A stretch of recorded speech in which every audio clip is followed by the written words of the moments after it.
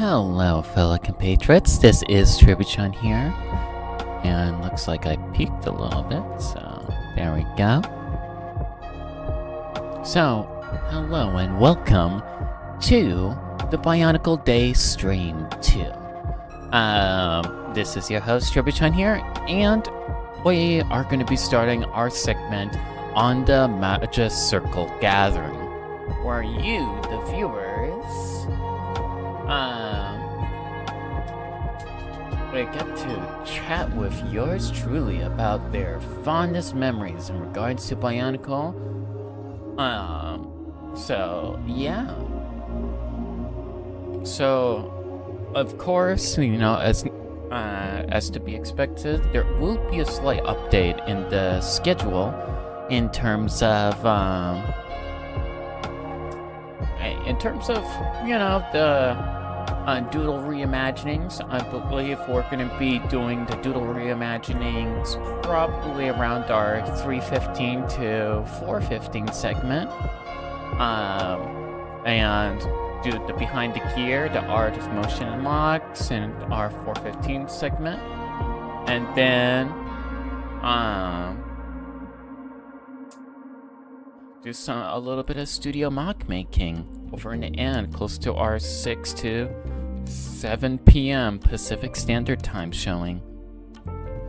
This is going to be a 9-hour stream, so sit back, relax, get comfortable as we go ahead and begin. And let me go ahead and make my appearance. There we go. Now we got things grooving and kicking. Rising Moon Utopia says, "Sweet hello and welcome." Yeah, doing these streams has been fun. You know, just doing this level of budget again. You know, it's not an easy feat. But that being said, though, there will be a special podcast that will be happening in our 1:30 to 3 o'clock segment, called the Bionicle Forge podcast. If you want to go ahead and stay tuned to the latest in terms of our schedule, especially for all you fellow time travelers that are going to be probably watching this stream after it goes up, that will be available in the description down below.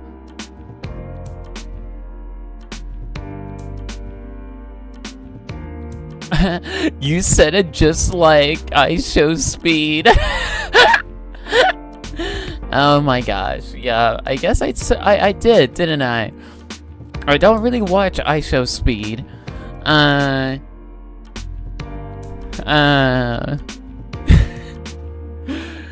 I guess I should probably tune into one of their videos. You know, they are a interesting person, I will say. I Show Speed is a very interesting person. But yeah, that is besides the point. Yeah, so again, you know, for all you fellow time travelers, you know, to go ahead and stay tuned for the what's going to be showcasing all throughout these 9 hours worth of streaming. Again, I'm going to be trying to present to you the most liveliest experience moi can offer. So, we're going to be starting off with our Magic Circle Gathering segment. Rising Moon Topia says, "Now I'm expecting you to arf at any moment." No. Why do you do this? No. That is something that I would not do, okay? I will not do that, alright? That is beneath me. I am a person with standards, okay? I am not gonna do that. Yeah, regardless of what you think, I am not going to do that at all. That is just goofy, okay?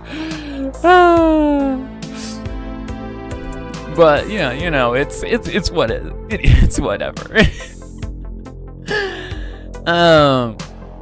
Yeah. When it comes to Bionicle,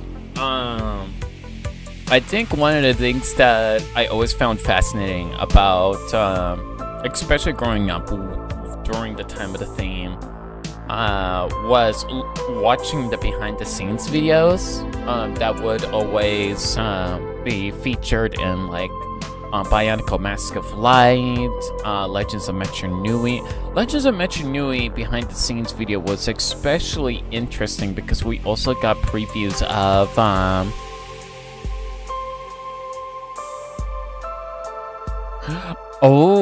Rising Mootopia says, "You have successfully passed the challenge, my bro."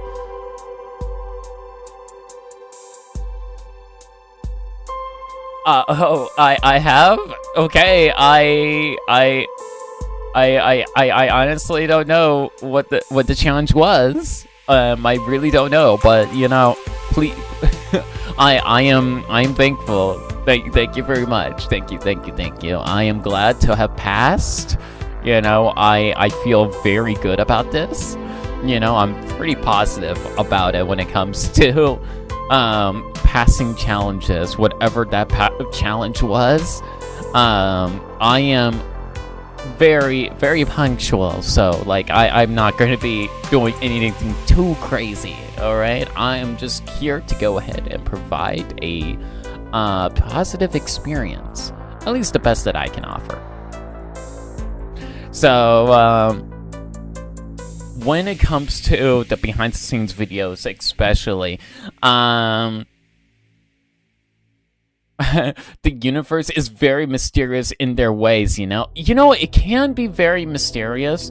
I do find that, like, especially, who knows? Maybe we just live inside of a giant being, kind of like the Great Spirit Matanui, like a giant GSR, but there's just so many empty space. What if planets were cells in a body, and like space itself is just the negative space between those cells. And that all collectively, it makes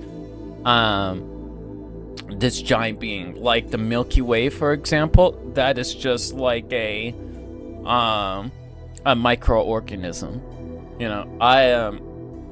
I wouldn't be surprised that when things in the universe get so big that they actually become small again. Like, because everything is like relative within the universe, and if you just expand out more and more and more, it will reach to the point where you will find yourself in a quantum quartz realm, and then from the quartz, it will expand out to atoms and nuclei. And then it expands out more and more, and then you will find yourself in another, like, mirrored version of our reality, where it is no longer the Earth that we know, but a facsimile of the universe itself. But in order to even quantify and measure such a thing would be absolutely unfeasible, because, like, we're talking about something so big, that not even our most delicate instruments would be able to perceive, because we are in the inside of something that is on the outside. And no matter how well the stars align, we'll always be looking outward, but never inward, towards the very fabrics of our reality. And maybe, just maybe,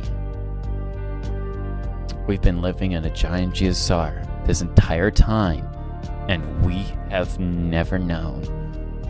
That is probably the deepest thing that I have probably said out loud. It's kind of crazy. But yeah. So speaking about the universe, you know, and all the ways that it can function and form and coalesce,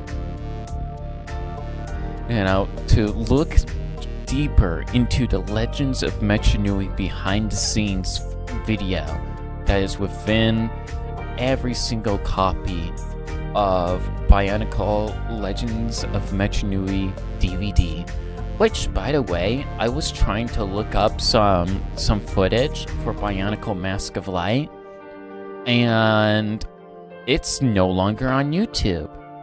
And I was like, wow, unbelievable. So, like, thank you very much, Biomedia Project, for, like, restoring,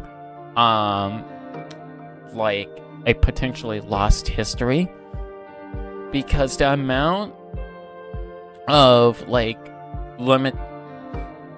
it's harder to find older videos now on YouTube,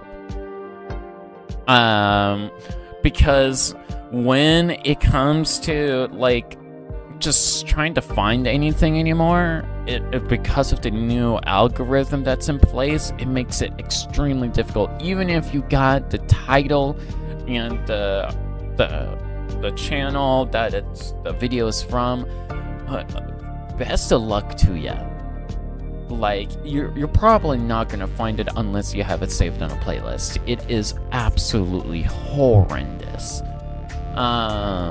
And honestly, I would admire so greatly if YouTube would just fix their stuff.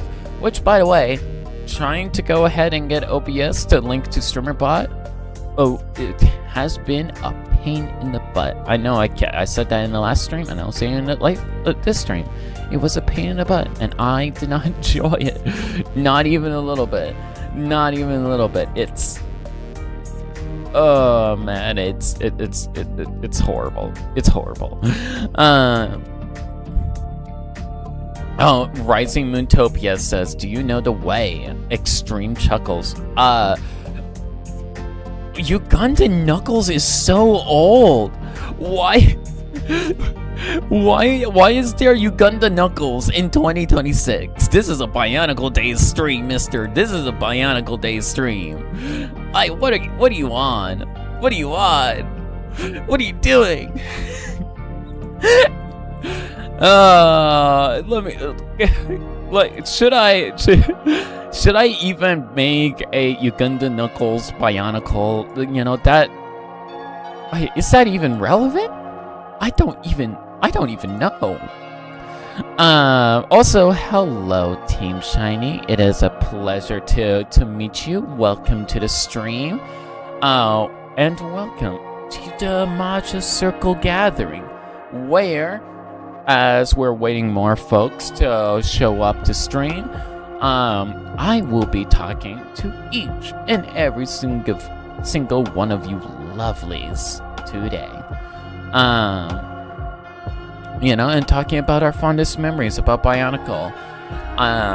This segment was supposed to be, if you do decide to look at their schedule, was supposed to be talking a little bit about some story ideas for the Doodle reimaginings of Taruga Peach, which I highly recommend checking out our segment on that. That's going to be happening on from 3:15 to 4:15. I'm going to switch things around schedule-wise just to, like, make things more consistent and cohesive, because I really want to draw some Bionicle. I love painting. I like drawing. So you are going to be seeing moi be able to doodle live, because this is something that is, like, very important to me, is to make sure that Bionicle Day has a very lively experience. I think that it's very pre-recorded. It feels like a Nintendo Direct. There's just so many issues wrong with how some Bionicle Day streams tend to be. So, you know, I try my best to go ahead and try to keep it lively, you know, and keep it entertaining. And having me actually present and communicating with all of you. And not only that, but in the Chronicler Showdown, which will be coming up, I will be hosting some trivia with you, the viewers. Yes, that's right. So you get to go ahead and compete, interact with me as we go ahead and answer some trivia. You know, so that will be like lots of fun. I look forward to that. I put a lot of time and effort into the trivia. That being said, though, I was going to be talking about the behind-the-scenes videos and Legends of Metro Nui. I always found the prototypes very fascinating and interesting. Let me see if I can find a photo for us to go ahead and talk about in detail, because there is quite a lot of prototypes that existed. Ooh, actually, I found some concept art that looks pretty cool. All right, you guys gotta check this out. All right, I am going to be showcasing it. Oh, hold on. I got the controls a little messed up. I'm gonna be showcasing it over here on this side. So, without any further ado, behold, we got ourselves. Wait a minute, why is it mirrored? Hold on. Let me.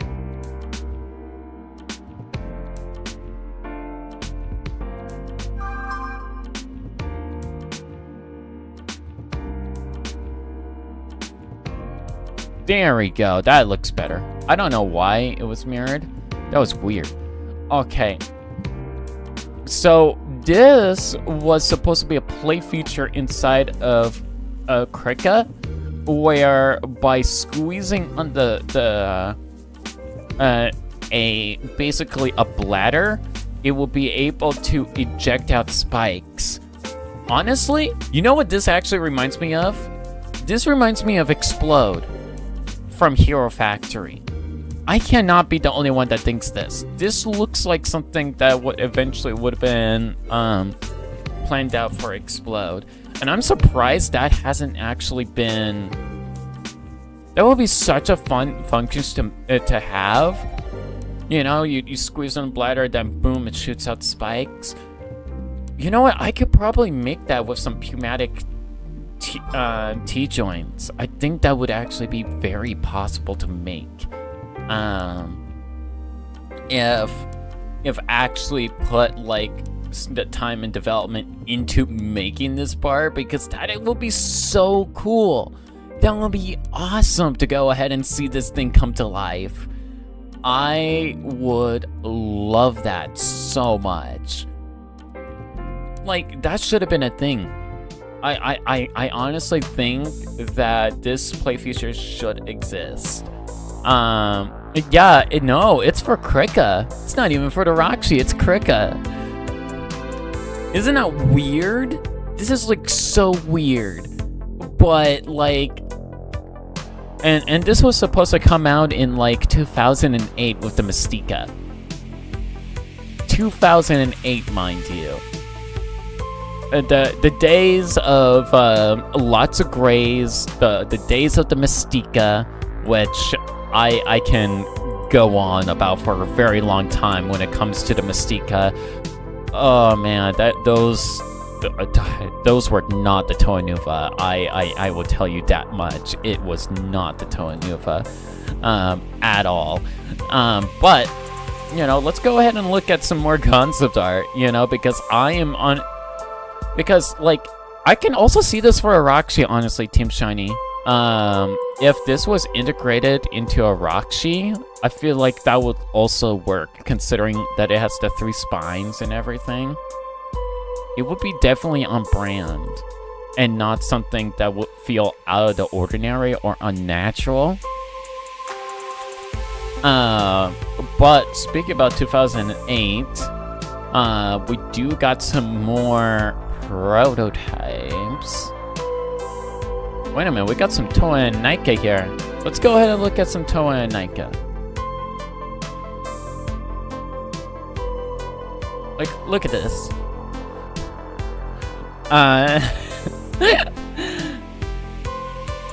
Look at that face. Look at that face on Jala. Jala's face is so rough. Oh my goodness. That thing is like... I kind of like Nuparu's. You know, I can tell that like they wanted to keep the claw hands. I'm kind of glad that they kept that. However, like obviously they slimmed it down and made it more like cohesive. Yeah, I know. These were so cool. Seeing concept arts of these. With the double barrel, you know what? The double barrel cannon reminds me a lot of the oh man, what was it? Bionicle Heroes. One of Jala's weapons in Bionicle Heroes. Let me see if I can pull that up, because it kind of reminds me of the weapons. One of the flamethrower weapons. Oh, yay. Okay, someone from posted the weapons on Imgur. I love that. I love that. I love that so much. All right, let me try to find... Yeah, I found it. Okay, there we go.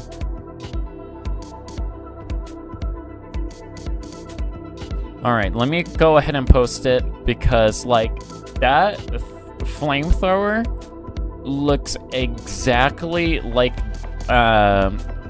this one over here, and I'm gonna post it. Like look at this thing. It looks identical. It looks identical to the other one that we just saw. Look at that. It has the double barrels, it has the wide base, and everything. Like, it is so almost one-to-one with the Jala weapon.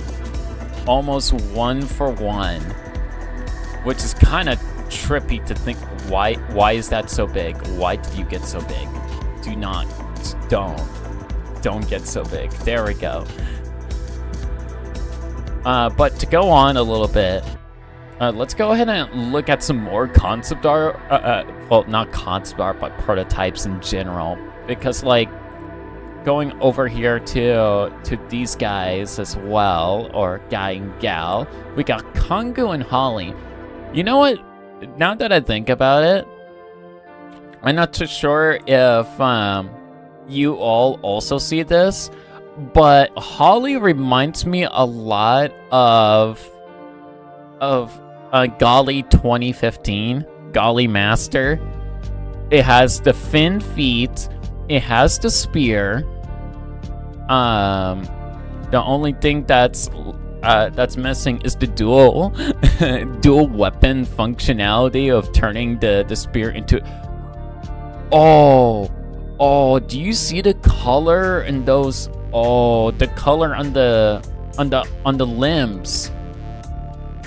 The Metro Lake pieces. The Metro Lake pieces are in light blue, fellow compatriots. They're in light blue. We could have gotten light blue, fellow compatriots. Oh, is that light blue or medium blue?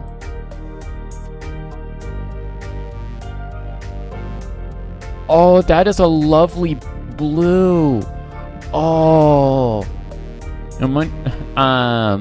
Team Shiny says, am I the only one who thinks the prototype mask designs of the Toyonika were somewhat what were used for the Toamari? Oh, 100%. 100%. I like even when it comes to Kongu's wings here, Kongu's wings and Holly's mask eventually just became Holly Mari. Let's be so for real. And if we look over and back over at this guy's hands, those claws are just basically Halimari's claws. The Jala's face is just basically Huki. That's just Huki. Right then and there. Like, they just swapped around a few assets, you know, and just made the Mari what they are.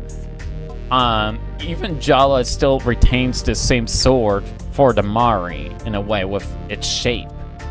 It has the same shape.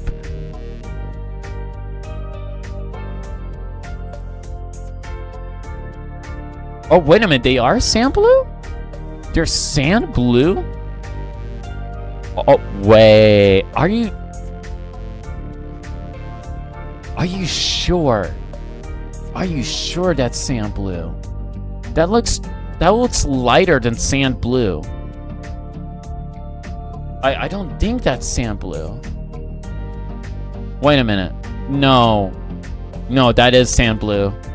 I'm seeing it. Yeah, that is sand blue. I'm looking at my Matoro that I have on the shelf. I have a Matoro. Yeah, that's sand blue. You are right, Rising Mootopia. That is sand blue. Oh my goodness. Also, a little funny detail that I did notice. Look at Konku's feet. It's just basically the cut up Evoki turned into like toe add-ons, Pohatu style. It's Pohatu style foot add-on using the crest of an Evoki. That is so goofy.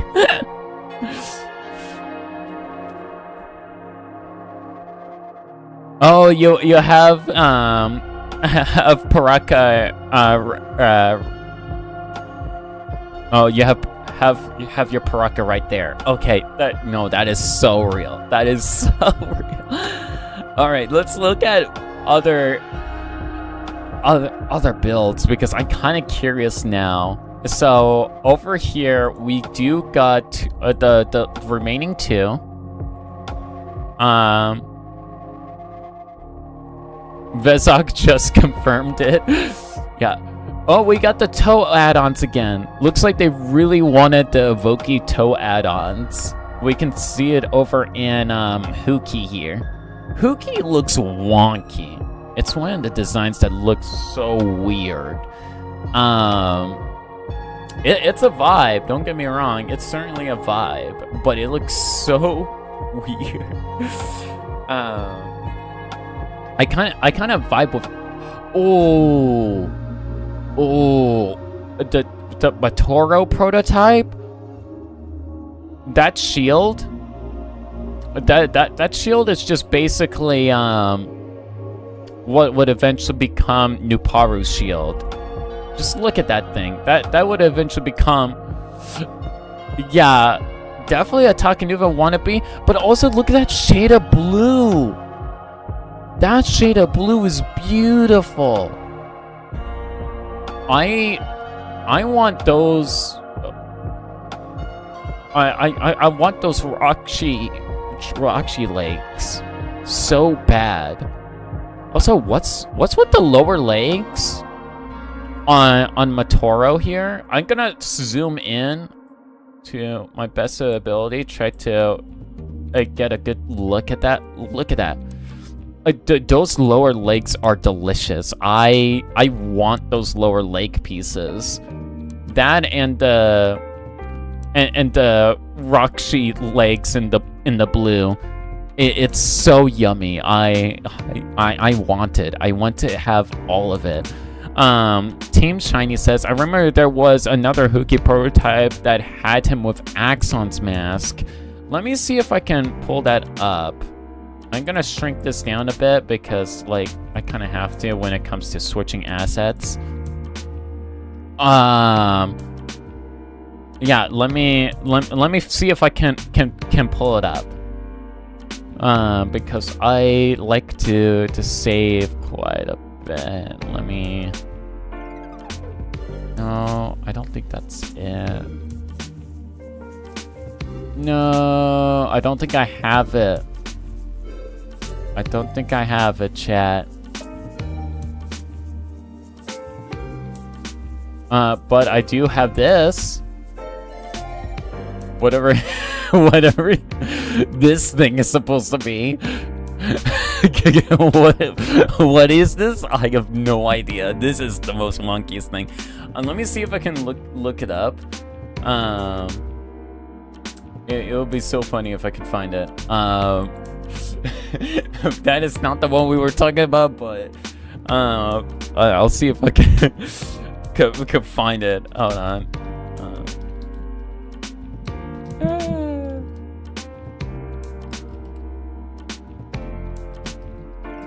Let me see if they're still floating.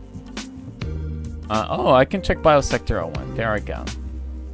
Let's check 2006. Oh, I found it. Okay. No, I found the chat. I found it.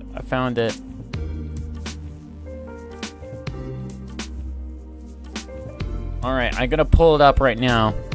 I found it. We're not gonna look at this wonky fella anymore. It's a weird wonky. The parents of that thing are our cousins. No, they literally are. Okay, so this looks more finalized. Yeah, like Kooky with Axon's mask. Like, it's such an interesting vibe.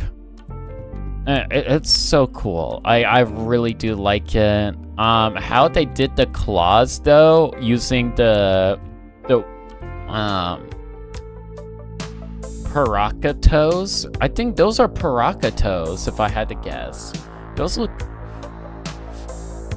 Yeah, it really is stealing Hookie's aura. It is so goofy. I love it.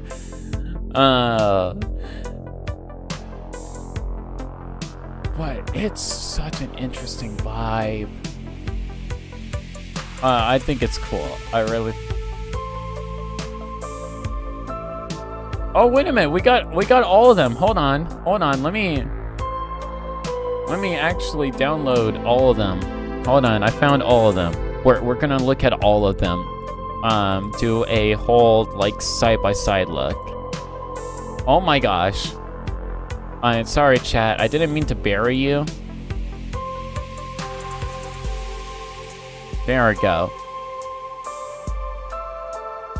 I hope. Let me move my hand out of the way for you, chat. I'm gonna move my hand out of the way. There we go. So Kongu hardly changed that much.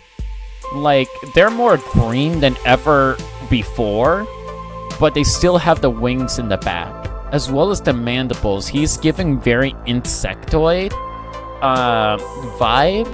I kind of wish they kind of kept the insectoid look. Dai Toa Inika. Hold on, let me. I kind of. Can I even? Germany had another trip. Yeah, no, literally. I'm gonna see if I can translate this. I kind of want to translate this. Hold on. Let me go ahead and pull up Google Translate as I type this out. Because I'm kind of curious what it says. We're gonna change it to German. Where is it? Okay. And I'm gonna start. Okay. A new web. Held down font for your new Abin S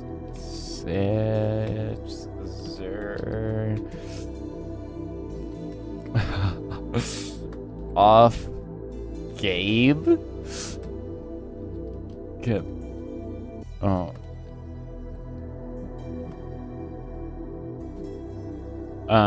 Good match.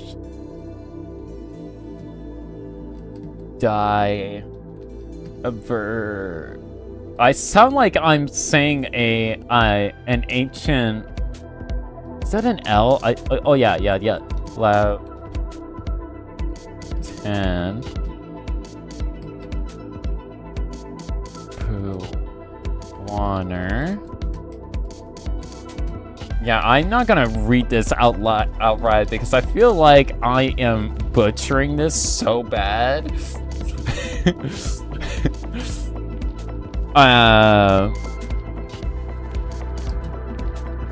But we're getting it translated. We're getting a chance right now. Trust me.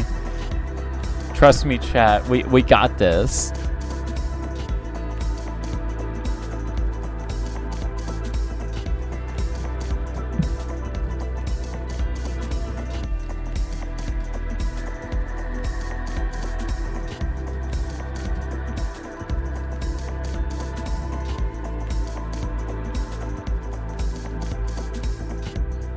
All right, the first sentence.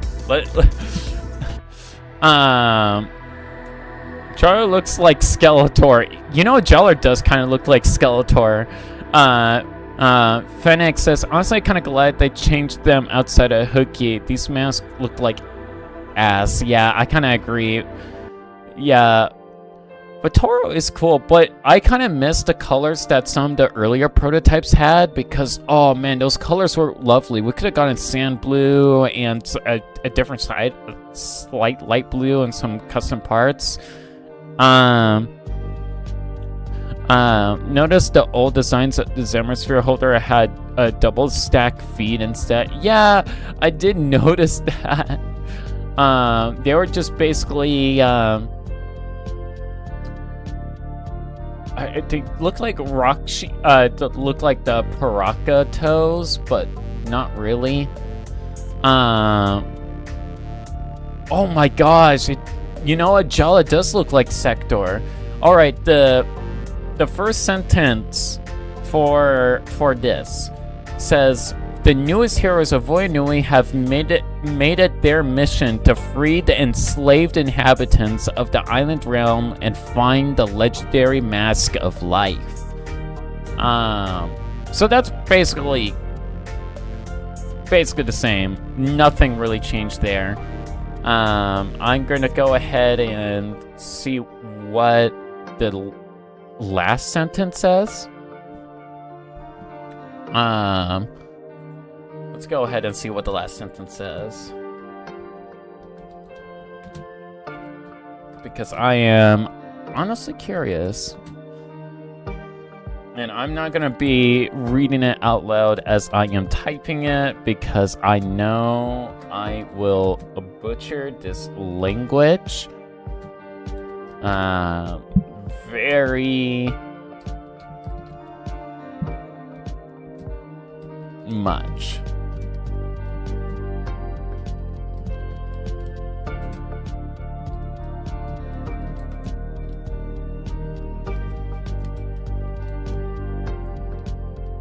Okay. Oh, that's an E. It's hard to read this.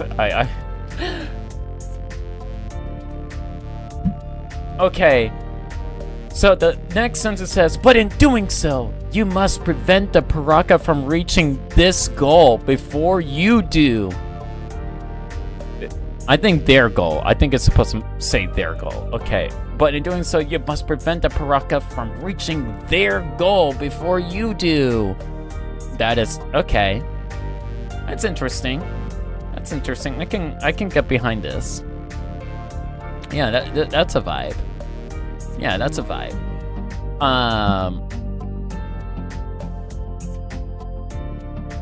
Oh.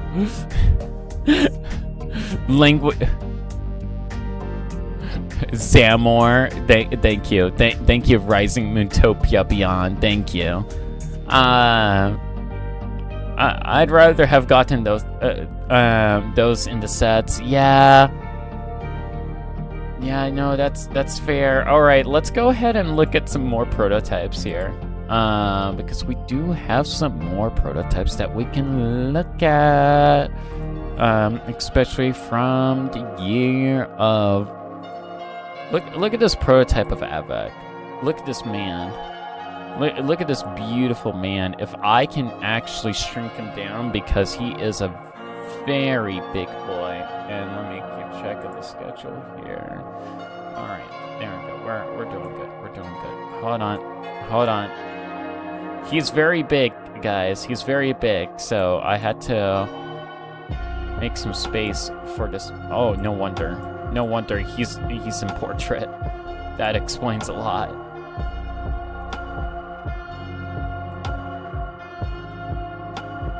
Yeah, the fact that the blaster was missing some of the prongs is kind of goofy. They're like, oh, let's not give it too many prongs at all.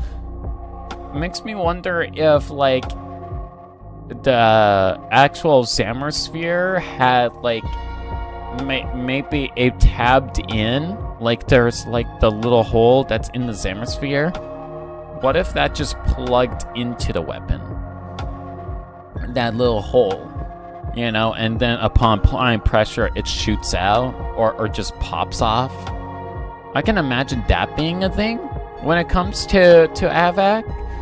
I do like the cheeks in this one a lot better than the finalized design, because the white cheeks just do not do it for me when it comes to Avak. I prefer like these tusks.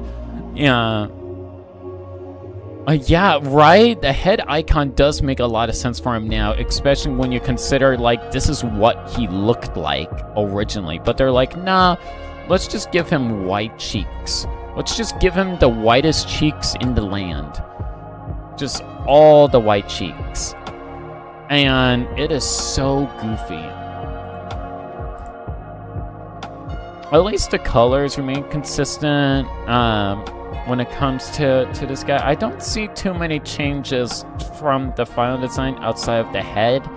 And obviously the weapon is like 3D printed and a prototype.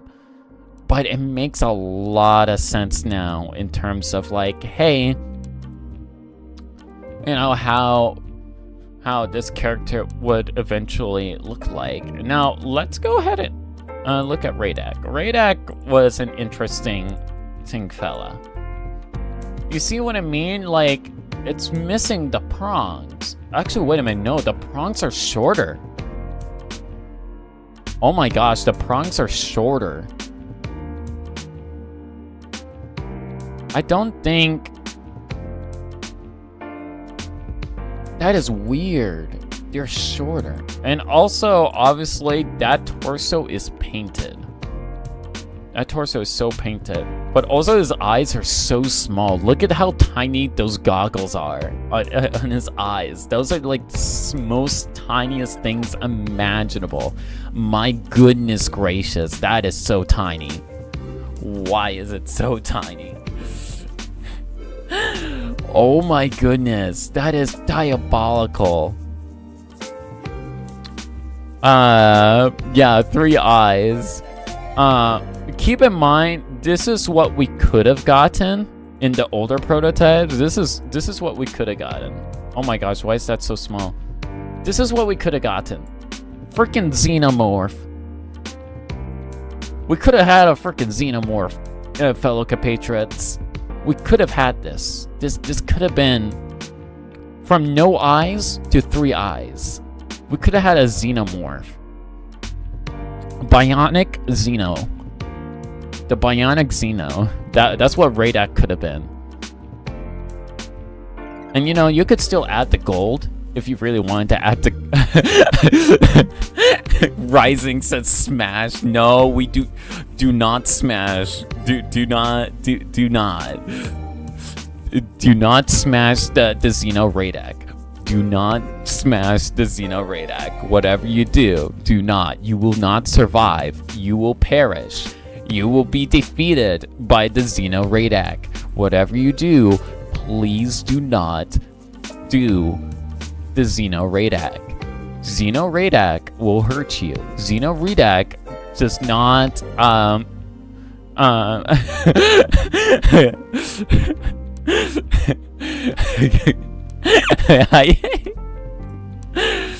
Oh, you do? No. Okay, fine, Rising. Fine. You know what? You can you can goon for Xenoradak. You know, that's fine. That's fine. I'm just gonna pretend that I didn't I didn't hear that on Bionicle Day 2. Oh my goodness. But anyway, so like, look at this. It got the custom drill. The lake detailing is very interesting. It is very interesting. I like it a lot. The multi-pronged spines, like the way the prongs are designed on the spines is actually kind of cool. I kind of subscribe to that. I subscribe to that a lot. And let's go to Hakan next. So this is Hakan, our boy Hakan. And he looks wonderful. I think he looks really good. The fact that the spine is a little lighter red instead of the darker red is also an interesting choice. And again, the prongs are short.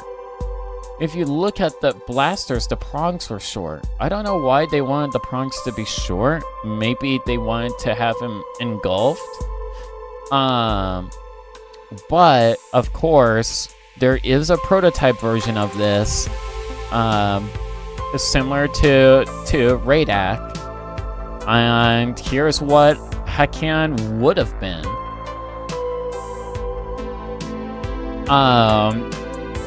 Literally Hellboy.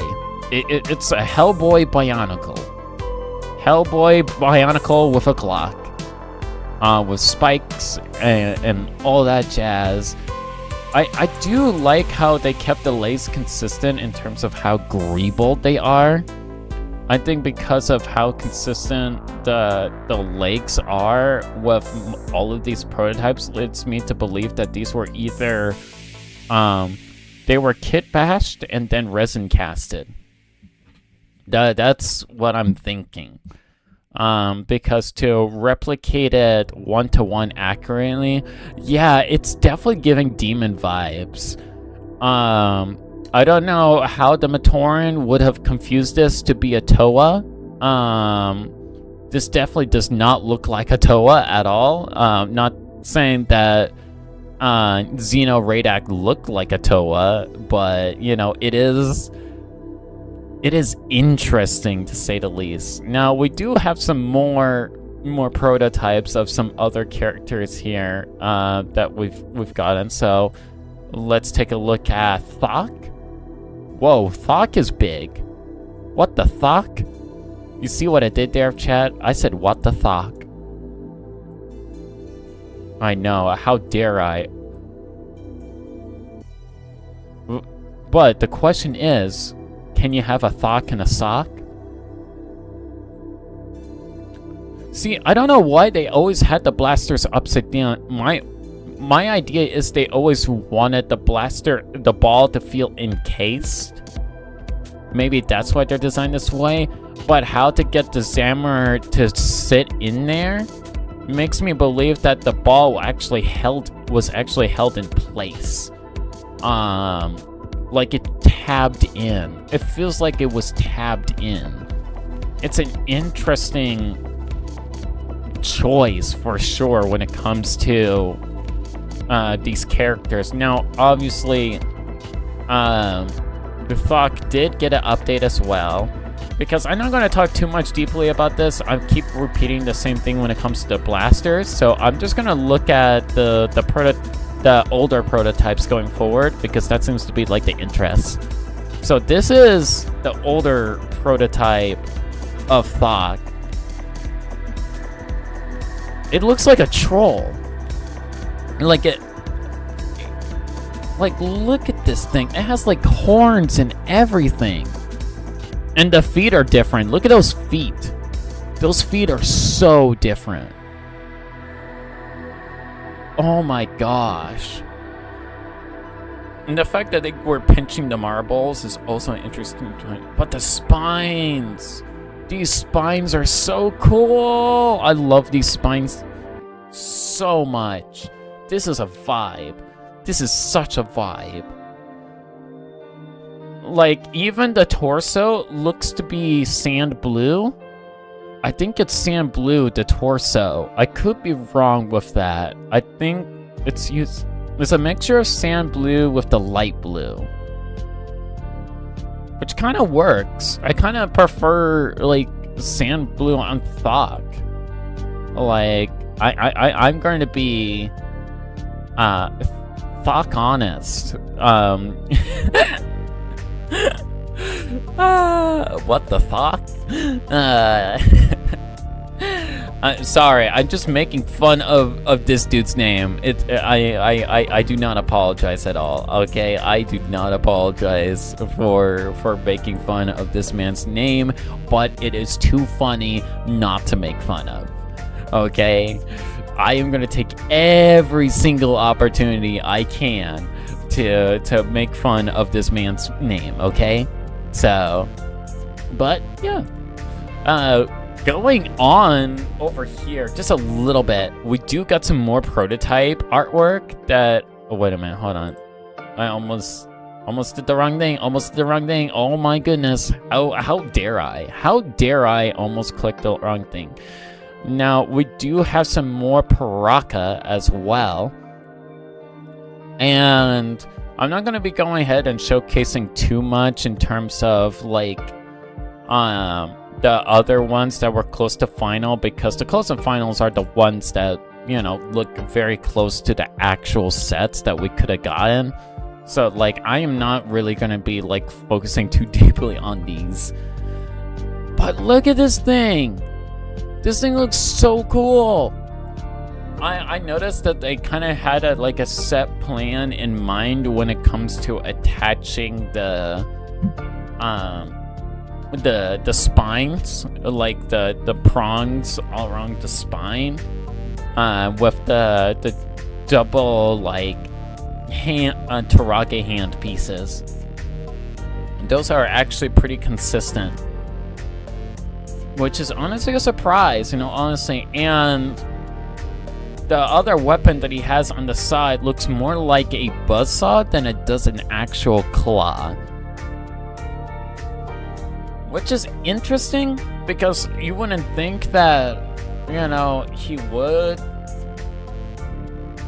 have a buzzsaw, but you know what, I kind of subscribe with it. I kind of do. That jaw, though, that face is wonky. That just basically how they tried to blend together Turaga Duma's mask with Lacan's mask, all interlinked with when it was weapon pieces, is certainly an interesting choice.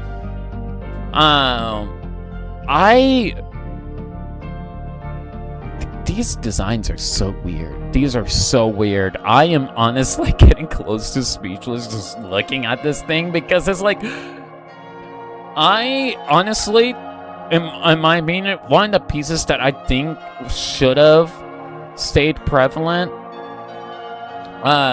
is definitely how they do the shoulders. I feel like when coming to the shoulder attachments for these characters, I like that better, because you cannot be so for real with me that axle connections make more sense when it comes to connecting the spines to the arms versus like armor to pin connection, like armor pin and armor connections.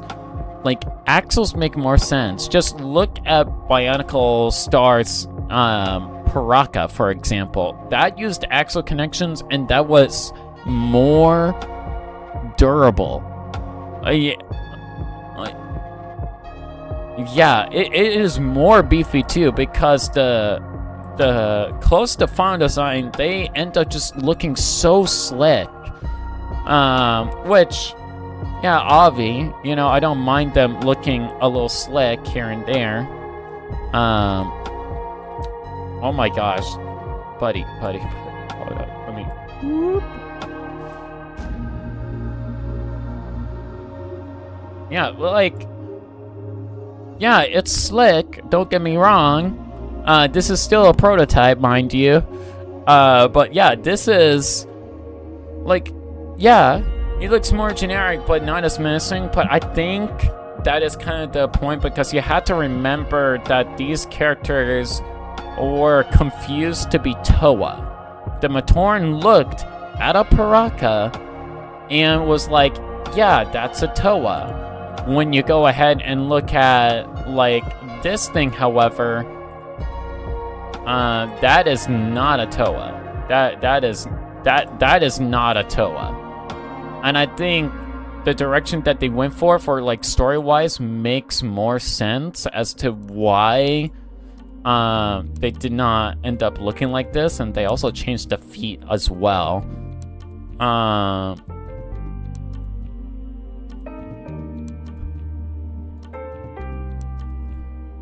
It kind of does look goofy, but I feel like it's also like a little bit intimidating as well. So maybe that's why they changed the designs just slightly. I think that like the close to final one is more like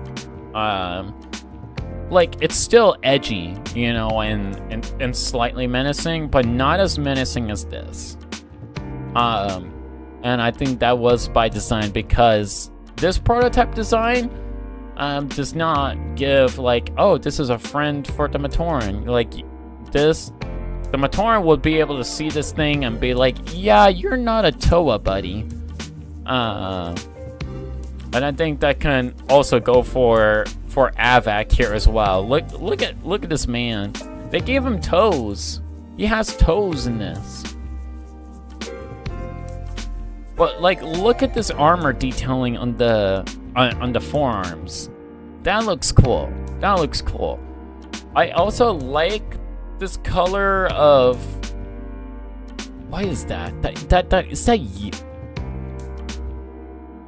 That's a, what color even is that? I don't like that color. That color looks weird. It looks like diarrhea. It looks like diarrhea with the color. Oh my gosh, yeah, it kind of does look like Humongosaur's cousin. It is the Humongosaur's cousin. That is so funny. When you go to your mom and be like, Mom, I want a Humongosaur. No, honey, we have a Humongosaur at home. The Humongosaur at home.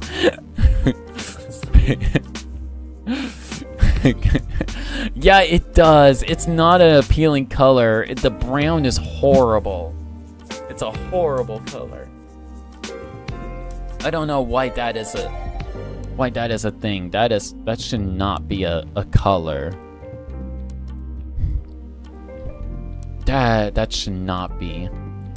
Now, these designs are pretty goofy, I will admit. But we have one more, chat. We got one more Paraka. And you know which one it is. He's mean and he's green. Lo and behold, here's the snake. Team Shiny says no wonder they stopped using brown for the stone Bionicles. I like the color brown, but I feel like you need to balance your browns properly. As someone, yeah, orange works for me. But also I think like the peak color design would have to be Huki, because like Koli Matoran Huki specifically. And the reason why I bring up Kolimator and Huki is mainly because you got the burnt orange and tan. Burnt orange and tan are probably by far the best color combos that you can get for a stone character. And I feel like that should have been more prevalent in more sets. Onewa Metru was okay, but not my preferred brown. Pohatu with the brown, the classic brown and tan, that's peak color design. Orange, I can get behind orange. It's not my first pick, but orange is okay. Yellow, absolutely not. Get yellow out of here. I do not want to see a yellow stone character. If I see a yellow stone character, I am going to throw hands. I do not like stone, like yellow for stone. Yellow for stone makes no sense at all. But, you know, that's just me in my personal opinion.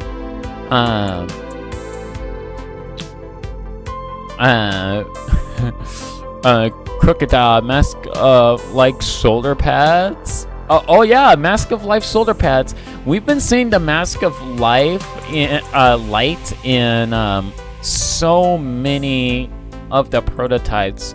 I think they just had a wide selection of evokees around in the shop where they were making all these prototypes. Like there was so many evokees in just prevalent throughout these characters, like prototype designs. I do like this torso though. I do like how angular it looks. They were mocking way earlier. Yeah. Speaking about mocks, there have I highly recommend checking out my Journey in the Drifts episode. Called the evolution of Bionicle. Because I showcase a lot of prototype designs that were showcased, a lot of mocks that fans have made in the early 2000s during Bionicle's debut, ever since September of 2001. Like, mocks looked very, like, intricate and involved. I was honestly surprised in how involved mocks were, especially back then. People might just simply think that, hey, the prototypes were just like the mocks from back then in the early 2000s were just very simple, but no, they were actually pretty complex. Some even rivaling how some people make mocks today. Which there is no wrong way to make mocks at all, at the slightest. I'm just saying that, like, mocks were in existence for a very long time. A very long time. And it's honestly impressive. Okay. We need a full power bad guy. You know what? Yeah, you know what? We do need a full power bad guy. We really do. But going on to speak about bad guys, we do got some 2007 prototypes, and I would be happy to showcase them. Actually, wait a minute. I saw something interesting. Hold on. What is this thing? Who is this?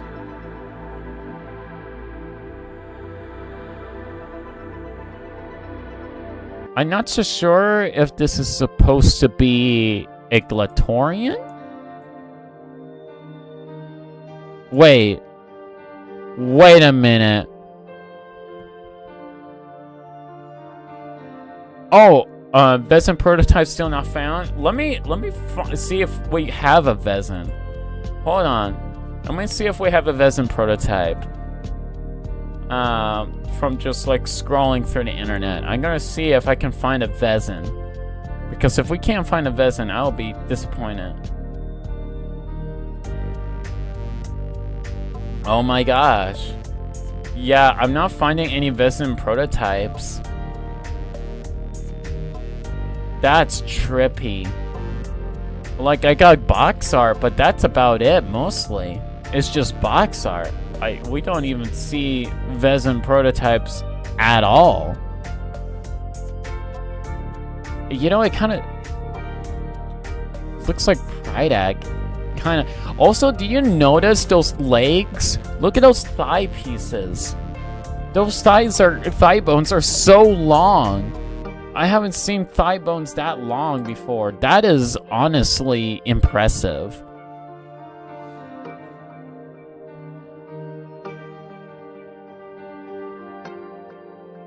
Yeah, but like there still haven't been any Vezin prototypes. I wish we got some more images of what the prototypes might have looked like, because that would have been so cool to see. But hey, at least we got some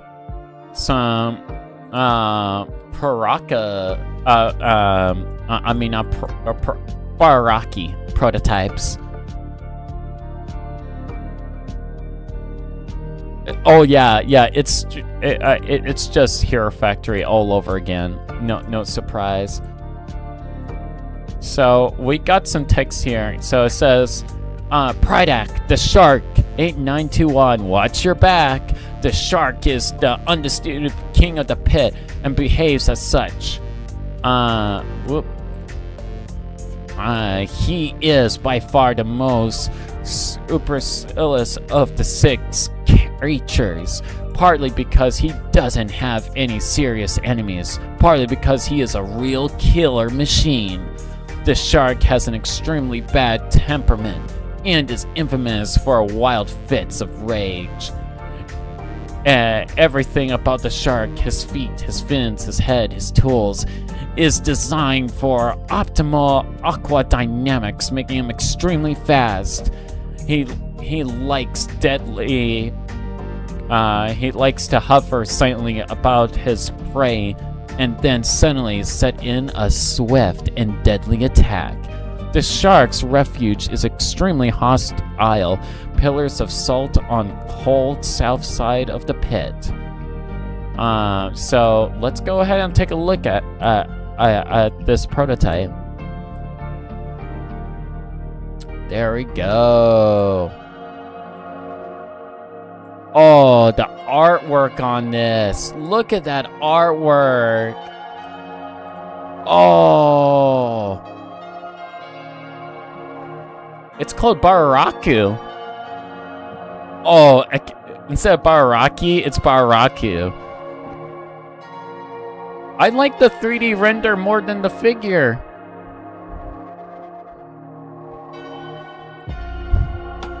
We could have gotten this 3D render. This 3D, yeah, I kind of like it over like what we eventually got, kinda. Like, it looks so creepy. Like, I do like Prydac, don't get me wrong. Prydac looks cool. This is before he got bloody. Yeah, it's definitely before he got bloody, but that design looks so cool. I kind of like it more. I do like the red, though. I feel like they should add in the red, but like when it comes to the face and everything in terms of proportions, it looks more sleek and slender. I do prefer this over what we eventually got, for sure, in this regard. And now we do have some more Baraku or Baraki. This is Karapar, the crab. Everything becomes crab, guys. Everything becomes crab. Remember that. He has a claw. In the 3D model, 3D render, he has a claw in different colors entirely. I do prefer the finalized version of Karapar. I'm gonna be so honest. This is peak design. I really like Karapar in here. It fits way too well. Yeah, they made him green. I do not like the green. Yeah, it's weird colors, but I do like it, yeah. I think I think the final design was definitely a glow up compared to what we could have gotten. Carapard the crab. These claws aren't meant for cuddling. With an arms with more than 2 times his height, the crab is a very difficult creature to get around. He's a real bulldozer who knocks down and destroys everything on his path. He is omnivorous and loves to cut things in two with his big monster claws. The thick armor shells all around his body make him virtually impregnable. I think I butchered that word. And yeah, he could also have been orange and red. Yeah, orange and red would make more sense. The crab is very territorial and a big threat to the Matoran because he can destroy their fields in an instant. He has a heavy, waddling walk and has a tendency to bump into everything.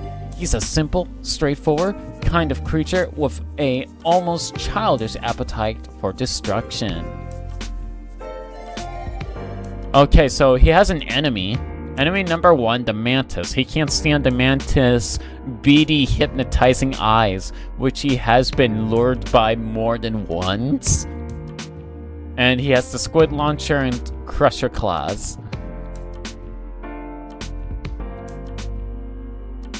Oh, 100%. 100%. Rising, 100%. So, whoever was writing this was like, oh yeah, the crab is so cool. I need to do my lore on this character. Now, there's going to be 5 minutes left until we have to cut to commercial. Our next segment will start in 11:45. Just to let you know, our next segment will start at 11:45. For the Maja Circle's gathering ends at 11:30, but we'll be picking up in 11:45, basically like PM Pacific, AM Pacific Standard Time. AM Pacific Standard Time. Yep. Sorry for butchering that. Basically, commercial is basically a hydration break. This is a 9-hour stream, so like I need to make sure that need to keep my pipes moisturized and lubricated. So like it's very important for me that like I can be able to talk for 9 hours to you guys. That is very important. This is the Baraku, the eel, or Elec. I really like the claws on Elec. It looks more like a Rakshi. I'm not so sure how I feel about like the Rakshi inspiration when it comes to Elec. The finalized design looks better than what we ended up getting. Also, a lot more line present in the head. I kind of dig that. Claws should have stayed silver though. I don't know how I feel about them being had them. Yeah, they look different, and the lighter colored spines too is also throwing me off. I do like the colors that they did for the head. I'm not too sure about the claw. I feel like the claw should have been silver.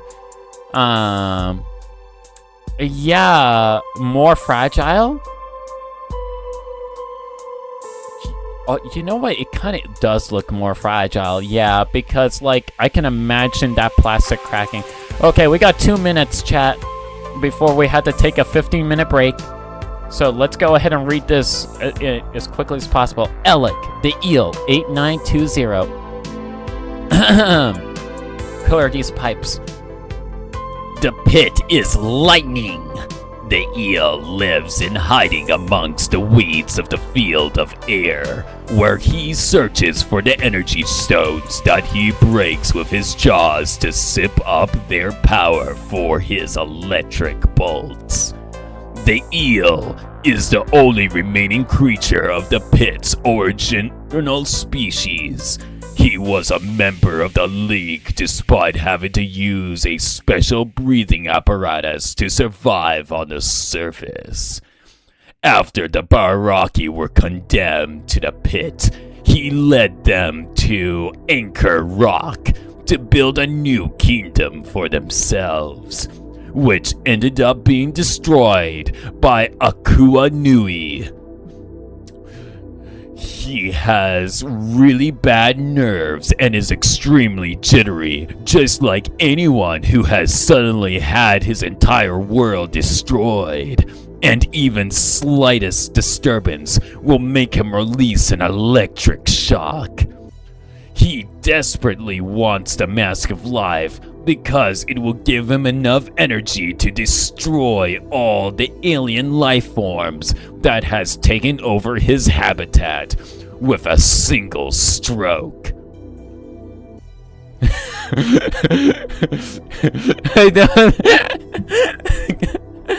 No, enemy number 1, the Ray, the longest tentacle on the back of his head, serves as a lightning conductor. What the fuck? Mantex is his public enemy number 1. Yeah, apparently. Alright, we actually do have to cut to commercial here, so let me go ahead and get that situated over here. I'll be back in 15 minutes, chat, so do not worry. Again, if I'm going to be talking for 9 hours, I kind of had to moisturize and all that good stuff. You know, it's very important. I hope I look forward to seeing you all soon.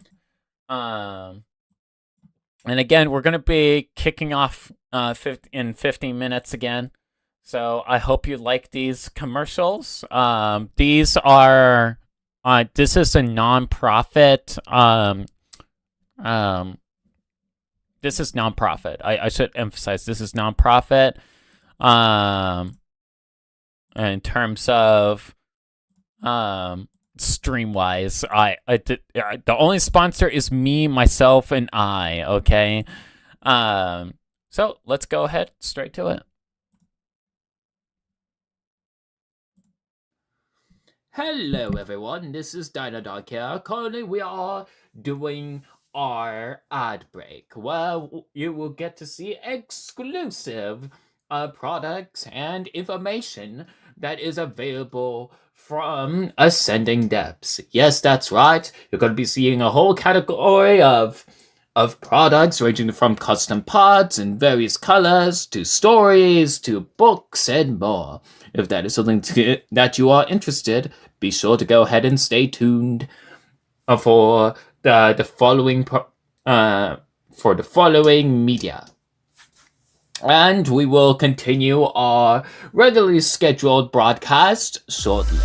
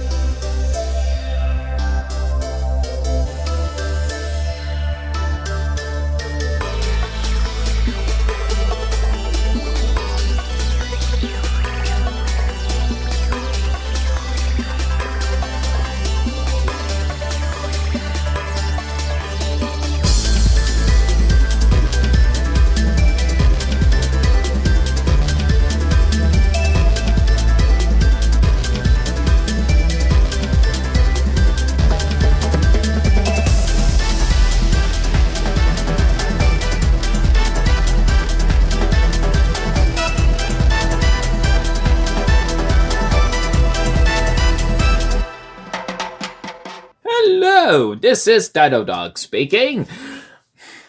Please stay tuned as we are still doing our commercial break where you get to see exclusive things for the world of Ascending Depths. That includes products and a various category of things. So, be sure to go ahead and stay tuned, and this stream is not sponsored. The only sponsor is this handsome fellow such as myself and this beautiful lady by the name of Tributron. So, be sure to go ahead and give us a follow, give us a like, and if you like this this stream so far, why don't you go ahead and give us a follow as well? Well, till you see me yet again. At last we meet again, dear brother, and I am here to prove my metal as a true herald of that mask. For millennia you have owned that mask, yet in this very day it shall prove to be futile. Please don't take it personally, dear brother, as I unveil my most evil, most diabolical weapon, a penguin with a knife! I'm not your brother. What? At last we meet again, brother. Now fear my most diabolical, most evil, pure. And don't. Oh, darn it. I had a whole speech going on, but I just got so carried away. Oh, hey, this is DinoDog here. I just wanted to go ahead and let you know that the stream is still ongoing.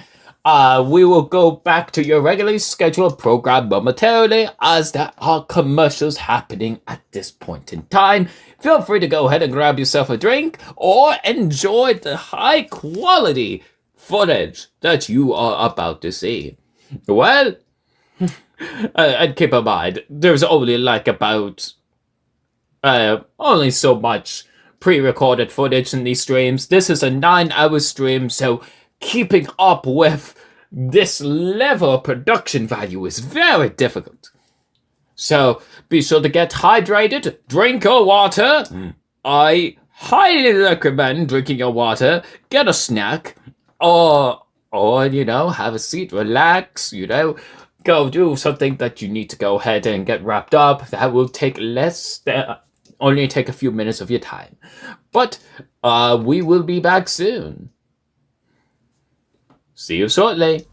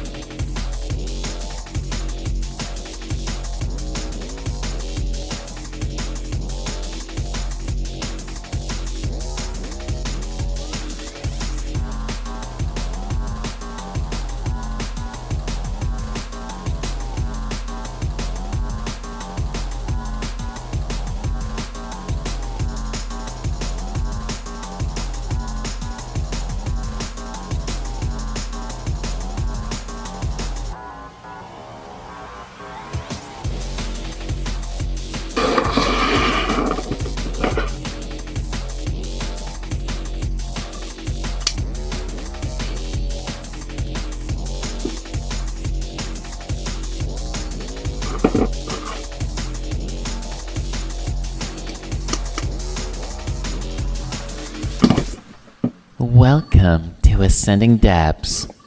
Introducing the tailored, reconstructible, intuitive building system.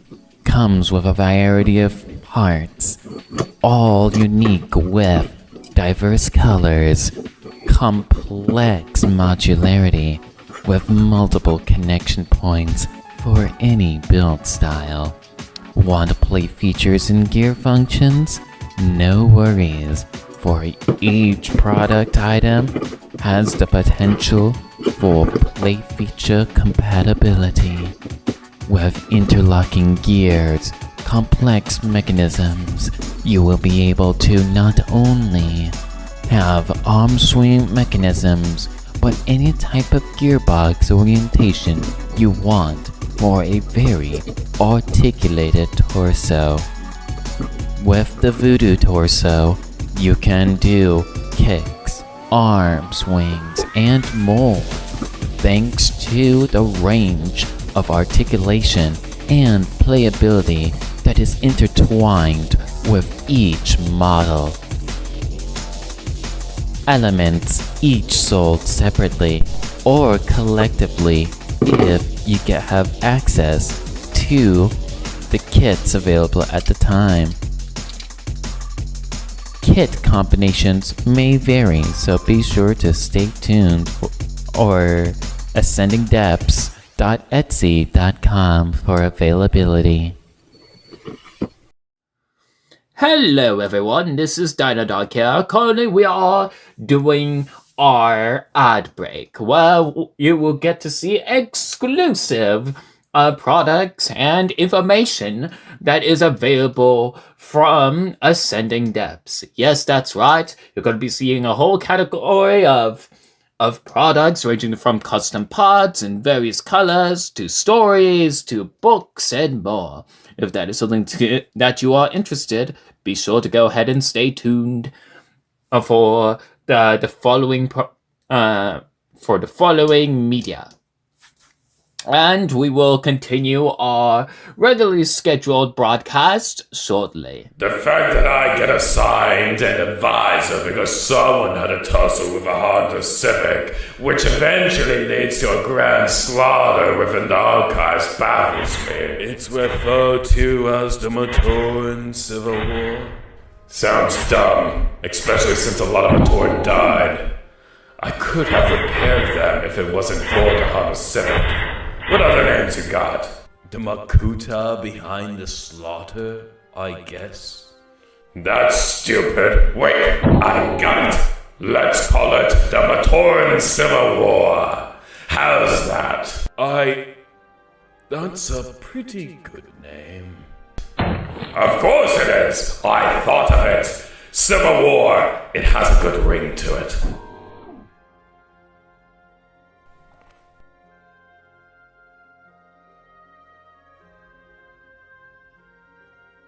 You, Pomatoid, we need more shrines to scare newcomers, to dread fear and terror across the very soul. We had a slaughter happen and I need broken statues. Can I get paid in advance?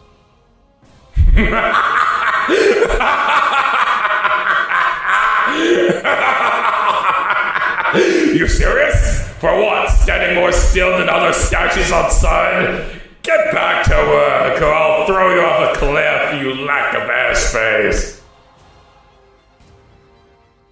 Hello, this is DinoDog speaking.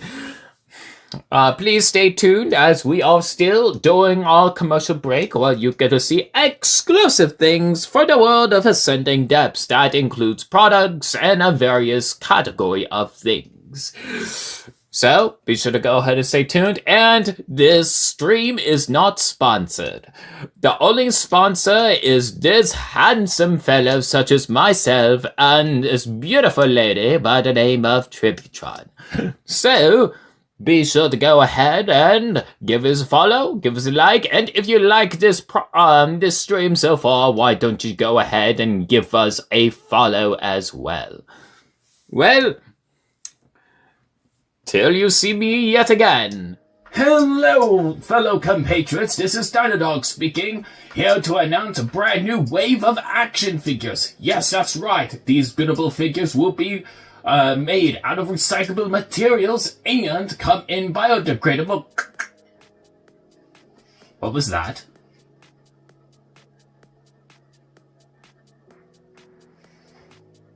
That's one of the new sets, Kobo, which is a hermit crab that you can find on the island of Lolido. An amazing little creature. They are absolutely adorable, and they also come in a whole bunch of line of sets.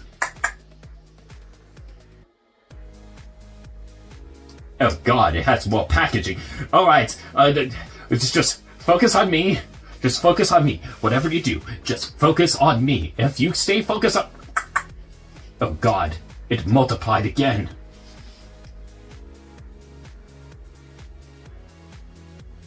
Oh! That is Kari!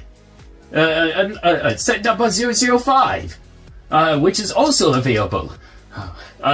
Yes, so there is Kobo and Kari, and absolutely no more other sets. Well, there will be more. The main protagonist, known as the Espiritu, you have Husu, Vawa, UH1, and Anua, whose quest is to travel across the island to go ahead and seek out the evil that has plagued the land.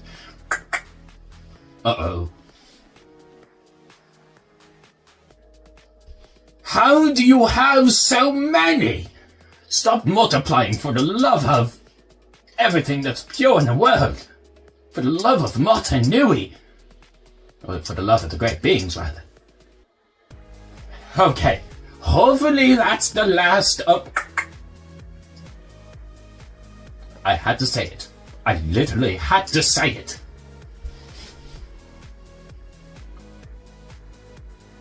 Are you proud of yourself? Of course you are. You little gremlin. Excuse me, what's your tone?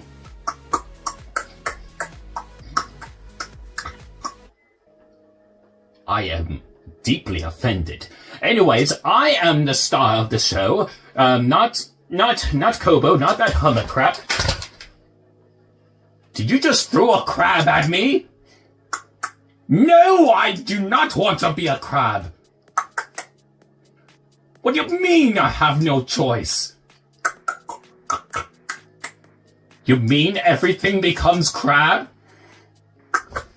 Well, that is insulting, and I refuse. I am the Dino Dog. I am the only lizard dog. I will not be... I am offended. Thank you. I will take 5. Thank you for watching.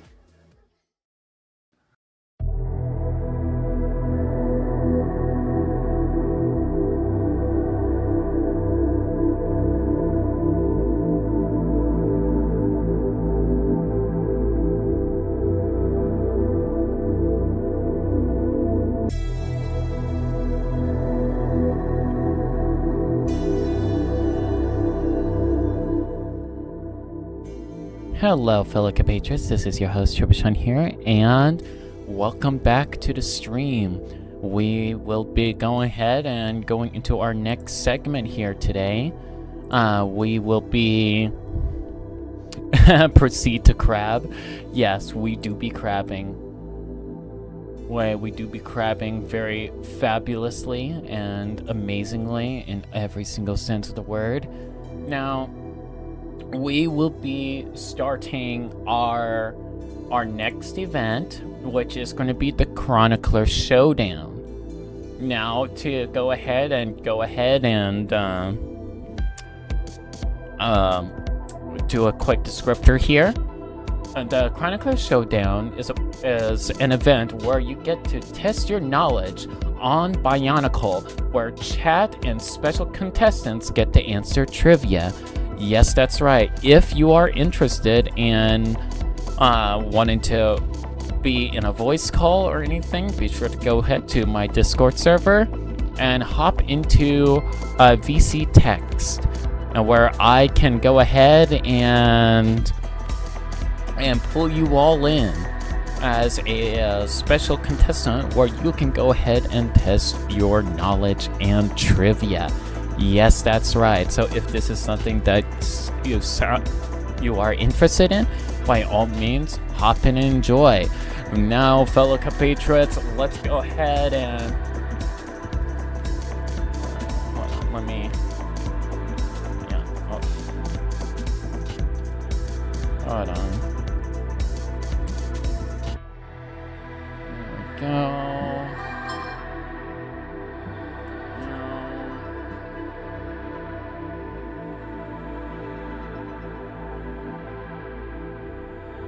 Okay. Whew.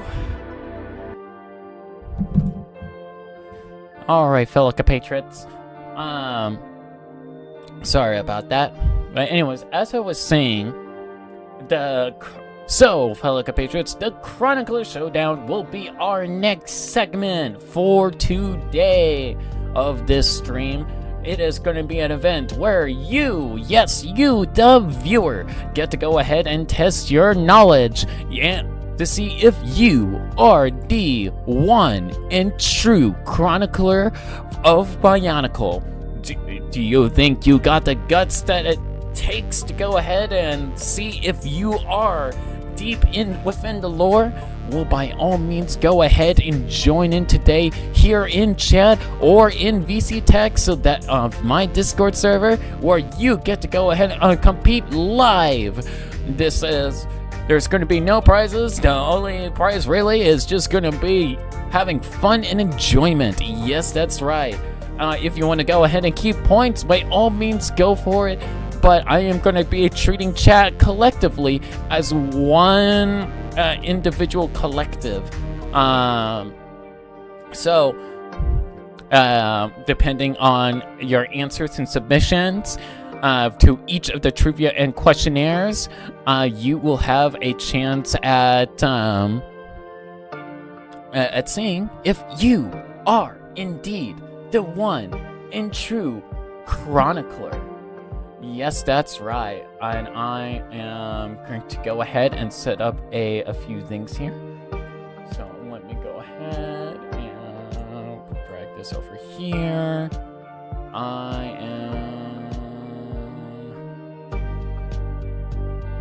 Yes. I think I'm going to go ahead, do that.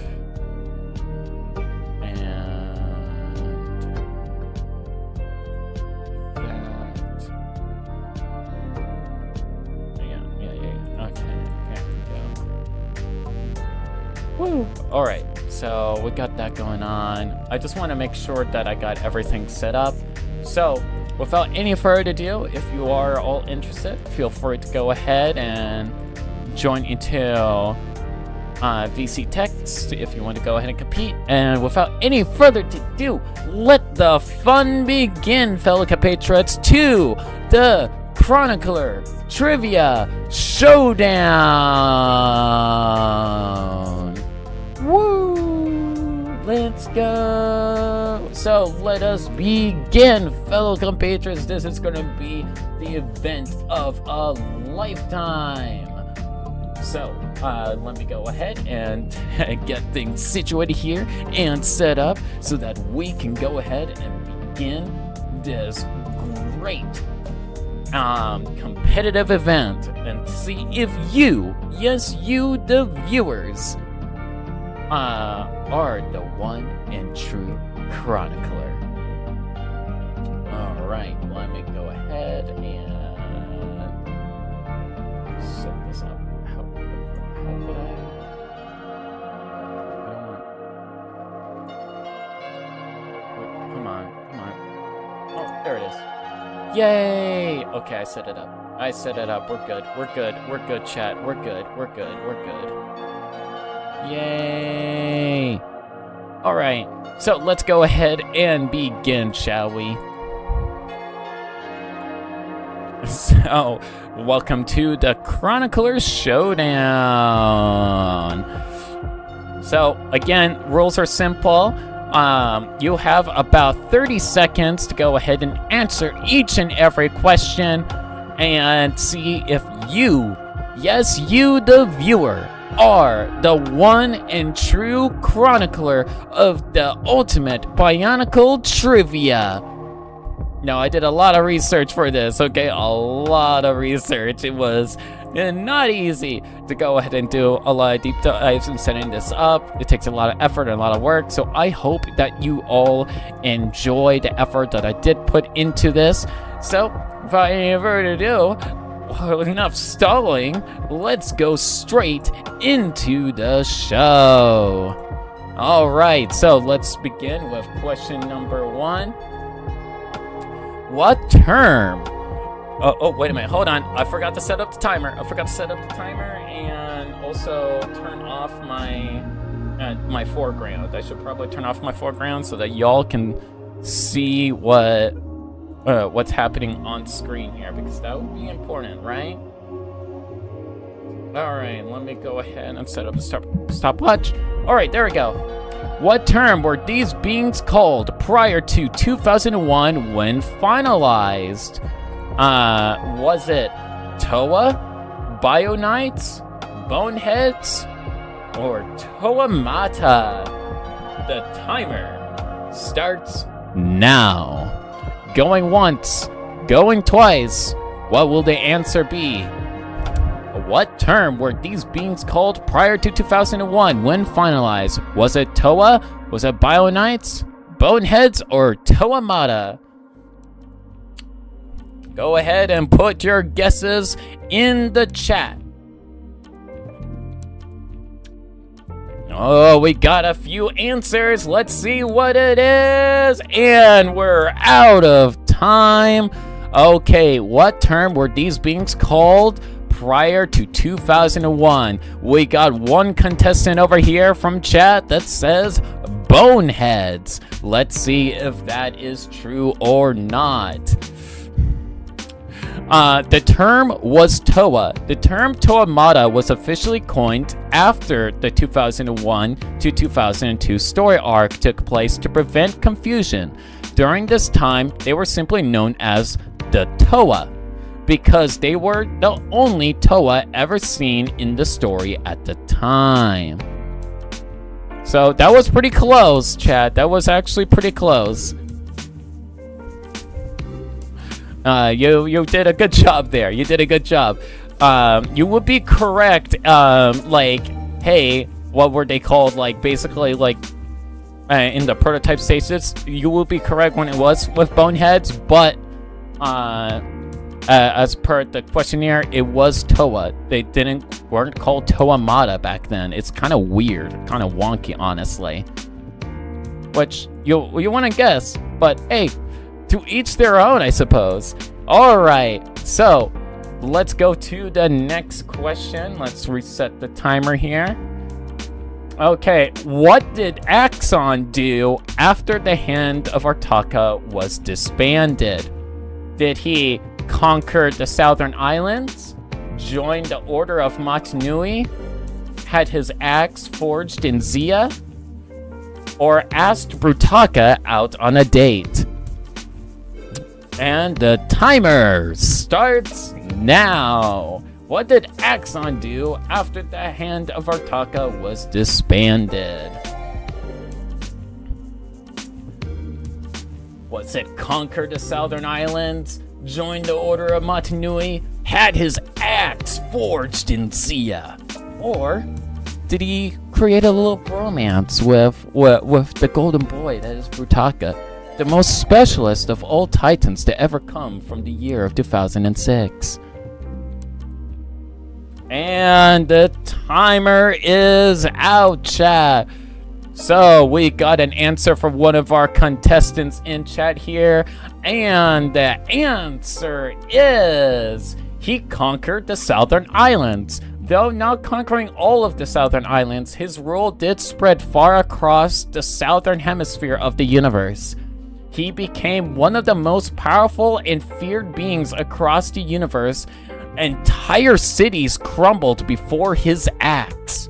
He later left his life of conquest to join the Order of Matanui, presumably out of boredom. So he joined the Order of Matanui after conquering, not before. Why did I start at 5?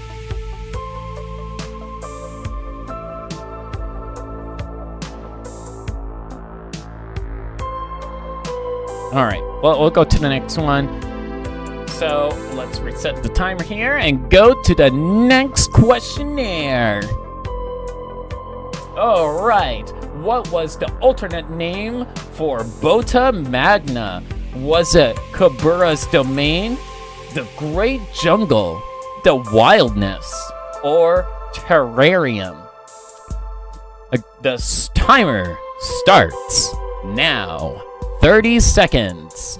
What was the alternate name for Bota Magna? Was it Chiberus Domain, the Great Jungle, the Wilderness, or Terrarium? Honestly, this was pretty fun to do some research on. I had a lot of fun on this.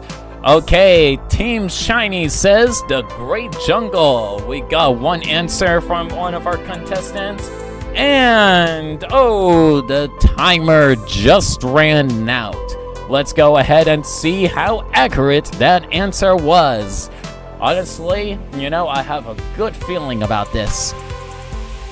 And the answer is the Great Jungle. Congratulations, Team Shiny. You are nailing it. You could potentially be the chronicler of the Bionicle universe itself. While Tessera was a village in Barra Magna, it was a minor outpost bordering the jungle part of Bota Magna and was ruled by the elemental lord of jungle before the shattering. So, yeah, it was not called Tessera, it was called the Great Jungle. So, congratulations, Team Shiny. Now, let's reset our timer here, and let's get straight into our next questionnaire.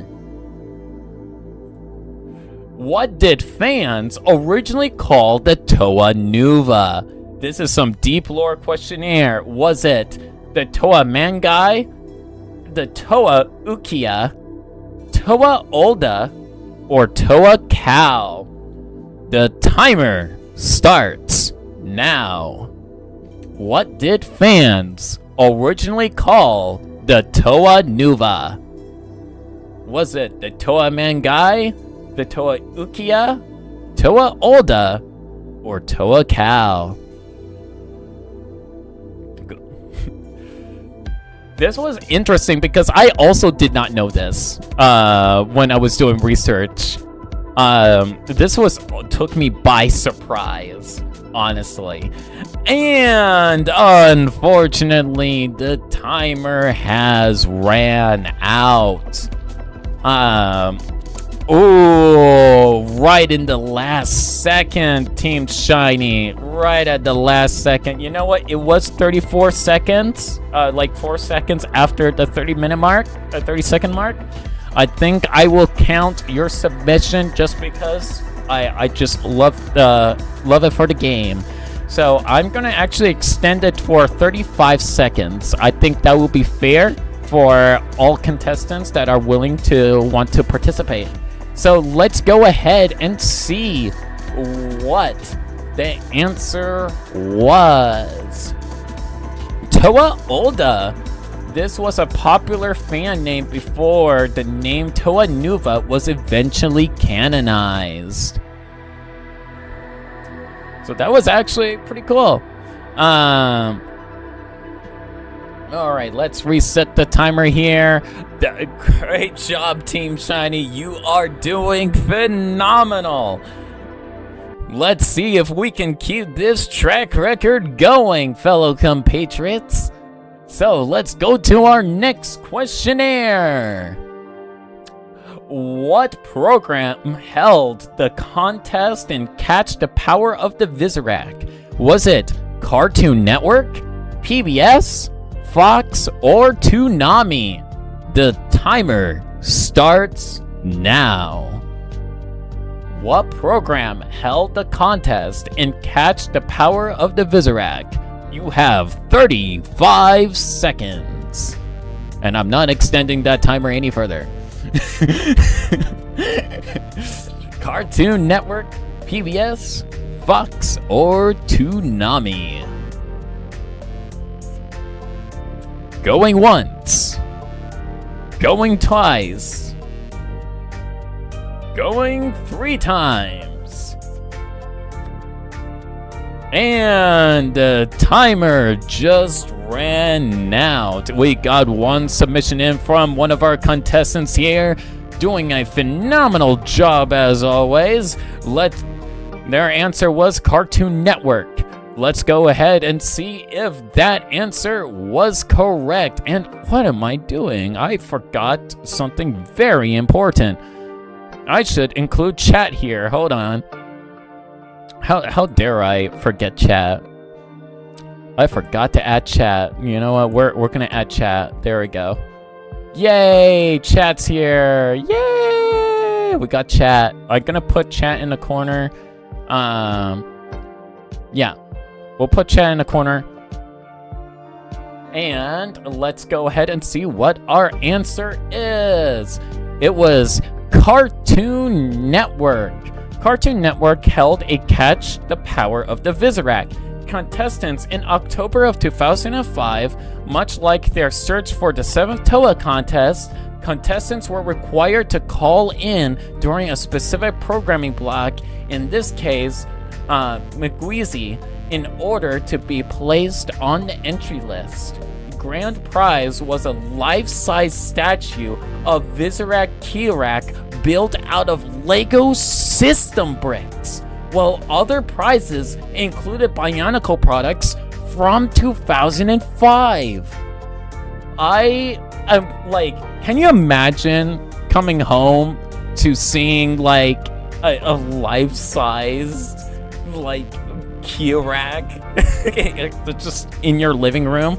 That would be honestly crazy, in all honesty.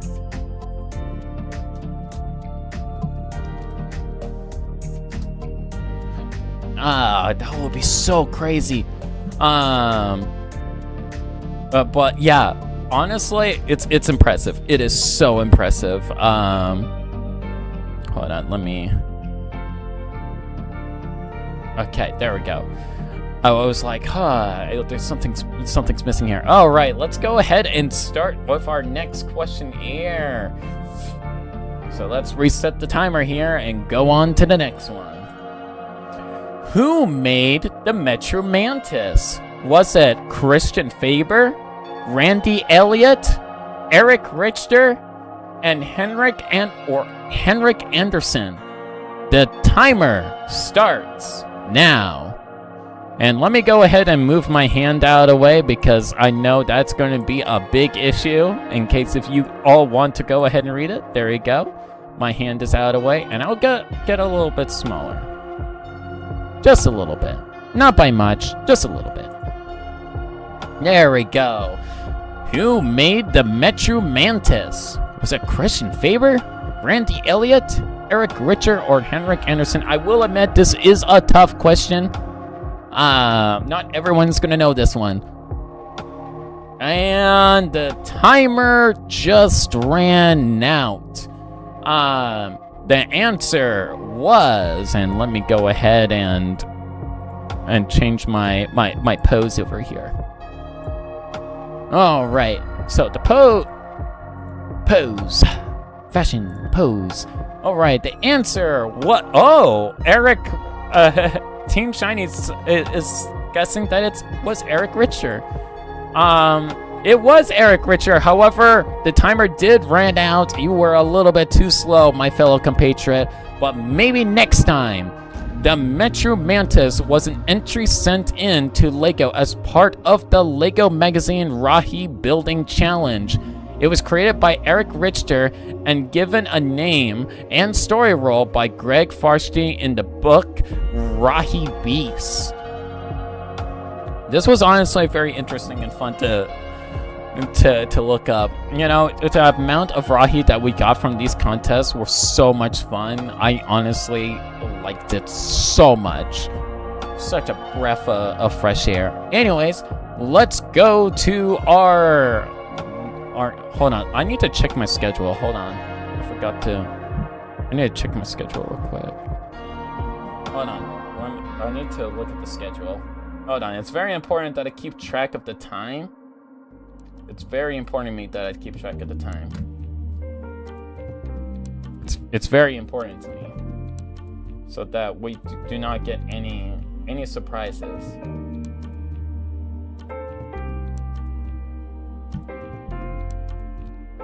I don't know why I keep. Okay, Chronicle Showdown. There we go. let's... okay, 115. There we go. Okay, so we're going to 115. Got it. Got it. Yeah, alright. Time for our next questionnaire. Who is this character? Is it Terry Bomba, Kalama, Nuri, or Kapura? The timer starts now. Who is this character? Who is this red, lovely, handsome fella? Who could he possibly be? You have 30 seconds, or at this point, like 15 seconds. Woo! Going once, going twice. And the timer just ran out. We got a few answers in from several contestants. Team Shiny just came in clutch there, yet again swooping in like a vulture. Let's see what the answer was. The answer was Nuri. Congratulations, Team Shiny. You do be killing it as the chronicler of the Bionicle universe. During his time in Metro Nui, Nuri was crafting his ultimate mask, but later had to ship it for repairs due to a flaw that developed onto Kanohi.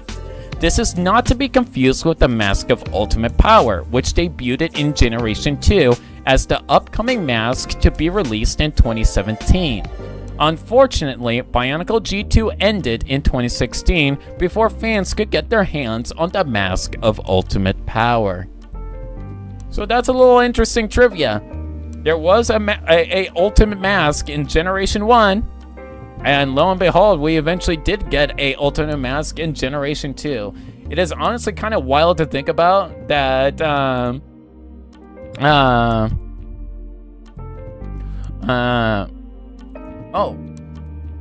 It's honestly pretty interesting. Alright.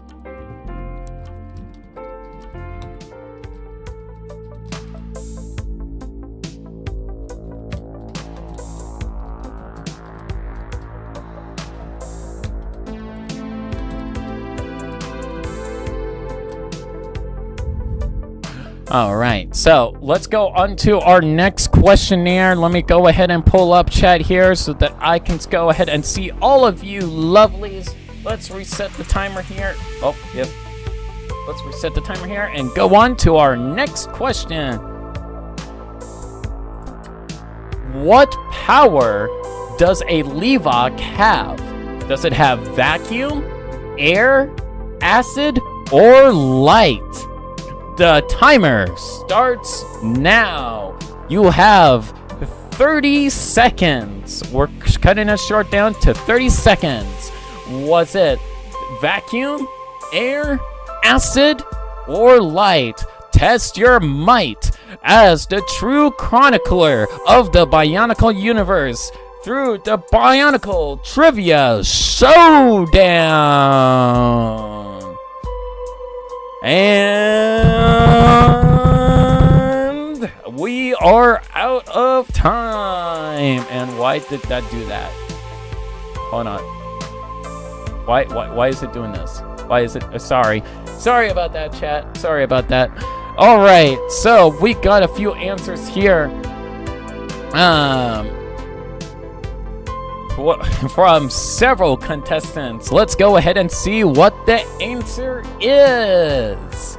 It is acid. So congratulations, Team Shiny, at it again, swooping in like a Lyrak, you know, snatching a Taraka Khan into the deleted footage of Legends of Metro Nui. You are absolutely killing this. Levac are clever tacticians, never striking in one place for long and making it hard to predict where they could turn up next. They can work in swarms, but they prefer to work in smaller groups. They practice hit-and-run tactics and are likely the most intelligent Borak species, more than capable of thinking and operating alone.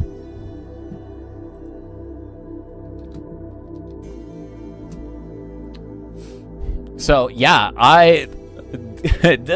like when it comes to the tactics, it's very fascinating to go ahead and see that the different tactics and the diversity that these Borak tend to have.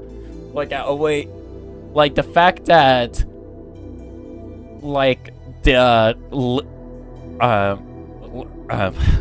Levac is so unpredictable. You know, is one of my favorite things about Levac is their unpredictability.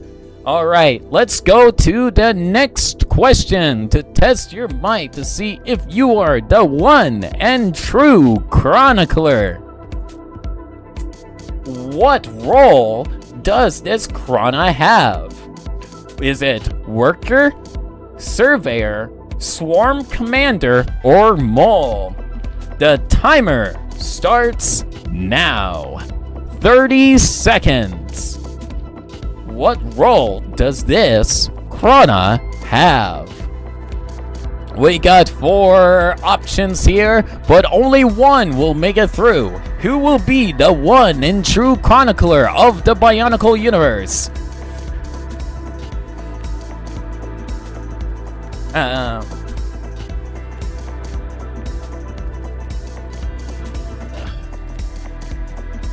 And the timer just ran out.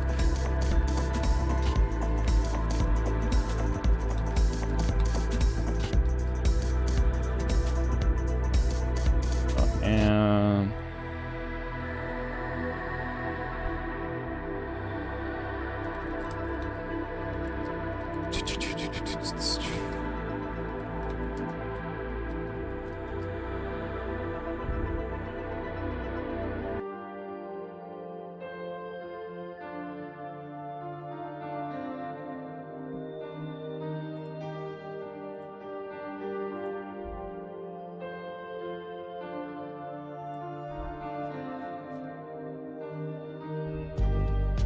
all right, there we go.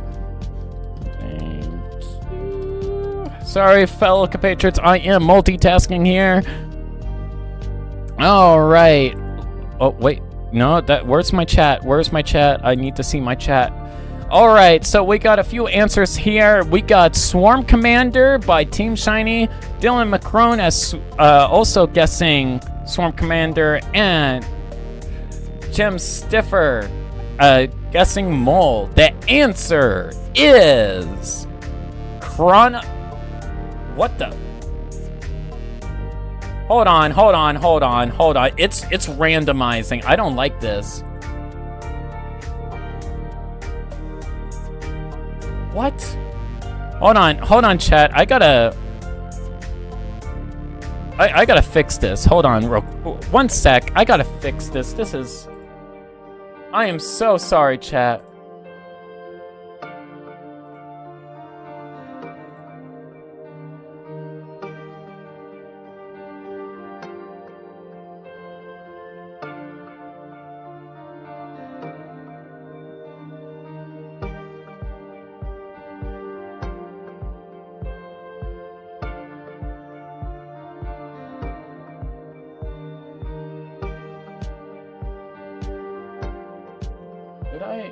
Hold on.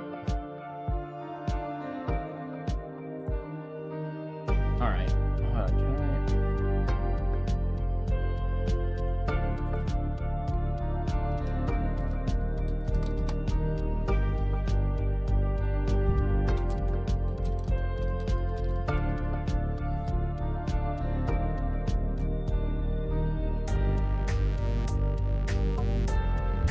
There we go, I fixed it. Okay, there we go.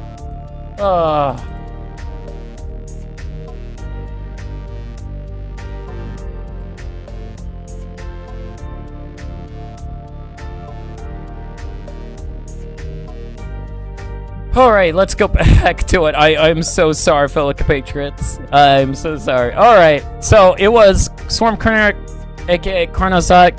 Again, I apologize. I was very tired when writing this. I've been working very late and working on this trivia. So it is Swarm Commander, aka the Carnazak. This Krana grants its Borak to the ability to form complex plans, as well as lead the Borak swarm on their mission. The pronunciation of Krana Za and Za are identical, as they are both pronounced as Za. When the Borak communicate telepathically with the Borak and Borak Va, they send both the name and image of the Krana, and as such do not need to distinguish the names. So I found this very interesting, and again, I do apologize for the slight miss up there, but yes, it is Swarm Commander. So congratulations, Team Shiny and Dylan McCrone. Woo! Let's go. Let me go ahead and set this timer up over here. Let's reset it and go to our next question. What does the term Rahi mean in Matoran? Is it not us, wildlife, beast, or machine? The timer starts now. 30 seconds. What does the term Rahi mean in Matoran? Is it not us, wildlife, beast, or machine?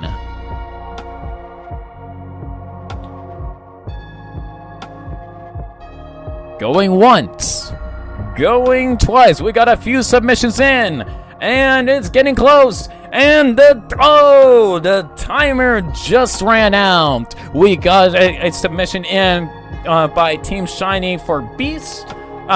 Jem Stiffer says not us, and Dylan McCrone also submitted Beast. Let's see what the answer is. It is not other than the term Rahi translates to not us or wildlife, which means Jem Stiffer got it correct. Congratulations! You could be the next chronicler. Rahi are generally considered to have lower intellects than the sapient species of the universe, acting primarily on instinct and out of a desire for basic needs such as food and shelter. They have no balance of light and thus no sense of morality. So basically automatons in a sense. Well, basically what they're considered to be, basically machines by this descriptor, which is kind of sad. Poor Rahi. Rahi need love and protection. You better take good care of your Rahi, alright? You had to be like Matoro, having a whole petting zoo and everything. You better. Let's go to the next questionnaire for the Chronicler Trivia Showdown. Who is Grallock? The timer starts now. 30 seconds. Just go ahead and put top right or top left, bottom right. You know the deal. All right, who is Grallock? No, this was funny to submit. I had a lot of fun making this one. Going once, going twice, only 4 seconds to go, and the timer just ran out. Team Shiny submitted bottom left. Well, let's go ahead and see what the answer was.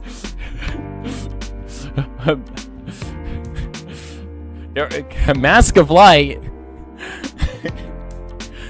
Oh, okay. Let's see what it is, Dylan. Let's see what it is. Growlok was voiced by Scott McNeil.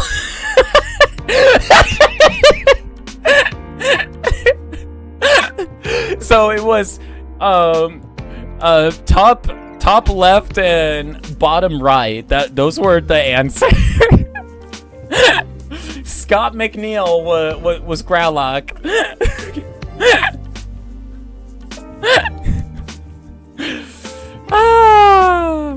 I'll give you a half a point, Dylan McCrode. I'll give you a half a point because 3 of the answers were from Mask of Light.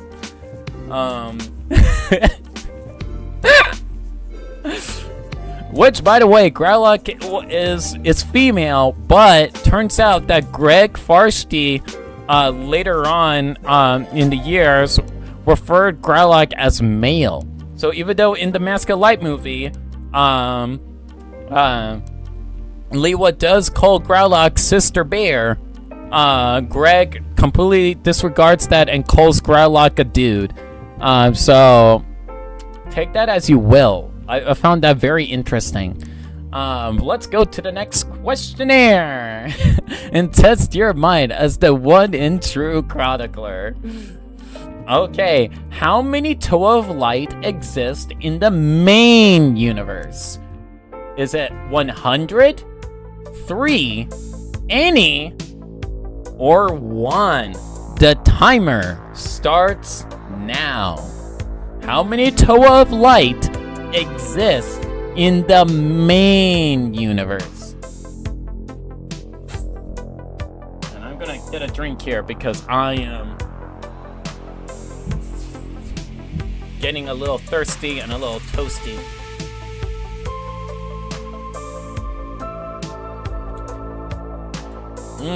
I love myself some tea. Team Shiny submitted number 1, and the timer just ran out. Woo, let's go ahead and see what the answer was. Was it 100? Was it 3? Was it any? Or just 1?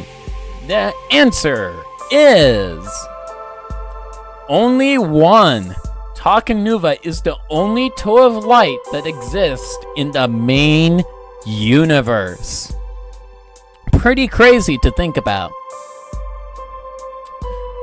And though we did see like multiple Takanuvas in the 2008 story serial, but that was only because Makuta Tridax collected multiple Takanuvas from alternate universes and turned them into Toa of Shadow. So that doesn't really count if you were considering that, because that technically it falls under main universe, but it's not accurate because all those Takanuvas came from different universes.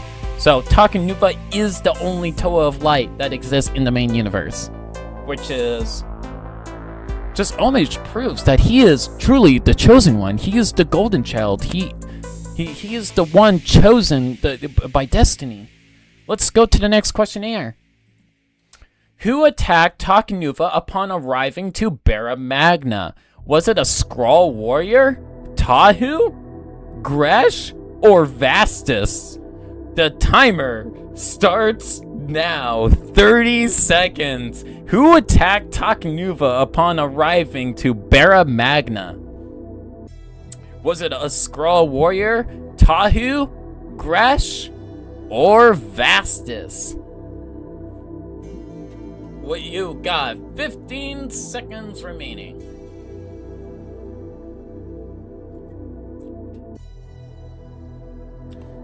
Four seconds. 3, 2, 1, and the timer just ran out. Team Shiny submitted a question. I am guessing a Skrull warrior. Let's go ahead and find out if it was indeed a Skrull warrior. Gresh attacked Takanuva upon exiting out of the GSR. Keep in mind, Gresh has never encountered anything from the Matoran universe and wanted to go ahead and try to destroyed the GSR from the inside out, considering that Makuta was attacking his planet. So he went to the ankle of the giant robot, found an entrance, and was like, okay, whatever comes out of there, I'm just gonna go ahead and attack it. And lo and behold, when the door opens, Takanuva decides to step out, and Gresh immediately decides to invoke violence. And the fact that we got this fully illustrated and drawn is super funny. It's so goofy. Anyways, let's go into the next questionnaire. And hold on, let me go ahead and set something up here. Hold on.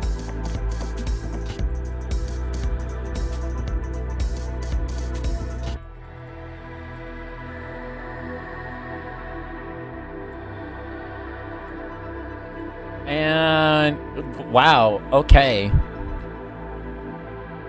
Wow. That is wild. Alright, well, we stormed through that pretty well in terms of trivia. I wish I made more. I'm gonna turn on the AC real quick. I am actually cooking alive right now. While streaming. So I'm gonna go ahead and actually turn on the AC real quick.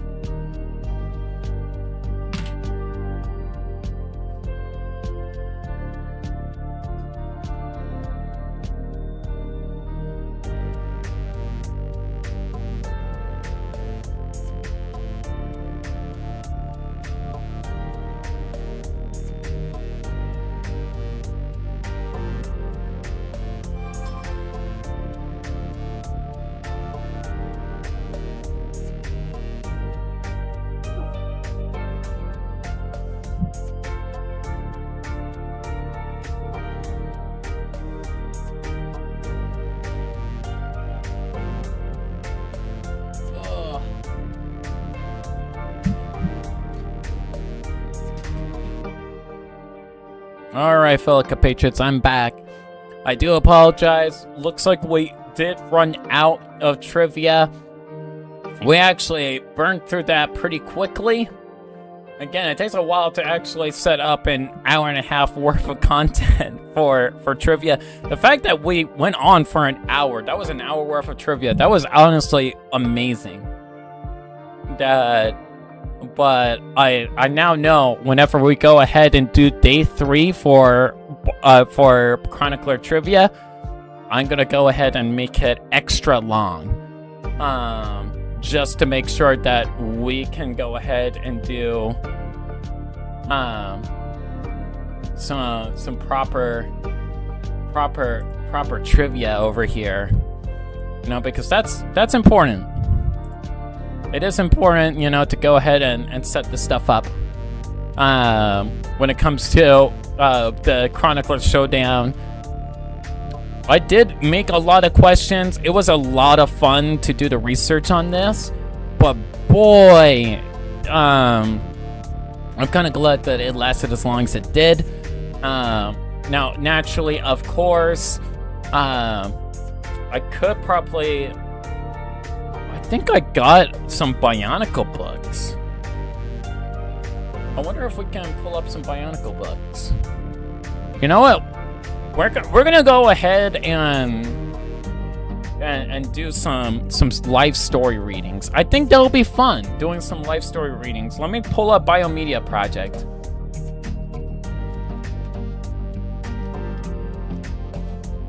I think that will be fun.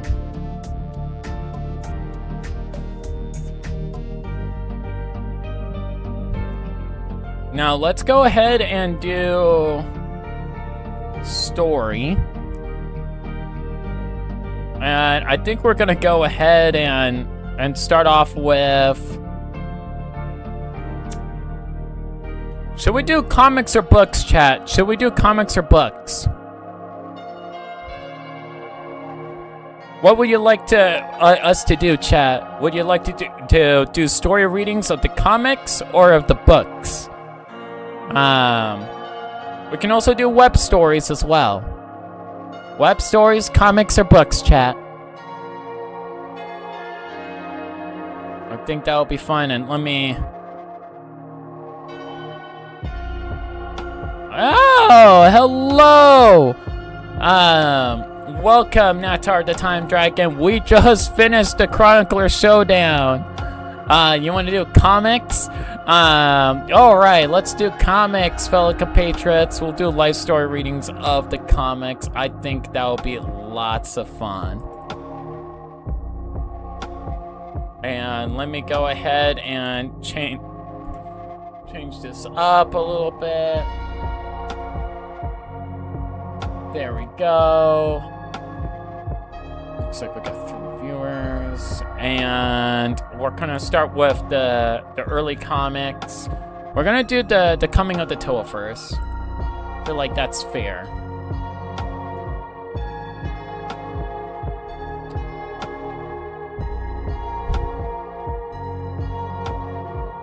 And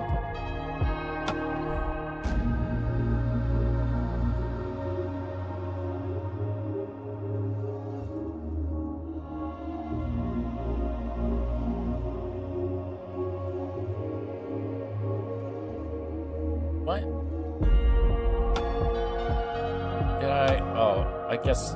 Okay, fine. That was weird. Okay, so let me...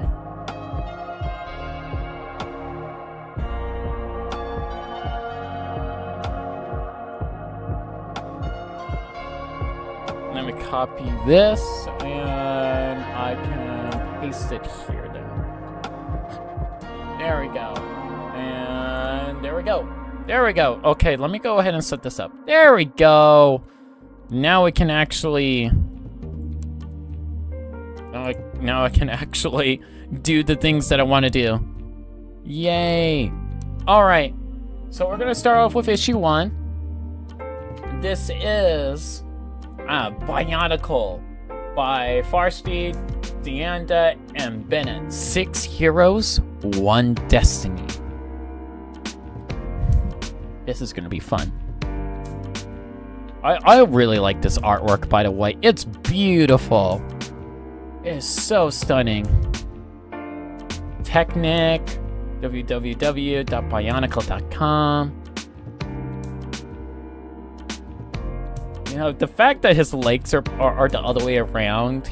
Like, Tahu has thunder thighs. I always found that funny that he has thunder thighs. I like how chunky these designs are, too. The Legend of Matanui. The island of Matanui was once a paradise, until the entity known as Makuta arrived, transforming it into a land of darkness and evil. The natives called Tahunga and their leaders, the Turaga, have waited and hoped for heroes who would conquer Makuta and save their home.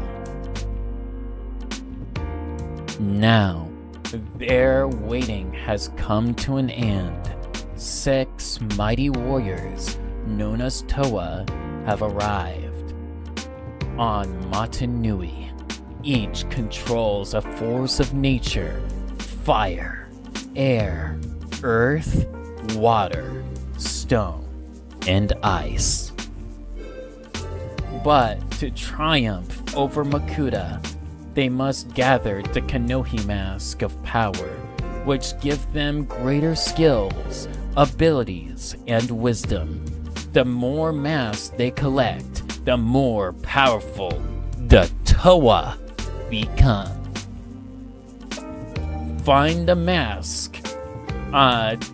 Finding the mask takes a great courage, for Makuta controls the land, sea, and sky of Matanui.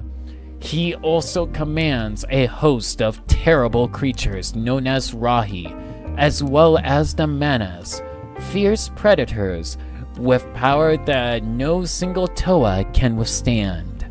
If the Toa hope to win, they must find the power of the masks. That is so cool. And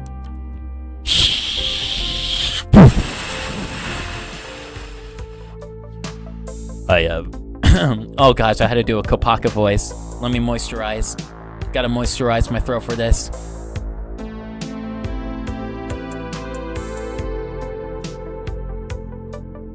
Alright, let's do this.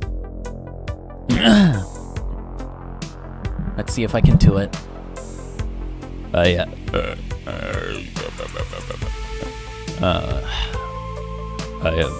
have slept for so long. My dreams have been dark ones, but now I am awakened. Now the scattered elements of my being are rejoined. I am whole, and darkness cannot stand before me. Bionicle 1, The Coming of the Toa. By Greg Farsty, writer. Carlos Deanda, Priscilla, Richard Bennett, inker. Alexa Sinclair, colorist. The evil on this island is about to learn that justice can be very cold. My mask lets me see pathways not seen before. Patterns of heat even through the rock. And I see I have a visitor. Come out, little one, before you catch a chill. My new friend tries to flee, but a coating of ice beneath his feet will bring him sliding back to me. Yeah! Stay. Interesting. The power is in me. The sword is but the focus. We have things to discuss. Who are you? And why are you watching me? I'm Matoro, a Tahunga. I saw you come ashore. I've been waiting for you. All of us here on Motunui have been waiting for you. You and the others. Now if only you can find the Mask of Power. What? Others? What masks? His tale is broken, incomplete, but it is the tale told in my dreams, or close to it. I have been summoned, and others to challenge a mighty evil. To defeat it, I will need a great power. The Kanohi mask will give me that power. Tell me, where to find these masks? They are lost, scattered, hidden all over Motunui. Some are guarded by nightmare creatures, others hidden where no Tahunga could reach.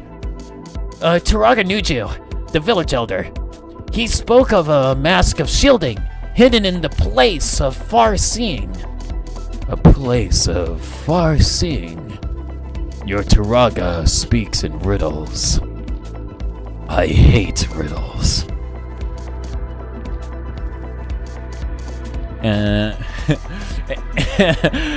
Andy McDonald writes for Bionicle. 6-time X Game gold medalist Andy McDonald knows all about pushing his sport to its limits, so it's no surprise he can relate to Bionicle.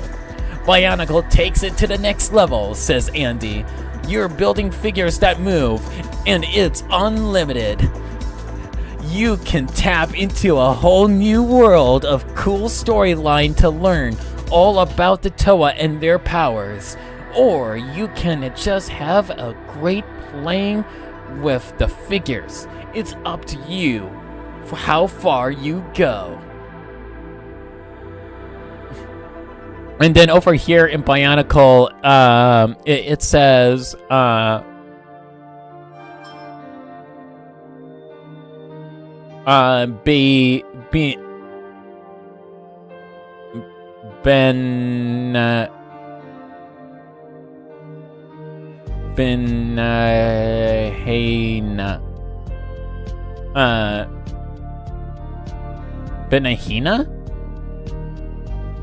Benahina? Okay. Andy McDonald started riding a skateboard at age 12, but long before that, he was building with Lego bricks. At one point, you couldn't walk across the floor of my room. It was a whole Lego town, says Andy.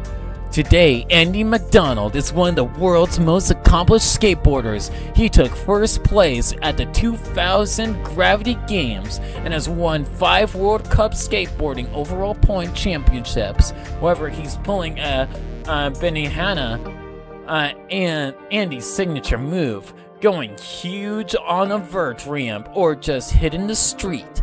Andy's professional and personal styles combined to make it one of the most popular skateboarders in the world.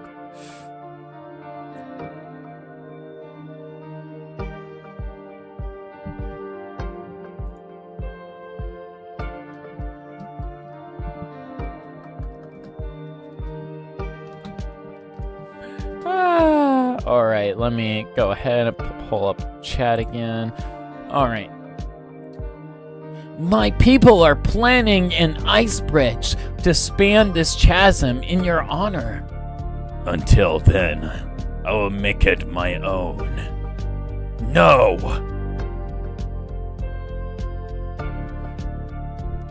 Kopaka, watch out! And or whatever the a Nui Rama makes. There we go. I'm gonna skip through these. There's just... Don't struggle. You're safe now. Now I know you are the Toa, the one who will save us. There were easier ways for you to find out. What was that creature? We called him Nui Rama.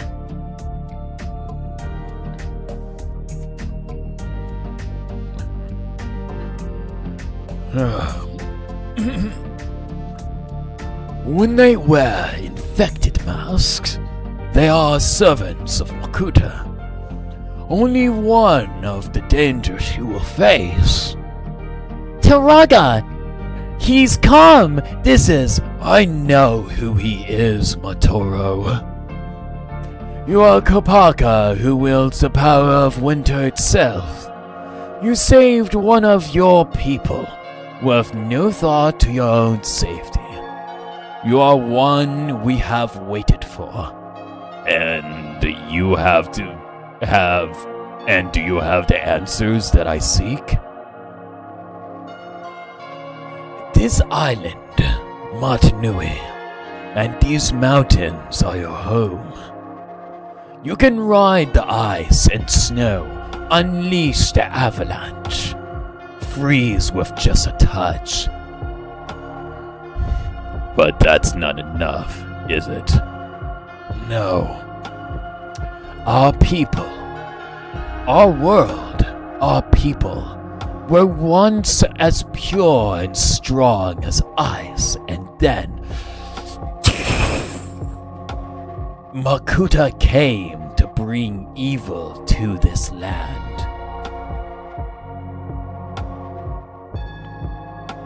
Why does Nuja relate his tale and gestures?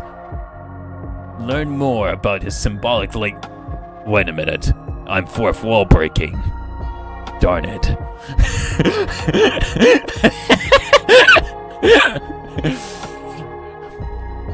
To defeat Makuta and restore our land, you will need the great mask of power.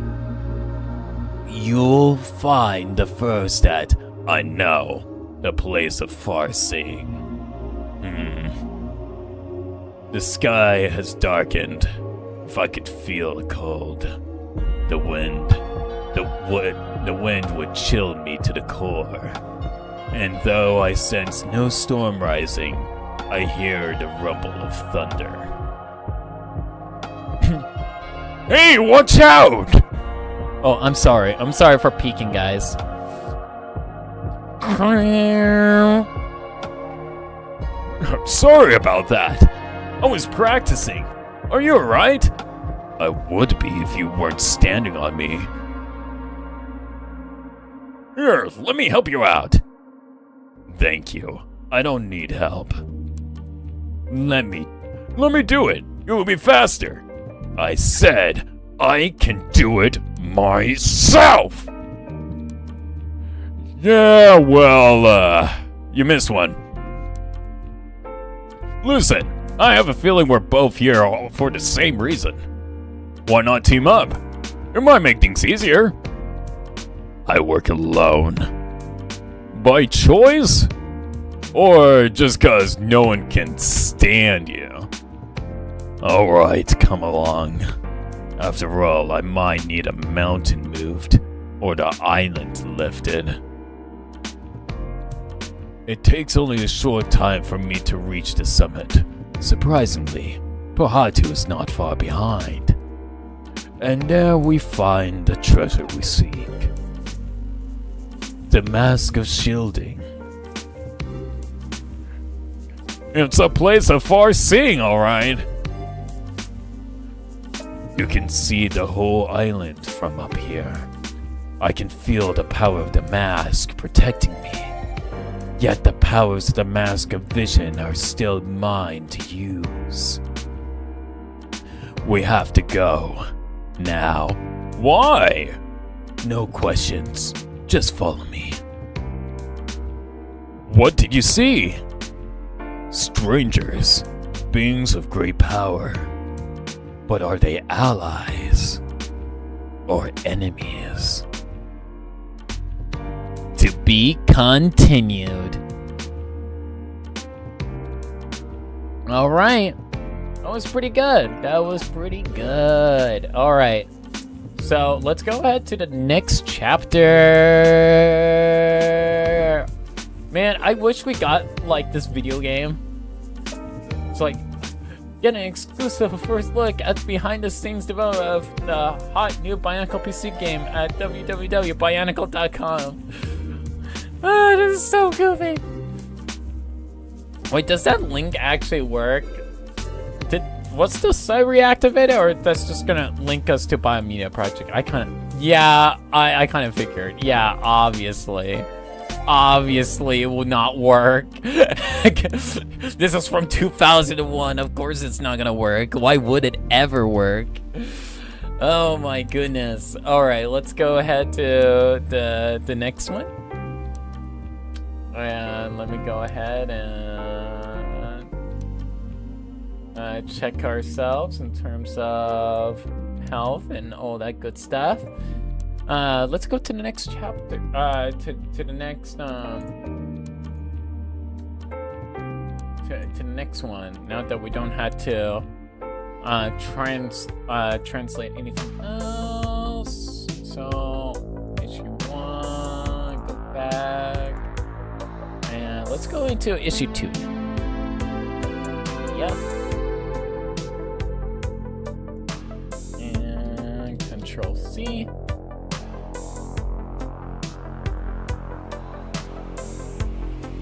There we go. And we can go ahead and switch the... Huh? Why is it taking so long to load?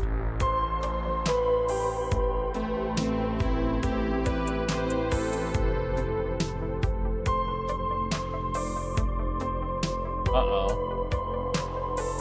I had to restart Firefox? Oh.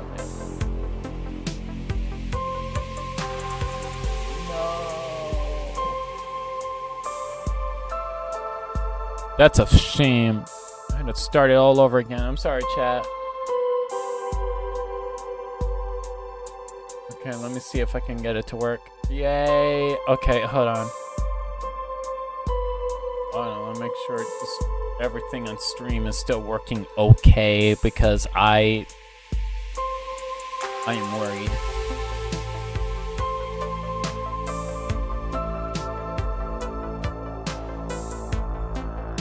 Okay, good. Everything is still working, thank goodness. I was so worried. Chat. I was like so worried.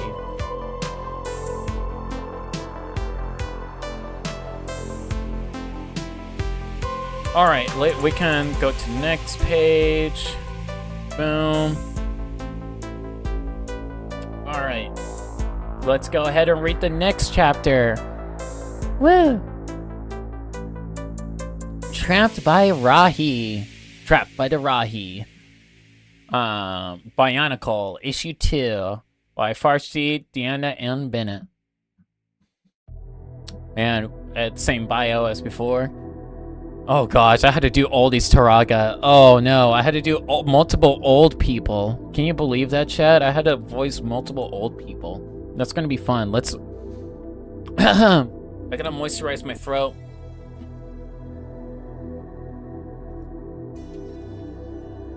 Yum yum yum yum yum.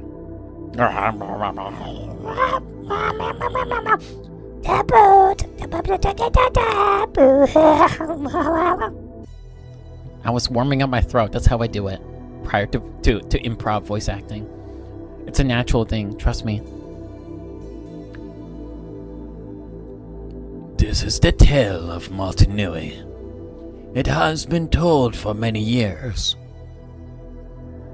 In the time before time, when the world was new, there was a terrible Taraga Vakama.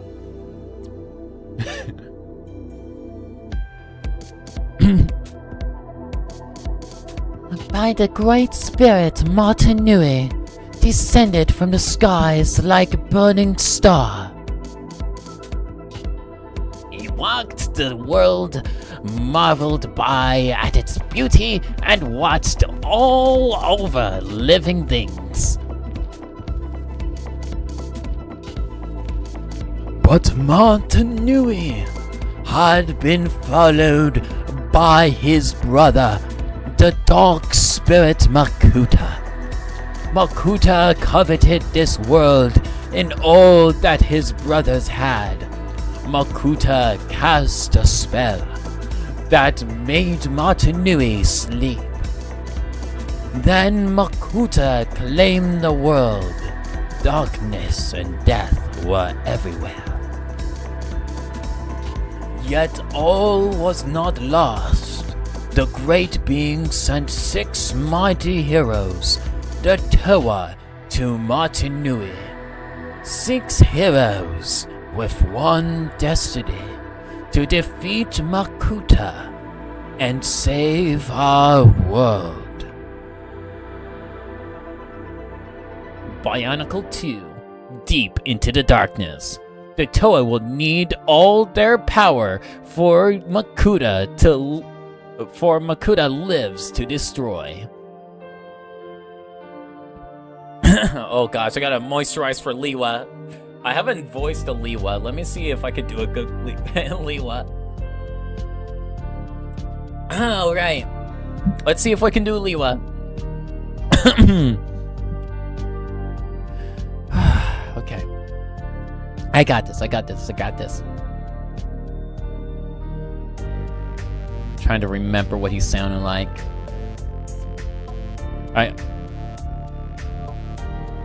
No, you see. No. Oh gosh, that was not it. That was not it.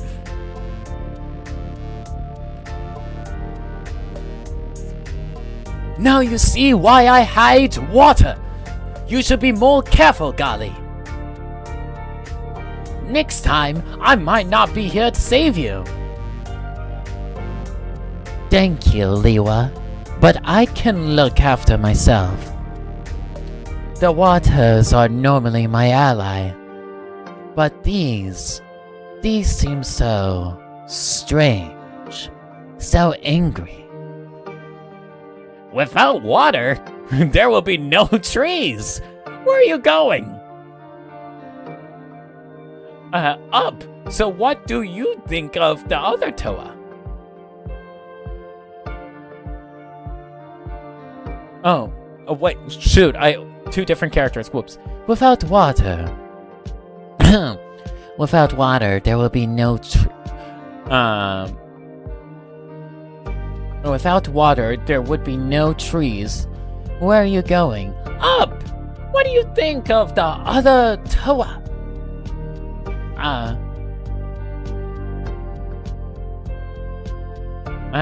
They are very noble and powerful. I regret that we will all be traveling our own paths rather than working together. I don't. I'm going to find the 6 Kanohi Mask of Power, as the legend says, and free this island from the Makuta. The last thing I want is something else slowing me down. Your dreams are as grand as these trees, Liwa. I hope they do not come crashing down around you. This is the tale of Gali, as told by this day by Turaga no Kama. Gali returned to the waters that were her domain, journeying far to find her people. Liwa is daring and strong, but I fear strength alone will not be enough. We face an enemy who holds land, sea, and sky in his grasp. Even now the waters whisper of danger! No, sea beast, you will not find me easy prey. And then there's prizes. Thank you. The hunter of the sea sought to test Gali's strength and skill, for it was Makuta's will that he do so. Makuta believed these Toa were weak pretenders, easily conquered. He saw nothing to fear in them. So many years in darkness must have made Makuta blind. That sea cave ahead is my answer. This creature can match my speed, but not think the great beings my agility.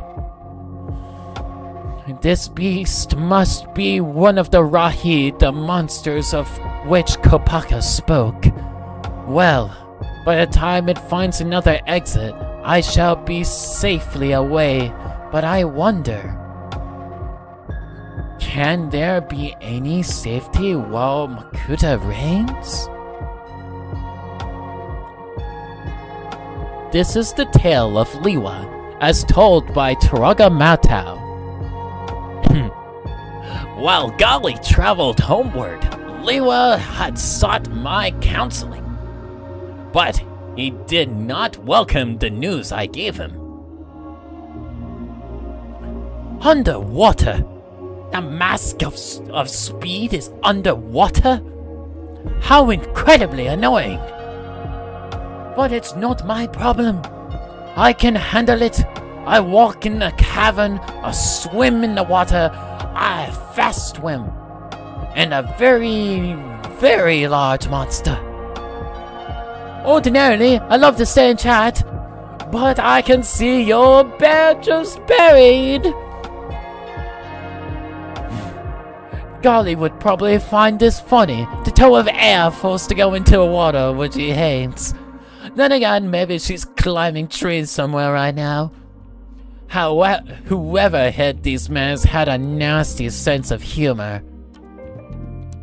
Hard to see hard to see under here, and to breathe. I'll make finding the mask quickly, if I don't want to run out of air and... What? Shock made me open my mouth. No air, but I will be free!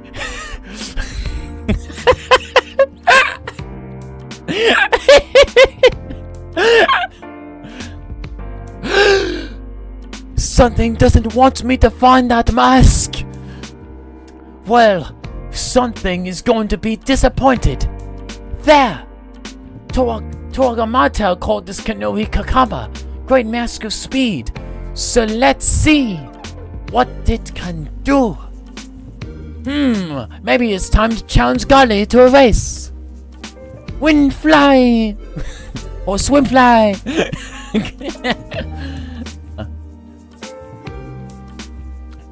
But at a moment, Golly was beyond thought of competition.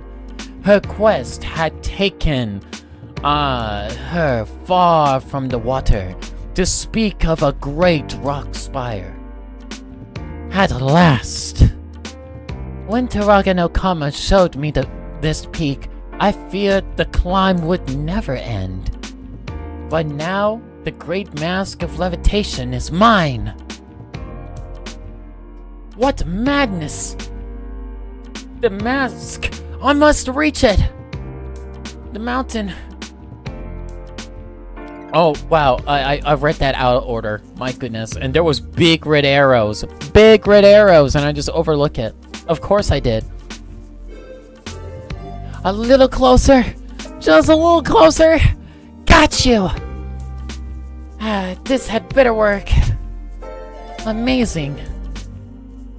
This mask lets me float on the air.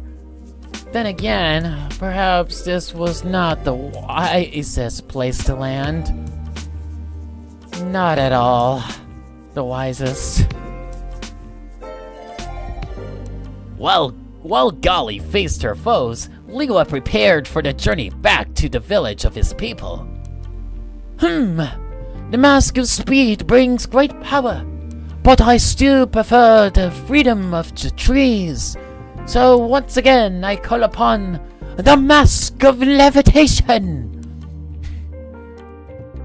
Liwa, the toe of air, loved to travel among the highest limbs of the trees so near to the sky.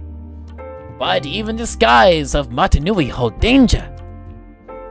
Here, climbing higher only means you have farther to fall.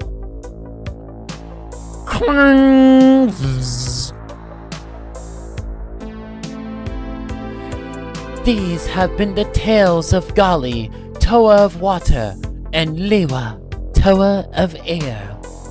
Perhaps the last we will ever tell. To be continued. Well, this was fun, chat. This was fun. I think we're getting close to our next segment here. It is getting close to that time. And so yeah, it's getting close to that period. So let me pull up the schedule here, because that would be important. Let me just go ahead and pull up the schedule. So we're gonna be going into a 15-minute break soon. Yeah, we're gonna go into a 15-minute break in a little bit. So I'm just gonna take time to chat with you with chat. And it will also allow me to actually rest my vocal cords a little bit, because oh my goodness, my throat was sore from doing the voice acting, but it was a lot of fun. What do you guys think? Do you think I do a good like Golly or what have you? I think so. I think I did a pretty good job. Not so sure what y'all think. Well, yeah, we're here to have a lively experience. I know yesterday I didn't stream. There was stuff that I had to do in my personal life, so I do apologize for that. But everything's pre-scheduled and everything. Which, by the way, there is a MOC submission sheet. If you want to go ahead and submit MOCs, by all means, go ahead down to the description down below. There is a link where you can go ahead and submit some MOCs. If you ever want to submit some MOCs, that would be awesome. That would be amazing.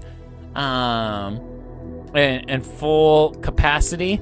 I might need to head to bed now. It's getting really late for me. Yeah, by all means, go for it, Team Shiny. This stream will be up. It's gonna it will have replay. The stream will have replay. So that is something that will be a thing. So if you ever want to watch, tune back into this another day, you're always free to. Again, thank you so much, Team Shiny, and everyone that competed in the Chronicler Trivia Showdown. There will be more trivia coming up tomorrow as well. I'm gonna be tripling the amount of trivia that will be featured. That way we can reach an hour and a half. I was impressed that I got enough material for an hour. That was honestly impressive. I didn't expect it to last as long as it did, but it did. And honestly, I'm pretty happy about that. All things considered. And let me go ahead and set things up here. That's there. Yeah, that can go there. There we go. So I can check the liveliness of everything. But yeah, so coming up shortly, we will be having the Bionicle Forge podcast. So the Bionicle Forge podcast, for those who are unaware, the Bionicle Forge podcast is a podcast where talented builders from across the community discuss what is the best part to ever come from Bionicle for MOCs. Yes, that's right. We are going to be having multiple creators from across the fandom discussing about our favorite parts and favorite builds from all across the fandom. So if you want to go ahead and hear from fellow Machis and builders, I highly recommend it. It's going to be a lot of fun.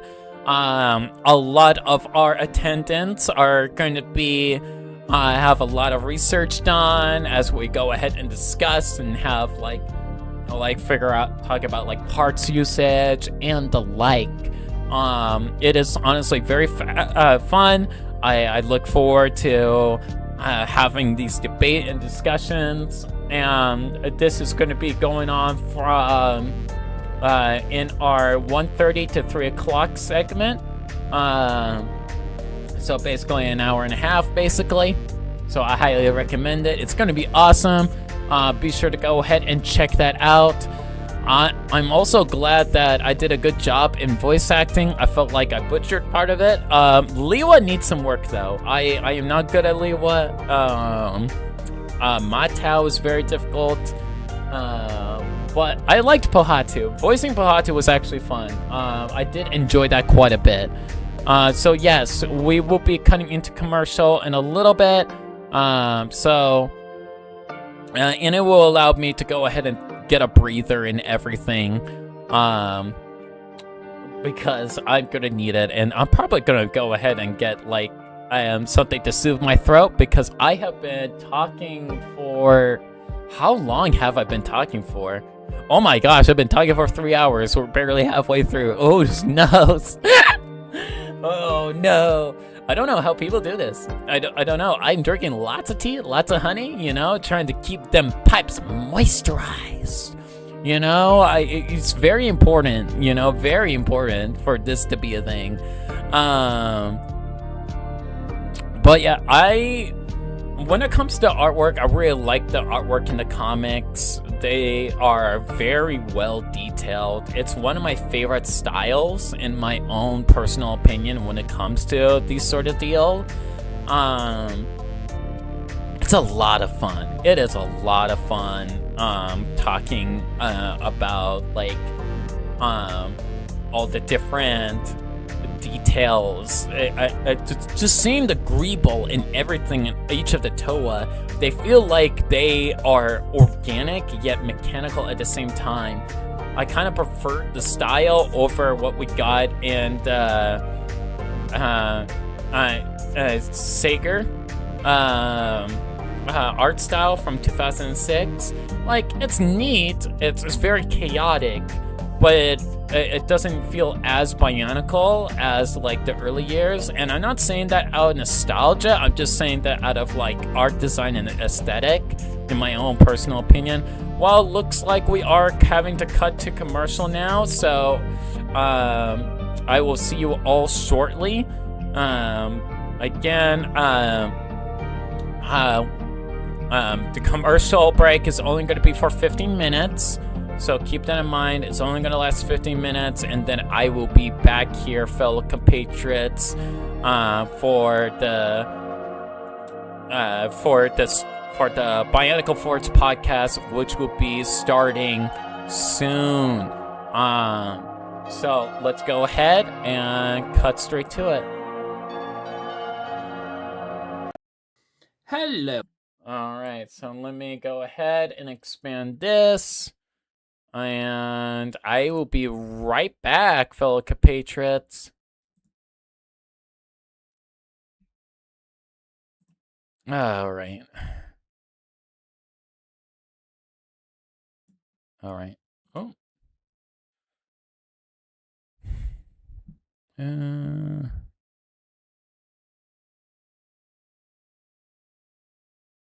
Hello everyone, this is DinoDog here. Currently we are doing our ad break, where you will get to see exclusive products and information that is available from Ascending Depths. Yes, that's right. You're going to be seeing a whole category of products ranging from custom pods in various colors to stories to books and more. If that is something that you are interested, be sure to go ahead and stay tuned for the following media. And we will continue our regularly scheduled broadcast shortly. In the time after time, within distant futures past, 4 heroes across time must unite, save the cycle from the forces of evil, and become the Espiritu of Legends. Ascending Depths, each set sold separately.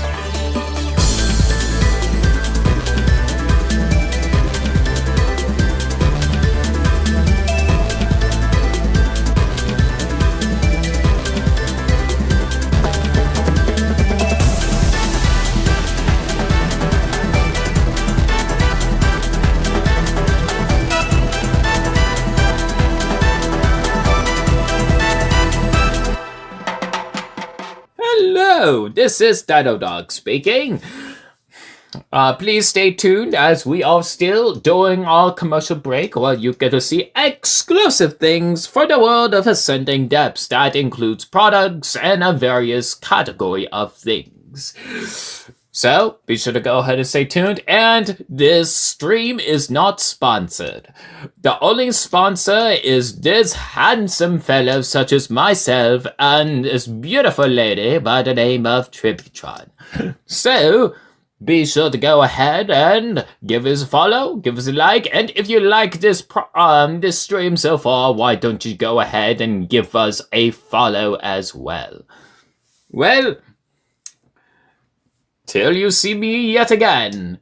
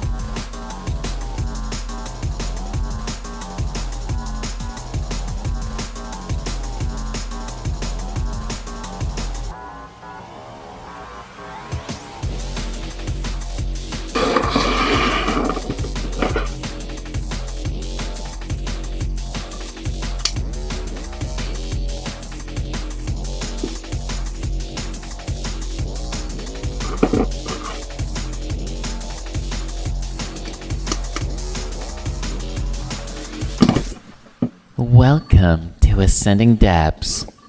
Introducing the tailored, reconstructible, intuitive building system. Comes with a variety of parts, all unique with diverse colors, complex modularity, with multiple connection points for any build style. Want to play features and gear functions? No worries, for each product item has the potential for play feature compatibility. With interlocking gears, complex mechanisms, you will be able to not only have arm swing mechanisms, but any type of gearbox orientation you want for a very articulated torso. With the Voodoo torso, you can do kicks, arm swings, and more, thanks to the range of articulation and playability that is intertwined with each model.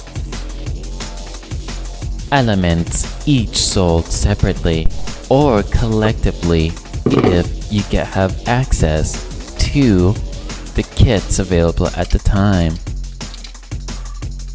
Kit combinations may vary, so be sure to stay tuned or ascendingdepths.etsy.com for availability.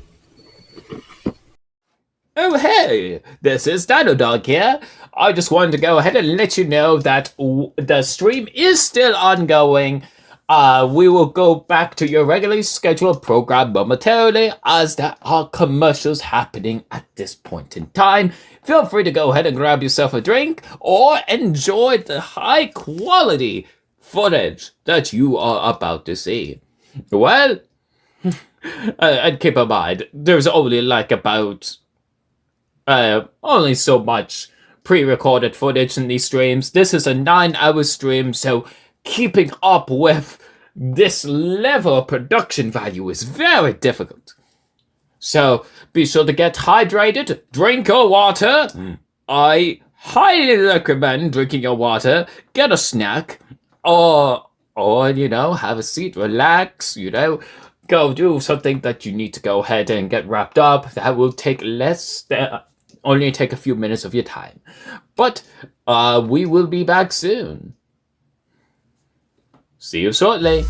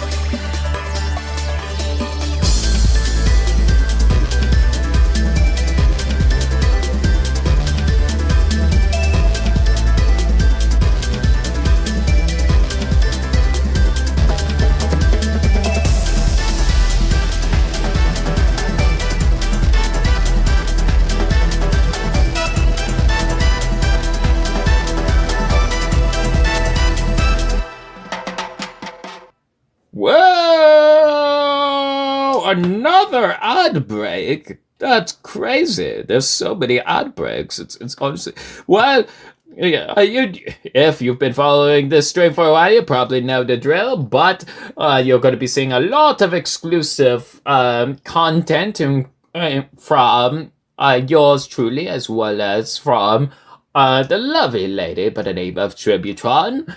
Well, if you want to go ahead and sit back, relax, get a drink, a beverage of your preferred preference, it will do this little dino lizard a good old smile, saying you're staying hydrated and well fed. I really do dearly care for every single one of you. So why don't you go ahead and make sure you are very comfortable and well rested.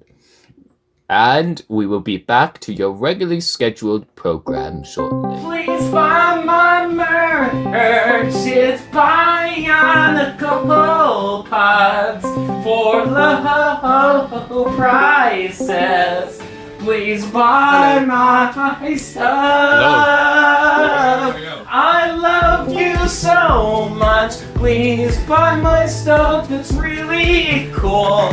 And I just want to make mock building easier. I want one crazy. I did something very stupid and didn't go to the bathroom before jumping in, so I will be right back.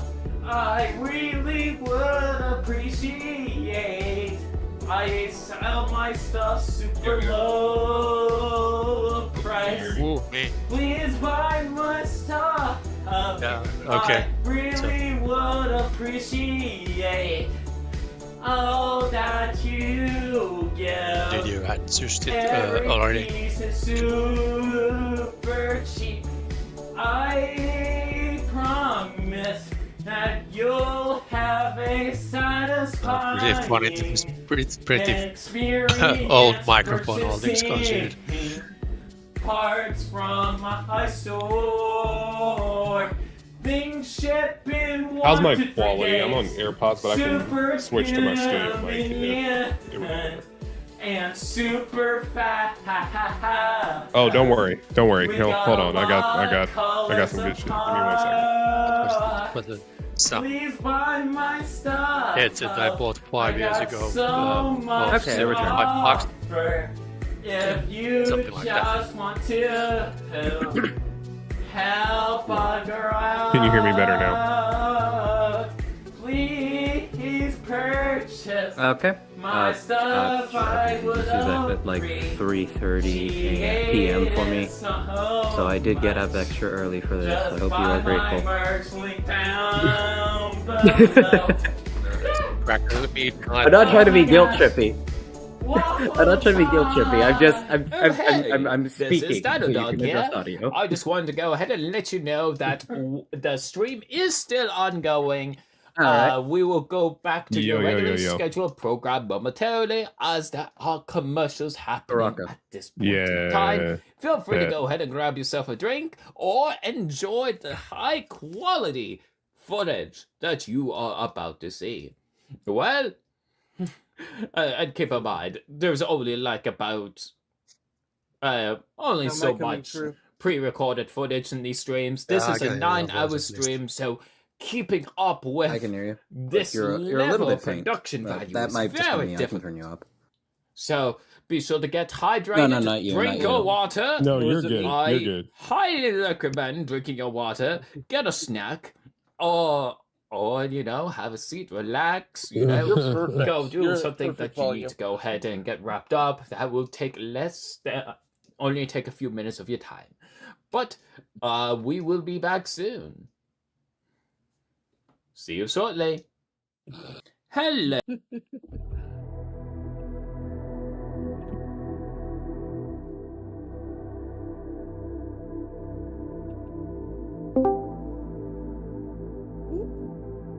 Hello. Hello.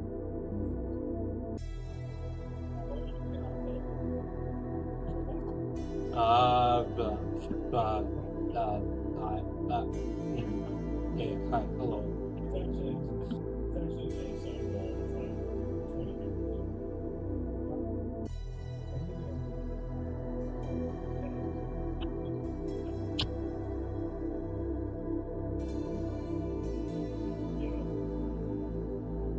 I'm overjoyed to see that the majority of us here are squeaky-voiced males. Not me. Yeah, Not all of us. Yeah.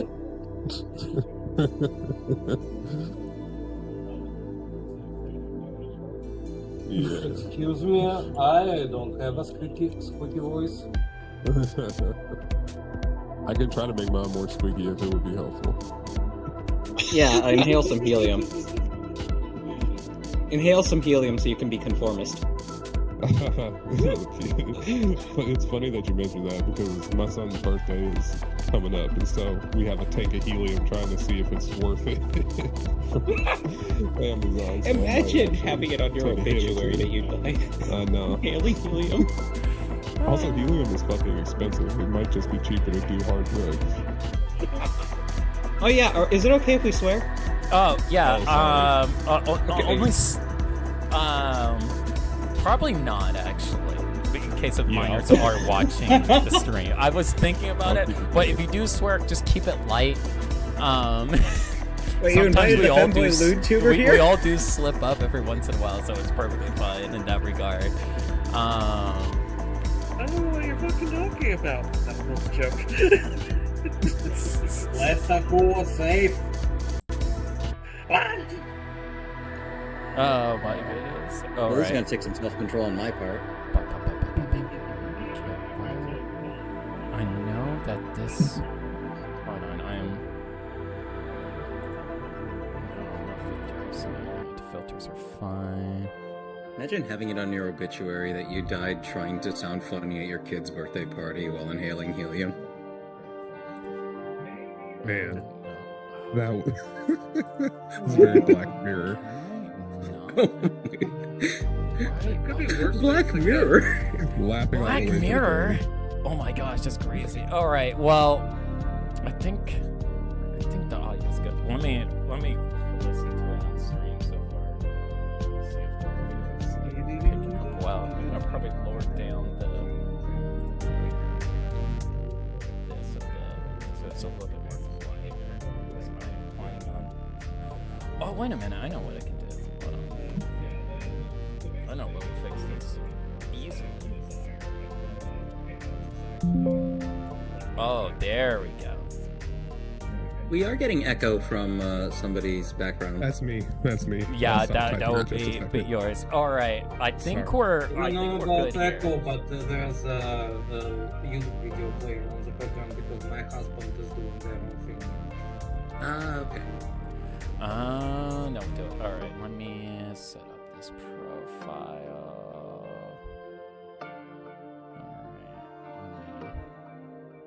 Boom, and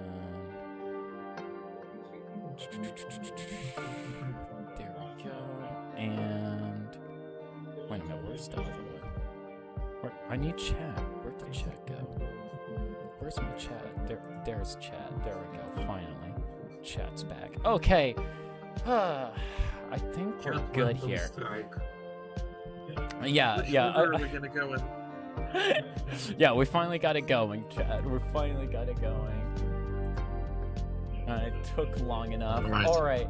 So, hello and welcome everybody to the Bionicle Forge podcast. This is your host Tributron here, and with me today I have Chiberus, NattarTheTimeDragon, MugBearer, Giikei, and BKH Bricks.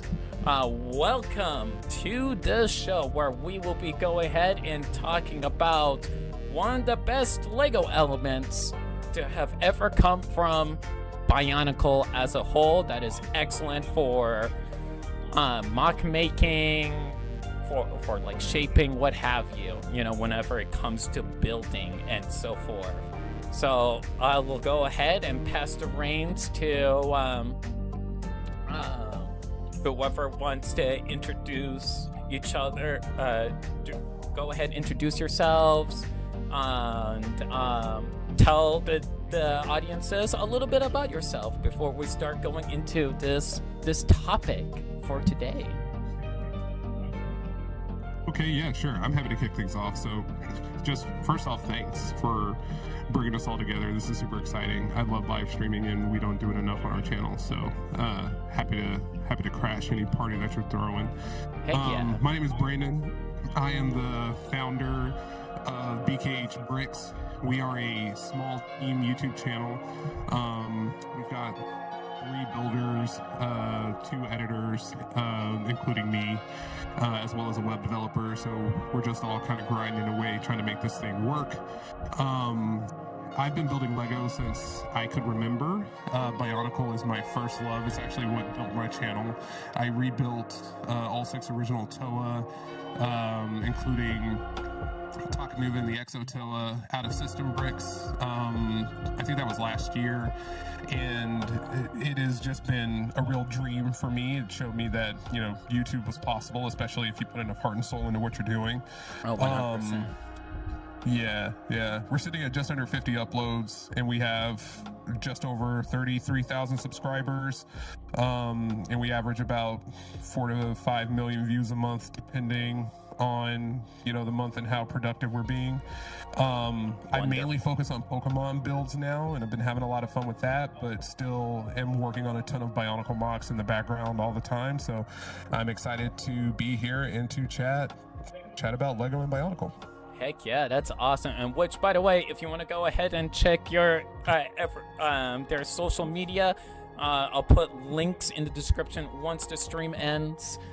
So if you're all you fellow time travelers, there's some reason watching this from the future, go ahead and go down to the description, give this person a follow. I've saw their work over in BrickCon. They are very talented with the builds that they do. Kind. All right. Chiberus, you want to go ahead and take charge? Man, I wasn't ready to speak, but so I was hoping you would do somebody else before me. But that's perfectly fine. I'll go if you want. No, yeah. You okay. Are you sure, Chip? No, it's perfectly fine. I mean, I'm not gonna lie. I didn't rehearse too much for this. No. Hello everyone. Hello everyone. My name is Chiberus. I am what is probably the first Bionicle femboy VTuber. I blew up a few years ago because of a video about a giant enemy crab named Scorvax that I made and posted to my channel. I have around just under 2K subs, so I'm not that big, and I don't expect to grow anytime soon, but I'm keeping at it, and it keeps me happy. That is wonderful. And again, like, your production quality, it's nothing to scoff at. It's very fun to see all these Titan builds. I take a lot of pride in it. You know? So, like, hey, you know, you should give yourself a little bit more credit. You're actually pretty talented, and it's always fun to go ahead and see your live streams once in a while, even if it can be chaotic. The trick is just to get myself to be consistently talented, you know? Hey, we all try our best. Which, by the way, all you fellow time travelers, yet again, that are probably watching this from the future, go ahead, down in the description, check out Chiberus's work. It's really cool. Down in the description, down below. Alright. So I'll have NattarTheTimeDragon go next. Tell us a little bit about yourself. Hello everyone, I'm NattarTheTimeDragon. I've been in this fandom since the beginning, back when the canisters first washed up on the beach, you could say. I'm mostly a digital mockist these days, partially because the price of Bionicle parts costs so much.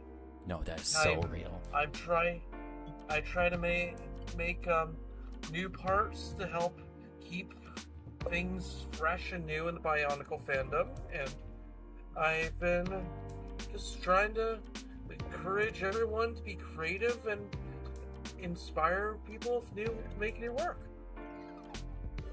Heck yeah. You know, that is, you know, and you have submitted some mocks in the day 1 of the Bionicle days 3-day stream event. I was looking at some of your builds that you submitted, and the level of detail and quality that you put into your work has a lot of deep references. I do notice a little bit of references towards Monog, Miramax, you know, even from like classic build techniques and the like. It's very impressive stuff.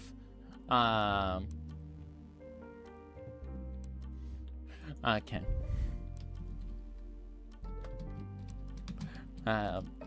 So, anyways, we'll go ahead and start off here. One of our hosts is taking a AFK for a sec. They will be right back, and we can go ahead and do introductions over here. I'll go ahead and lead first about one of the Bionicle elements that I think is a very like fundamental in terms of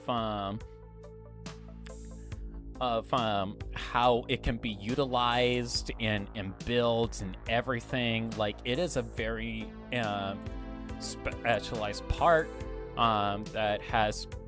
It is a specialized part, yes, but I do like its usage, and this is part number X346.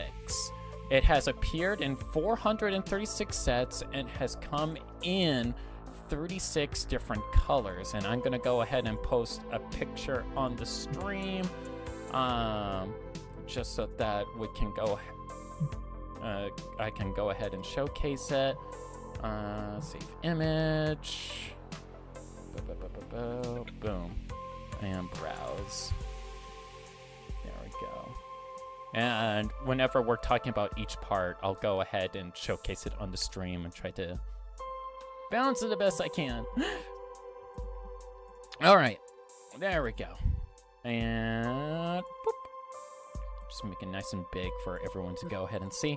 So for this part, the reason why I like it a lot is mainly because of, so it's 1x3.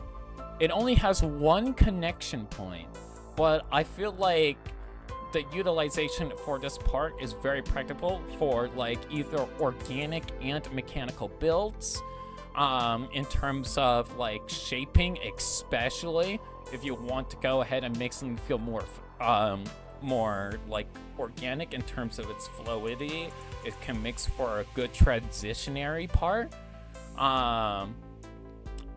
And keep in mind, like, it is still being produced today as of 2026.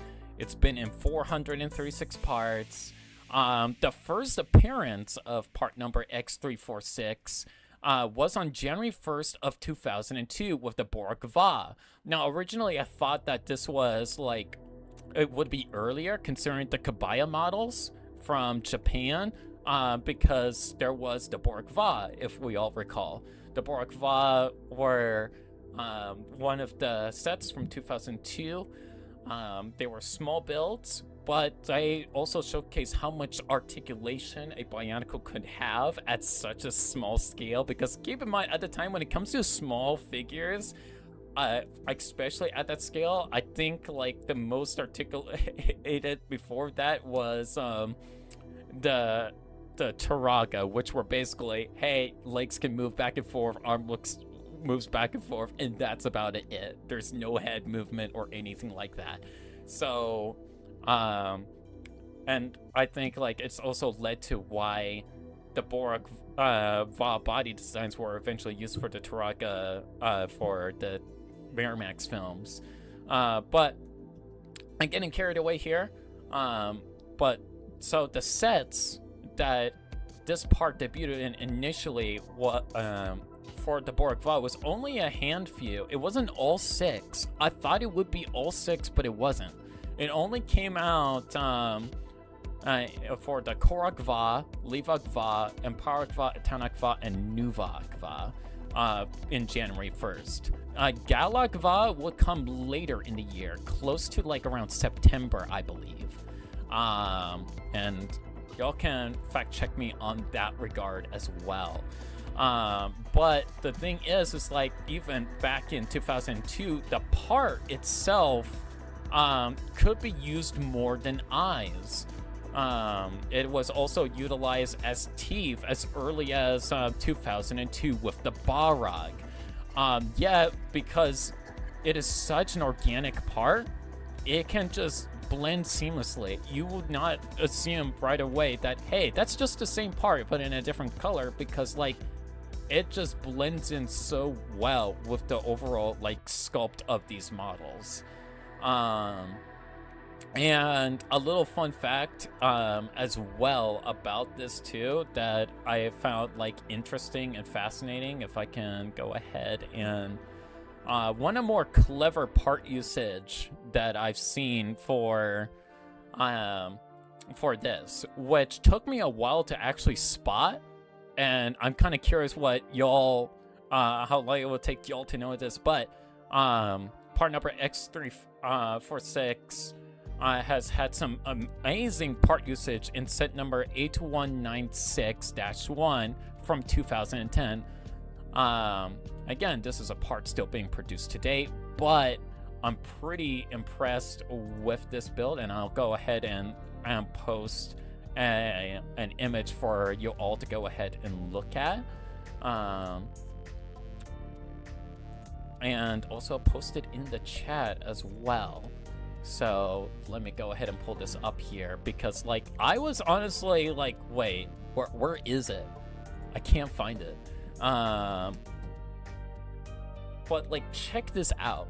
The Borak, like you can't even see it right away because for such a small build. Yeah. Yeah, is it in the? Well, I'm not gonna say it, but yeah. Yeah, it's clever. The stabilizer. I know, it's so clever, but it blends so well. That's what I think is one of the strengths when it comes to part number X346, is how well it can blend, transition across all like systems, either it be system, Technic, CCBS, classic Bionicle. Like, it took me a while to even spot this.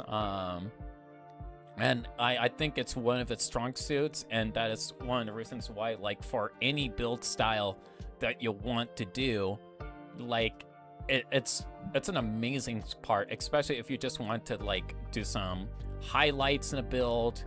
You know, the translucent colors especially are delicious. Like, they had so much color variety. And the fact that LEGO still uses this part today just is only a testament about how good this part is. Now, a color that I would actually like to see this part in all honesty, if it were to, keep in mind, it's already came in a lot of colors, including like metallic silver in like only one set. But I feel like a color that I would like to see it in, and I know these colors are discontinued, but man, it would have been nice to see it in like maybe a sand purple or something like that, or a sand blue. That would have been so nice. I mean, LEGO doesn't keep colors dead forever. No. It comes back eventually. It does. Yeah. I mean, look time. at teal. Right. Yeah. And now we've got like, I think it'd be dark turquoise. Different shades. Yeah, exactly. Oh yeah, dark turquoise. Oh, my mistake. Oh, I'm so sorry. How could I? How could I dead name a LEGO color? If I could hop in really quick, like one thing that I really love about this part, and just like hearing you wax poetic about it, that like I don't think enough LEGO pieces get love for, is the fact that it's tapered, but it still keeps the same geometrical vibe of like the 1x3 slopes. So especially for building organic things, like hearing you talk about this part makes me want to build a pincer. If you guys don't know what that Pokemon looks like, I don't know Oh yes. how easy it would be to throw that up on screen. Yeah. You know what I'm saying? Yeah, I'll look up a picture so we can throw it up. Hold on. Thanks. Yeah, and the reason that I say that is like I've really fallen in love, like even as a kid, I always preferred axles to pins because I felt like axles kept things in place more. And they're just way more versatile because axles can also be used on, or things with axle holes rather, can also be used really effectively on bars. And so now that I've been, yeah, exactly. So to get that teeth positioning with any other piece in Lego in the system for a pincer would be really, really difficult. I know it's not on screen yet, but Yeah, there we go. I got it. Oh, perfect. Yeah. So if you look at the teeth on this guy, you really would. The way that I'm thinking about doing it now is taking some of the what is it? The star. It's like, I call it a magnifying glass, but it's a bar stud piece that can be pivoted and articulated in lots of different ways depending on how you're using it. But then you can twist those teeth to get that precise angle on there. And there's no other piece in the catalog that could do that with that type of precision. So I think that's just like a really strong choice on your part. Can I just call you Trib for short? Yeah, you can call me Trib, and if okay, cool. Yeah, that's easier. And if anyone else wants nicknames throughout this talk, by all means, go for it. My team just calls me Nat. Yeah. My team just calls me B or BK, so B or BK is fine. Not B or BK, but B, comma, or BK. Anyway. Okay. So yeah, especially for building organic things, this is like critical. The other part that I just wanted to mention is that like having a taper, like with the example that you showed in the helicopters, it legitimately took me a while to spot it. But having that taper, I found even with like the things with like the Nexonite tiles, the Pentagon tiles, as well as the ingots, adds such a great level of texture that is also really hard to accomplish in Lego sometimes. So anything that has a unique kind of angle to it that isn't, locked into the system is just so important to have. It's a piece that lends itself very well to shape language, and in some official sets, I have seen it been used in some actual play functions when it comes to interacting with gears and whatnot. But for the most part, it is very much an aesthetic piece, I'd say. And I don't mean that to discredit it at all. It is fantastic. I order tons of these things whenever I make a new MOC. Yeah, I would say like that's one of the weaknesses though of this part is because there's not really too many connection points, and it's mainly for aesthetic, for like cosmetic detailings and so forth. Not really for like. Well, it does one thing, but it does it really well. Yeah, it's a one-trick pony, but it's a really good one-trick pony. I mean, they're still printing it, so they're pretty, and they come in so many colors. And they want you to forget that it debuted in Bionicle. Before Ray They really want that it, forgotten. it had a kind of bar connection inside. Yeah, they still have the Man, same how good would molding this thing be detailing if in it the had a- inside part. Like it still has Very like that. molded it out. Right. Don't have that anymore. Could you imagine if this thing had an anti-stud? Oh my gosh, you could easily put it in there too. Just fit it into the just next to the axle the part, eye right? bubble. Or into the eye bubble. Yeah, honestly, the Yeah. eye bubble would work if they incorporate in the eye bubble, because it's just a negative space there. Right. It can work, but it doesn't exist anymore. I remolded Oh, is it gone now? Wait. Is the eye bubble gone? It is slightly different. The mold is slightly different. Interesting. It's one of those that they Like it's updated almost the without- same, but It's one that they updated without updating the number. Oh, that's annoying. I wonder. What I would love to see with this is actually I would love to see my friend Ziontro do this. Is if you would fill that little bubble area with like UV reactive. I understand generally the whole thing's UV reactive, but what if you had like just a little bit of glowing material in there so it could look like a pupil? Oh, that'd be cool. Like Well, the making some bubble glow in the is dark something UV mica reactive. powder, you know, and just mix it with resin. Just pour it in there, and then. Oh yeah. Nothing's stopping you from doing it An yourself. LED might be able to fit into that gap, a small one, Oh, certainly. without modifying the part even. Yeah. We're just looking at it being like, what can we shove into it?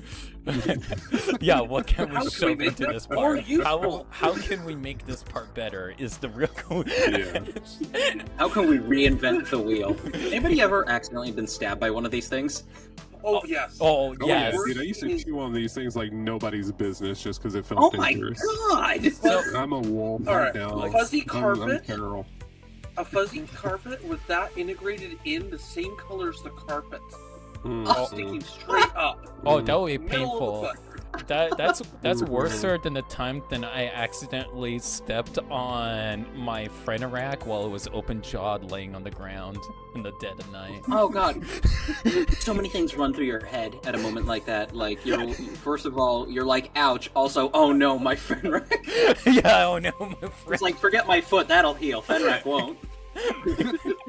You know, another thing that really came The frail to mind, Bionicle. like, oh, sorry, I didn't mean to push us. As ADHD is going crazy right now, but like another thing that really came to mind with this guy is that like, if you turn it over, like I'm always looking for ways to use simple Lego parts to create depth in models, so it's not just like a slab of plastic. The fact that it's got that recessed, like hollowed out bit, like.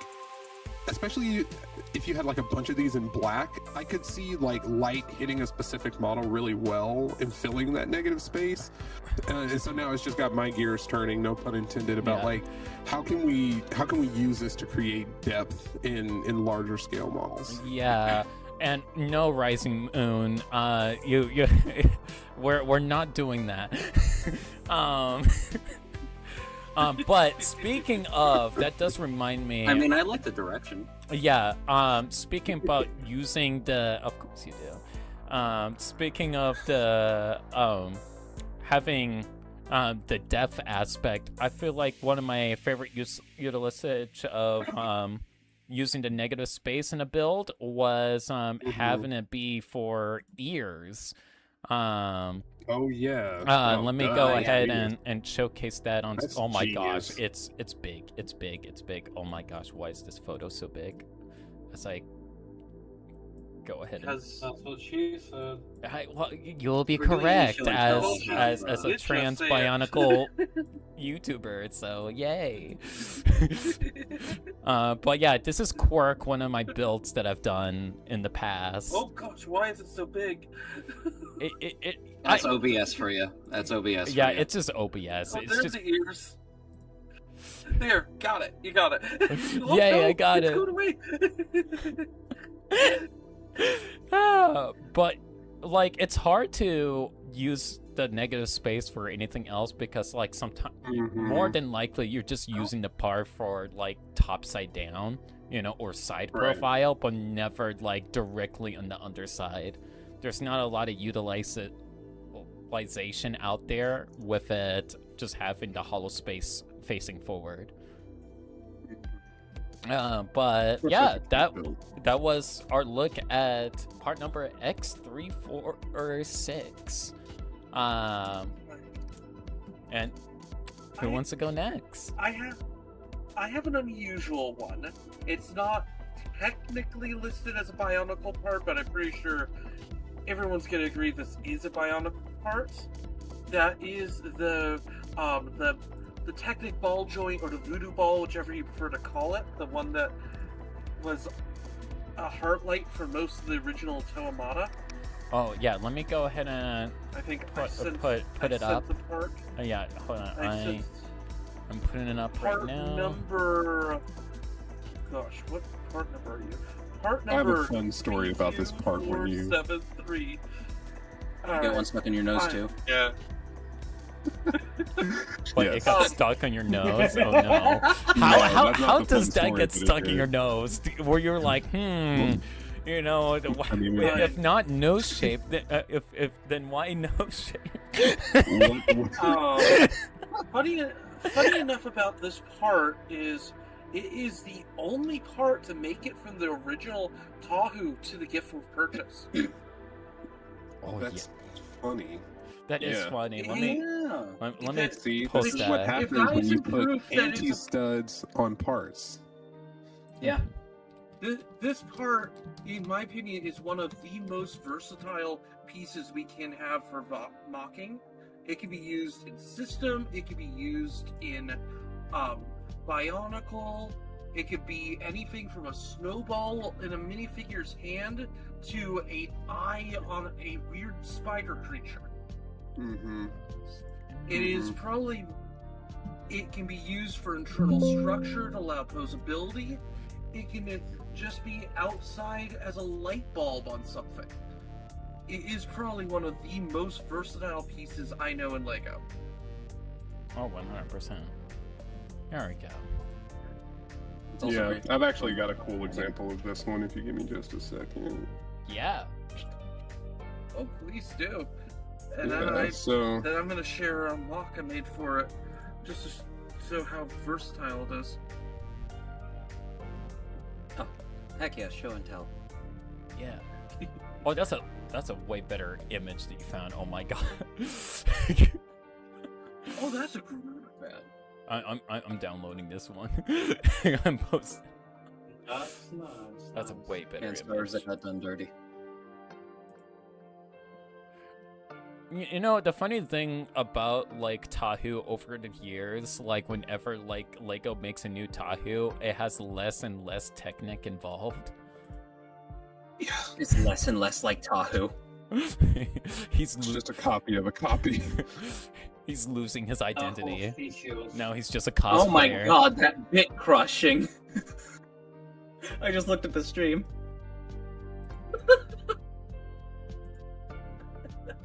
Bionicle. But yeah, if that isn't a Bionicle part, then why was it the only Technic piece still on him?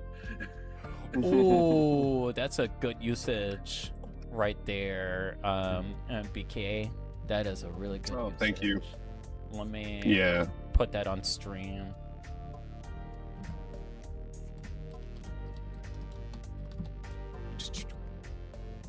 This part actually goes really well with the part that I've chosen for today, at least for the application. A lot of the applications that I've used it for.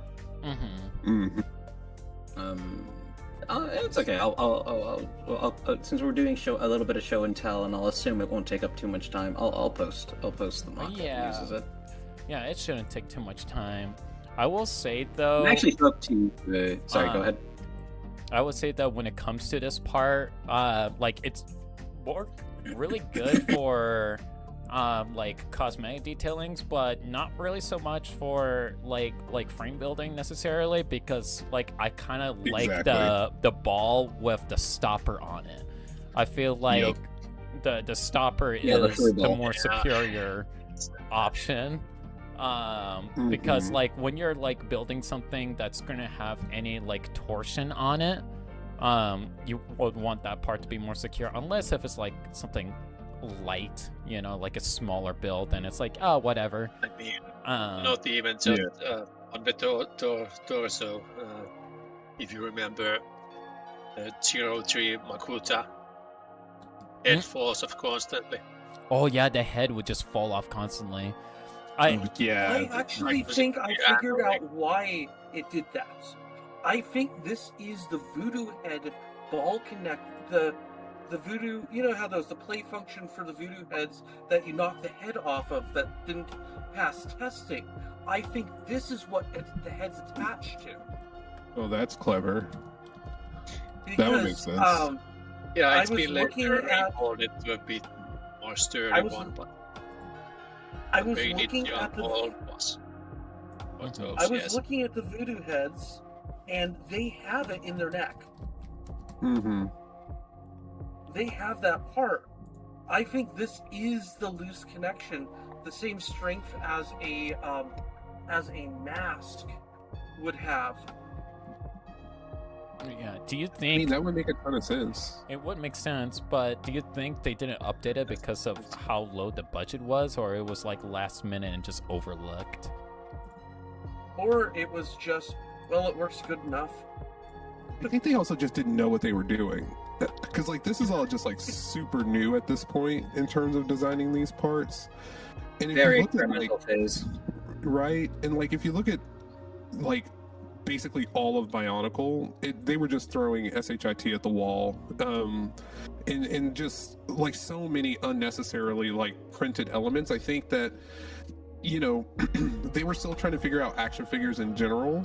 And from my perspective, like, if they would have had it their way, and so I guess funny story time is like when we were doing the original Toa series on my channel, we were considering doing the combiner models, and like there's a lot of theories going around like, what does this ball indicate? Because if you look at them, it's like, oh, like why do all the male Toa have them on their chest and and Gali doesn't? Well, neither does Pohatu. Pohatu is the anomaly. So Hatu is an anomaly in so many ways, and so that's why I love him. I did a lot of research, and I was actually in Denmark at Lego House last year, and there was a Bionicle person there, a person who was expert Bionicle, and they were like, "There's no special reason. It was just that they needed somewhere to put the balls for the combiner models because they're necessary for that." And I was like, "That's very interesting." I think the fans retroactively have made those the heart lights. Yeah, tell me about that because I haven't heard that yet. Because in story we often hear about heart lights. We saw them in the Merrimax, and they're usually in the chest. So there's a little dot in the middle of the ball. Yeah. And at least for me and my group of friends growing up as kid, we pictured that little dot is the heart light that's armored inside the casing of the sphere, and Galleys would be where the axle hole is. Oh, I like that explanation way better. I feel like that's canon. And then Onua's is where the axle is, like that is where their heart light is, and Tahu, Kapaka, and Liwa have a more armored casing for theirs. I posit that because unity is what makes the Toa strong, Gali having the empty hand socket on her chest means that you're supposed to like latch them together like a harness, and then I don't know, throw them at a wall or something. Oh my god! Did someone online actually from the community actually connected Tahu with Gali together, where like to just connect the ball to the socket and they're just face to face, like Gali's like sideways. Obvious joke. So that's how they What does this heteronormative? I think. Is this close enough for you, brother? Is this how the Matoran are made, brother? He slaps her across the face, saying, "Matoran are not children. Get it right." No, they're just hobbits. Just imagine Watu running through the desert with Gali stuck on his shoulder. Imagine Gali swimming through the ocean with Tahu stuck to her chest. Lord have mercy. Nothing but steam, hot air, as they say. Is that how you get Liwa in the water? I think that's what's called steamboating. Just a living life preserver. Oh my god! Okay, yeah, with Tahu it's steamboating, Liwa it's airboating. Kopaka, what would that be? Ice fishing? An iceberg. Ice bath? Ice bucket chilling. Ice bucket chilling. Yeah, there we go. I've got a good example of a set that utilizes this piece. Thanks, bro. That's a lot of balls. I will wait for it to be a fun stream. Oh my, wait. I'm sorry, I'm sorry. Oh my gosh, gosh, the power outage made me so salty, I'm now just providing passive dead jokes for the entire podcast, instead of participating like a normal person. Alright, I'll also... Oh, wait a minute, hold on, no, I had to save the image. Hold on. Okay, come on. Hello, Mana. On the screen. Right? We were just talking about the Mana, so I was like, oh, I'll just put that up. But this piece was even used as a friction limiter on the Kaitas. That is true. You can actually pose the limbs properly. It was basically prototype 2015. Before 2015 gearboxes were a thing. Not that the old sockets can actually hold up the weight these days, but That's a completely different problem. Yeah, I checked Yeah, it warm after up is time. fine. Oh, there it is. I found it. There we go. There we go. This is a build You could by say the that MugBearer. old Bionicle joints do not hold up to scrutiny.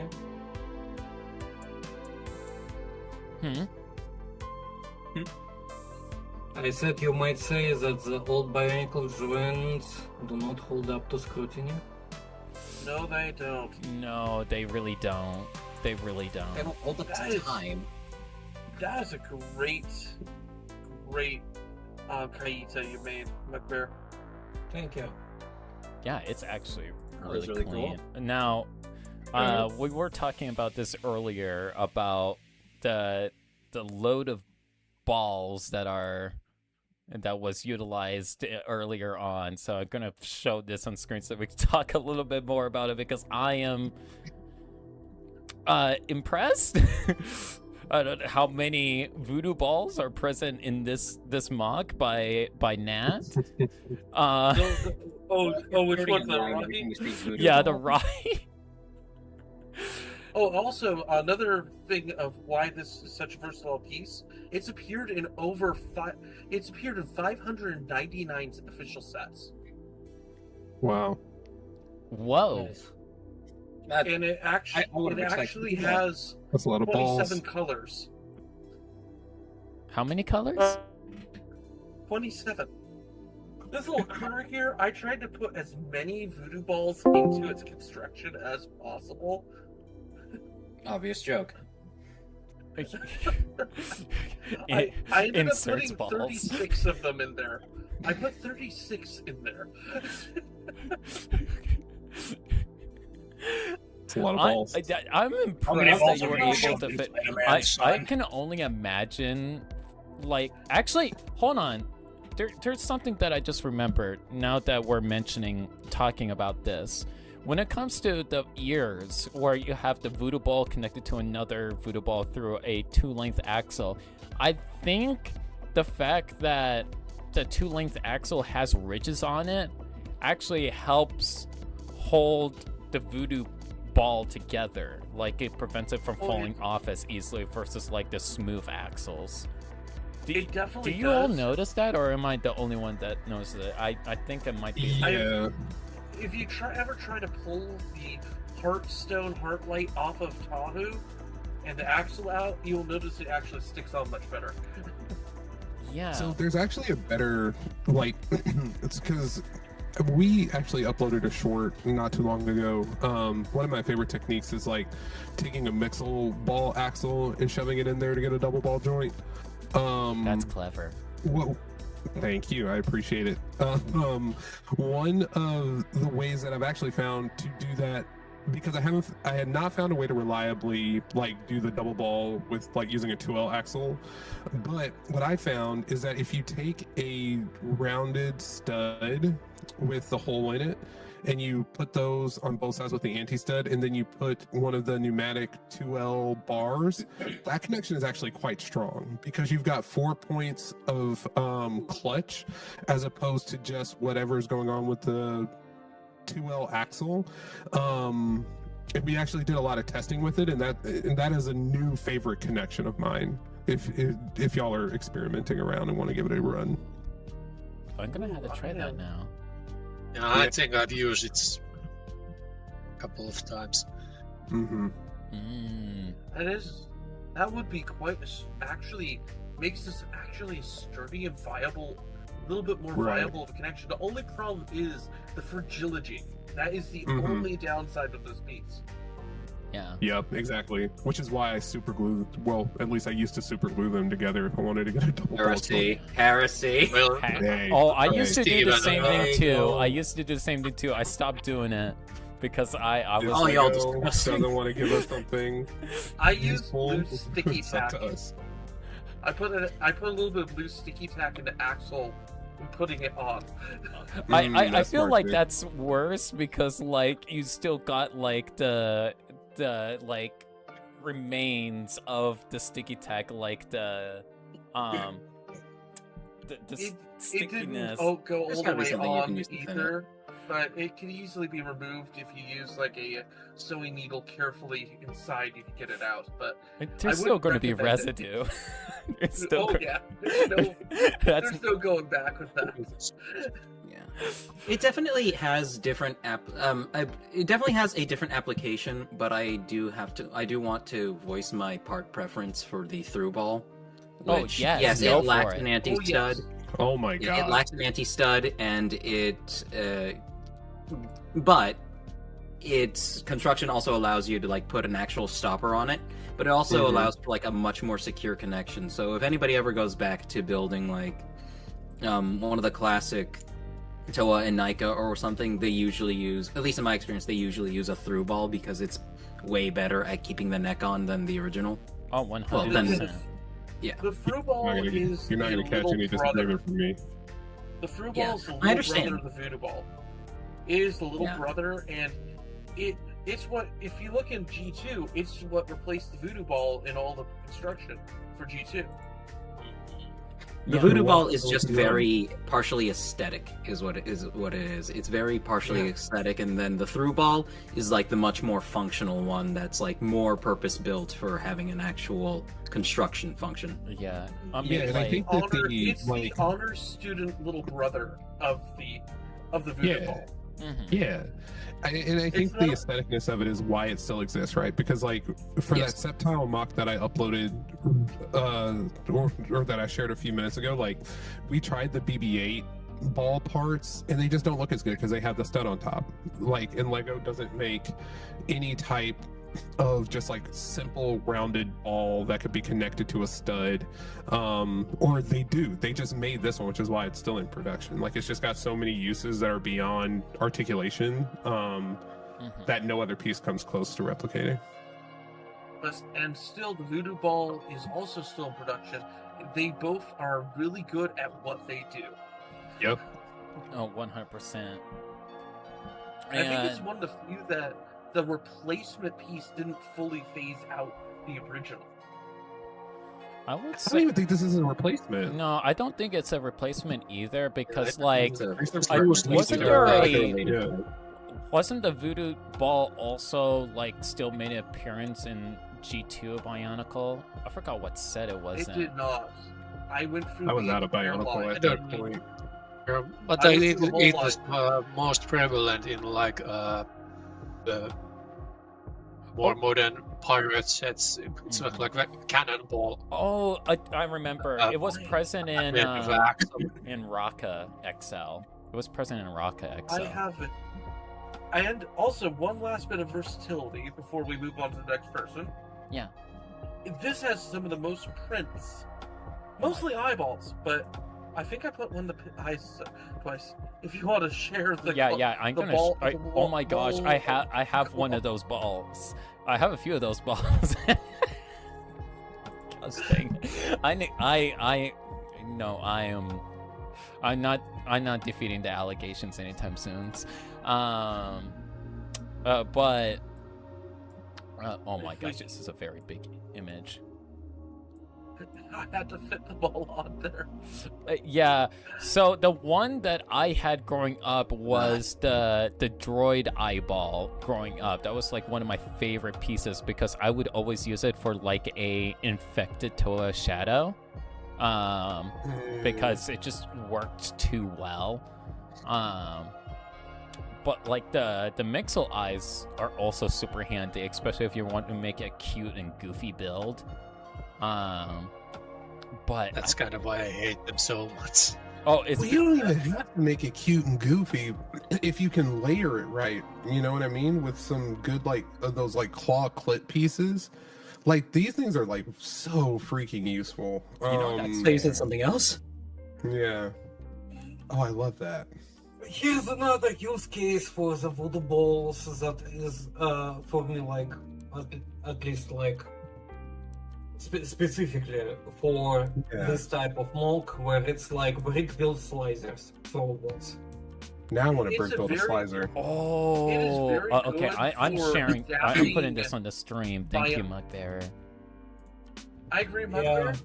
It allows the compatibility of system and of Bionicle parts and Technic. It is a good universal connection point that allows transition to go smoothly. Like, this is I clean. still prefer the through whole ball just because for its functionality most of the time, especially because I'm building digitally, so most of the time what I do is double joints or stuff like that, and with technic lift arms on both sides, so I just stick a through ball there and done with that. Mm-hmm. But for something a bit more esoteric, like those slicers, definitely would use the voodoo balls all the way through. And of course for decoration, as was mentioned before, like spinal bulbs on that Pokemon, or all those eyes and toes and stuff on NetSmoke. You know what? Yeah. Anyway. Speaking about the voodoo ball, I feel like if you're like making like a frog or something like that, it's good like shaping for that. Or if you layer it correctly, maybe like beans for like paws of an animal. If you're making like a large build, maybe. Yeah. Yeah. I've never seen it use as beans before. That could be interesting if it's done right. Yeah. Actually, I would love to do that now. I would love to do that now myself. Yeah, honestly, I kind of want to experiment that now. I haven't seen that done Oh my before, God. but I just shot in the dark with that comment. This reminds me, actually. Speaking of toe beans and the voodoo ball, I would love it if we got like just a. I mean, we've already kind of gotten it before, but maybe if we got something out of sturdier rubber, poly something. If we got like the voodoo ball just in rubber, like a rubberized voodoo ball. Good. Yeah, It'd be so good as a friction piece. Mm-hmm. It would help with the probably help with the clutch power. Yep. As long as my thoughts exactly. As long as it's not made of the same rubber that the Shadow Leeches were made of. Oh yeah, chewy, they're basically conceptually the same, only the rubber is too soft and very chewy. Yeah, I was thinking something tougher. Yeah, honestly, I feel like if for a friction, like something like the friction adder might be the better way to go.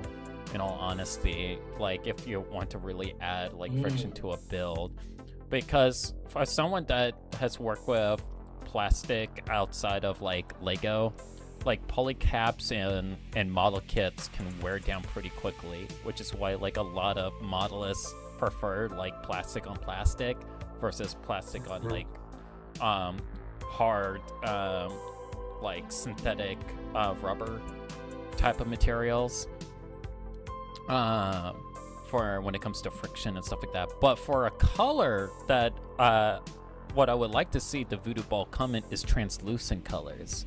I feel like We've as a never had a translucent. Huh? We've never had translucent.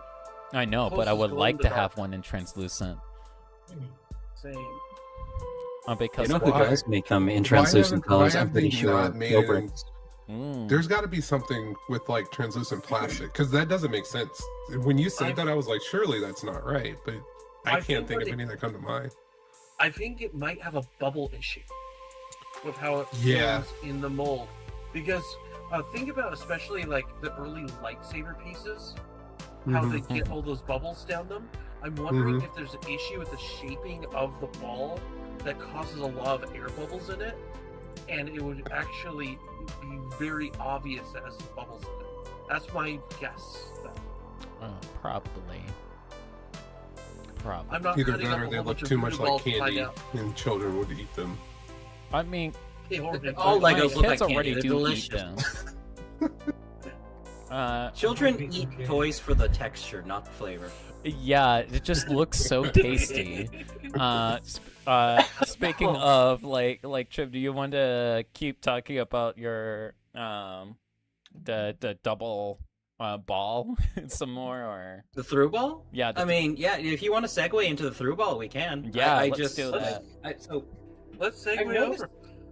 Yeah. So I mean, I mean, that wasn't my chosen part, but like. Oh, I that would wasn't like your to talk chosen about part? it What still, was since your I chosen think- part? It was mine. It was mine. My chosen part was the. Oh, that was your part. My chosen part was just the Modifoot. Oh yeah, that's right. Okay, yeah. How about let's transition over to MugBearer, because MugBearer actually chose this one as his. Yeah. Go Yeah, ahead, Mike. by all means. Yeah, go ahead. Well, I don't know what else I can say about it that haven't been said before. It's younger brother to the voodoo ball, and in most cases it's used as a more structurally sound piece that holds on to axles better, and also works well in the elbow-like joints that have like 2 limiters on the sides, like 2 technical lift arms that like hold it in place. Yeah, and I'm using it everywhere in my digital MOCs, and used to use it a lot in my physical MOCs back in the day. Like I remember purchasing like 20 of those in a single like Ziploc bag, and another 20 for my friend who never picked them up. So it ended up with like an exorbitant amount of those through-hole balls. Oh my gosh, that is awesome. And I'm guessing like they must have been like mostly in black, or like were there? Yeah, like... they were all black. Okay. They were all black. That's I'm trying to find another a good mock, physical mock to showcase as an example of me using it. Yeah. By all means, go for it. Just like just gotta look through. And what is nice about this piece is that 24 of those. Oh wow! So this is actually the fruit ball now actually comes in a larger amount of colors than I thought. Oh yeah, GoBricks makes them in trans colors. But in the official colors, we have the usual black and red. There's also dark purple, light blush gray, red, that new reddish orange, tan, and yellow. Wait, it came in purple? According to Bricklink. I knew it came in tan. I know when it comes to the buildable figures. Oh no, I'm not. It came in the chicken jockey Minecraft set. Okay. No, not. I have watched too much Northern Lion to not make this reference. So yeah, I am going to drop an injure gallery that is like, basically a good example. There's like more than just this little guy on the preview. There's like a whole fucking exoskeleton there that this Matoran fits into, and that exoskeleton has plenty of use for ball frames. Save this image and post it. Images. There we go.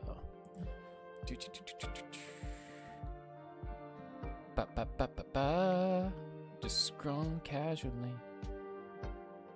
I wish I had a third screen so I'm just like, boom, it's there now.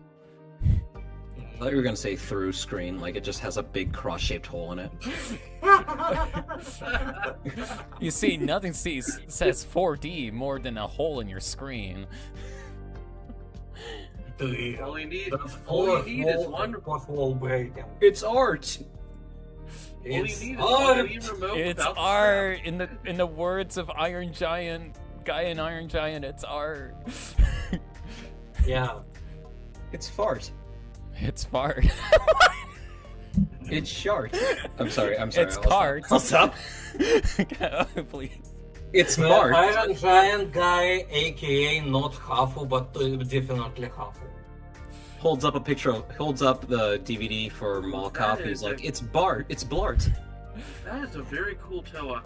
It is. I really like how and how you'll blend That's it like not a Toa. CCBS. That's just a very tall motor. Okay. Oh, It's very tall, but very cool. Oh, he's a 2001. Hold on. I Toa saw something cooler. Hold on. That MugBearer did. Yeah. Hold on. I gotta put this on stream. Well, Honestly, you can just call this fella Demitoran because it's something that I have invented for my Bionicle AU. It's like a midpoint between Matoran and Toa that was created by the Karzani who wanted to who do his job better. The only problem is the Demitoran are all kinda fucked up, despite being much better than regular Matoran. I see. But look at this. It has exo armor. Yo. Yeah, and I posted it on the stream, but like, I don't see it on the stream yet. Is there a delay happening? What's going on? Oh, there it is. It's probably a bit of a delay, yeah. Yeah. Yep. So yeah, it's not the Matoran themselves that are the centerpiece of this gallery. It's the exoskeleton that they wear. That was one of my proudest creations, to be honest, and one of my latest. Because after I moved town, I basically didn't have my collection with me anymore. So I went digital around 2013 and never looked back. I see. Also, I can't tell, but did you put like 2 sockets on the same ball on the hips? Where exactly? Oh, I think. Oh, like for friction? No. That's like the Matoran's hips are 2 ball joints and the CCBS bones, and behind that, the 2 Mata hands that are holding okay. The perspective legs. was throwing me off. Yeah, you can roll further down the gallery to see the exoskeleton without its pilot, and it will give you a better idea of how it's structured. Okay. Looks really metal though. It goes very hard. I do like how mechanical it looks, texturally speaking. You know, in contrast to the more filled out like Matoran body, while still having relatively the same color scheme layout. It's pretty tricky. I think that was more of a limitation of my collections than anything. If I could make them a different color to differentiate, I would probably have to. Yeah, that's completely fair. But texturing wise, it's pretty nicely done. All right. We should go to the next part for showcasing. Which I think we see the next one in there, the Modifoot. Yes, that is me. Yeah. So this unfortunately is a part. So I'm gonna be, when I encapsulate the Modifoot, I'm gonna be talking about the goated original 32475 and its lesser younger brother that was used in more recent sets, 62386. They're both the same piece to me. It's just that one breaks a lot more than the other. 2009 one. I don't think this has appeared in a set since about 2010, unfortunately, and I think that's just a symptom of like how LEGO has left all elements of construction and more figure-associated technique in general completely in the past, and it is quite sad because this is genuinely like a piece that has a lot to it. There are still things about this piece that people are discovering to this day. I think it was Skybird that posted the video talking about how it actually has a dedicated space in it for you to be able to insert a ball joint into. It's at the very bottom of the back of the it's at the very bottom of the back of the foot. I don't know if you because like if you just grab one and you look at like right under the heel or right under the ankle connection point, there is like a gap specifically there so you can fit a ball socket in there. Oh my gosh, I can see it. You can give Tomata Wheelie. There are ways. Now, it's not anywhere near as strong as like an actual hand connection or anything like that. Sure. It's a very loose connection, so you need to add stuff in there if you want to stiffen it up so it doesn't wobble around. But it's just a cool point to have. And then the gap in the actual on the top part of the, what do you call that? Where the piston What's the top is? part? Like the bridge above the bridge of the foot. Yeah, that is like its own kind of hidden connection point as well. And I actually have the perfect mock to show that off here. One second, let me grab her, and I'll shove her into chat.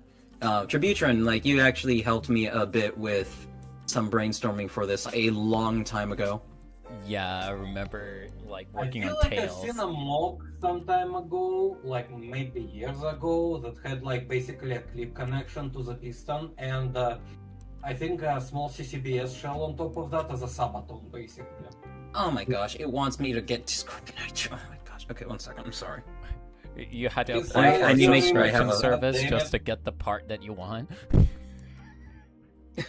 Actually, Tributron, you're in SPK9, right? Yes, I am. Go to the Sheebmox channel and just grab a picture of Viscera the my white and red one that shows off the tail really well. If you're Yeah, able yeah, to, yeah, yeah. I can grab do. it from there. All right. All right. Obviously, the more PG rated version of her. Yes, I will. I Drop will. that full version. Drop that full version. I'll drop that in the chat for you. Yeah. If it lets me. Ah, a person of culture, I see. I knew I was among lads. I'm not grabbing anymore. Among lads, among Okay, the can boys. what was the? Did you post it with its name or no? Yeah, it's okay. So the channel's specifically called Sheeb's Mox. Oh, you know what? I'll just at you in there. Yeah, actually, wait a minute. Hold on, Jeeps. You can blame the infamous. Oh, I see it. I quote see unquote it. infamous Marcus Dirty Dan Richards for this corruption of mine. Oh, there it is. Okay, I found it. I found it. Oh, yum. Yeah. Yeah. Okay, there we go. Yeah, one of the ones with the white and red mask, preferably. Yeah, let me get a front view. There we go. Copy image. That's so interesting. I never would have thought about using the foot piece in that way. Yeah, because I was able to use it on the well, once Tributron gets it up on stream. Yeah, yeah, It's yeah, got like 3 connection points that you're able to use, and I used I used basically everything the foot had to offer for these segments of the tail. And what's great about it is that it's rigid enough to behave as like a makeshift leg. Mm-hmm. There we go. All right, is it up on? Yep. All right, it's just going to show up in a short bit. But as you can see here, the key connection points for her tail are basically just you have the very back of the heel being used to mount a. Oh, I forgot the name of that piece, but it's interfacing with a ball with an axle with a stopper at the end that interfaces with a ball that connects to the foot behind it, and then connected to the midfoot is a Hordika neck. I'm sorry, I'm using like the worst terms here imaginable. It's a Hordika neck that mounts it. You're good. All right, and then that is mounted to a Mata hand, which is then connected to 2 of those modified lift arms, which connect through a Technic bushing that runs through that just under that piston on the top of the foot. And it does not put a lot of abuse on the part either. Like, she is staying together incredibly well. And again, a full chain of these, like what I have going on here, is enough to... Oh wow, you actually put the booby version up? A full chain of these things is enough to even support a mock as heavy as she is. It's for the content. We need to get views. You said we couldn't curse. We need the views, chat. No, it's fair. It's fair. We're getting cursed, but you're throwing this up. That's crazy. Yeah, no, absolutely. Like, It's wow. for the okay. views. Well, I'm allowed to tread. For the views. Somebody's gonna ask for the link in the chat. I can already tell. Yeah, my Instagram is Chiberus with a 3, I think. Oh no, it's fine. Links in the description down below, fellow time travelers. That's crazy. But another great thing about this that I've seen is that there's also a point that perfectly, it's perfect size for a bar clip, and I've seen people use it to like put CCBS shells like directly onto the top of the foot just to bulk it out some. I don't have an example with me of it with me currently, but it's. I think if you look at the piece for yourself, you kind of get the idea. It just has so many things you can do with it. I think one of Lego's quote-unquote more creative uses for it was probably good old Bionicle Jesus here, Matoro, who uses it like specifically as a place to mount his head. Not the most unique way of using it. I honestly more often use it for things like, I really like using it for arm pieces, and I think I have a really good example over here. Please don't tell me my files are too powerful, Discord. I will kill you. Oh, okay, yeah. Yay. This is a Toa Gravity of mine. His name is Karakni. Props to Zantria for getting me the mask. Well, for printing me the mask. That looks sick. Thank you. As you can see here, I've used it both as a shoulder joint. I absolutely love the use of the elbow, of the mat foot as an elbow. That's a Thank you so much. design. Yeah. Again, the piece is just really good. It is. It's just really useful. It's also good for arms. I have also used it in arms for a few builds in the past, and it's actually very handy for like getting the shaping and tapering for that. And not only that, but it can allow you to do a full curl depending on how you set it up. Exactly. I mean, it kind of goes back to what we were talking about earlier with your piece trib. Like, getting a good taper on a part is so rare that like I feel like some of these parts just break out of the stratosphere in terms of usage because there's no better alternative for them. I agree, especially for the amount of greebling that the Matafoot offers. Especially if you want to do something like mechanical, and perfect. Oh, it's great for bulking. It's great for bulking. It's perfect. I remember one time I was building Toa Matanui Live, and I called like the Keytorange Mata Feed armor as I was slapping it on a pair of thighs, and folks were just like laughing about it. It's like, wait, what? It's armor? That's a fun. It's like, no, it's armor now. I say it's armor. I think, therefore, it's armor. Yeah. If you can believe hard enough, it is. Yeah, if you believe hard enough in the heart of the parts, you had to believe in the heart of the parts, Fakama. So good.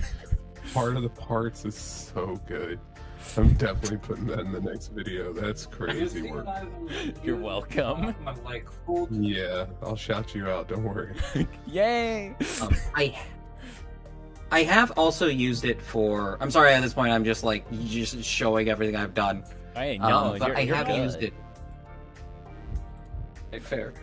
I have used it as actual what's the word for it? I've used it as even a portion of a thigh piece in my self mock. Let me see if I can. I just had the picture for that actually. I need a picture that actually shows it off really well. Let me see if I can find it in your server. Oh yeah. It's actually in that same channel. Yeah, I'll go. I'm so silly. So it's just PG-13A. I just had to. Okay, there we go. Only took Perks of having a years. public Discord server. Okay. No, I do wish we would see this part used more often. Okay. Vampra, Crab. Hang on. It's yeah, not no. here. Where did I put him? It's not here. I'm so sorry. It's not here. Where is it, Sheep? Let me see here. Where is it? Where are they? Okay. I have it. I found the picture. I'm so sorry. Good lord, I suck at this. No, okay, you're good. Here we are. You're Perfect good. image. So you can see how I've used this for the back of the leg here on my self-mock Alkuma. I did post a better breakdown of how Viscera's tail works in the chat, by the way, but you don't have to show that off if you don't want to right now. No, I'm going to It show doesn't off. help that That's he's good completely shape. black, but you can see like how it's just helped to bulk out the general back of his leg. It does nicely. It does. Thank you. Unfortunately, I could not fit the entirety of the one long axle through it, so it only fits part way through. But it's still enough for that to like give some structural support, because that's like a tendon kind of that reaches from the upper thigh to the bottom leg to provide some stability. It is possible to wiggle a 2x-axle through there, but it risks breaking the foot. Yeah, that's what terrifies me about it. Is like, yeah, no, it functions halfway. It's good enough for me. Yeah. Once you get it in, it just kind of lives there. Yeah. Yeah, it kind of. If you want, Chibitron, you can zoom in a little bit on the image. Oh, yeah. I know it sucks managing stuff in OBS. I'm so sorry. No, it's fine. I'll do it for the That love of head the design game. is amazing. That head build is amazing. Oh, I am super proud of that. Like, I could probably go on about what all you can do with the with the Vaki head that nobody decides to do, but I chose the Matafoot. The fact that you were able to built an cram entire- wheels into this thing is crazy. Wheels makes like some of the best side knee detail. Oh, I do agree 100%. I do agree with the head, though. That head is very useful. I built a Matoran's entire torso out of one once. I know!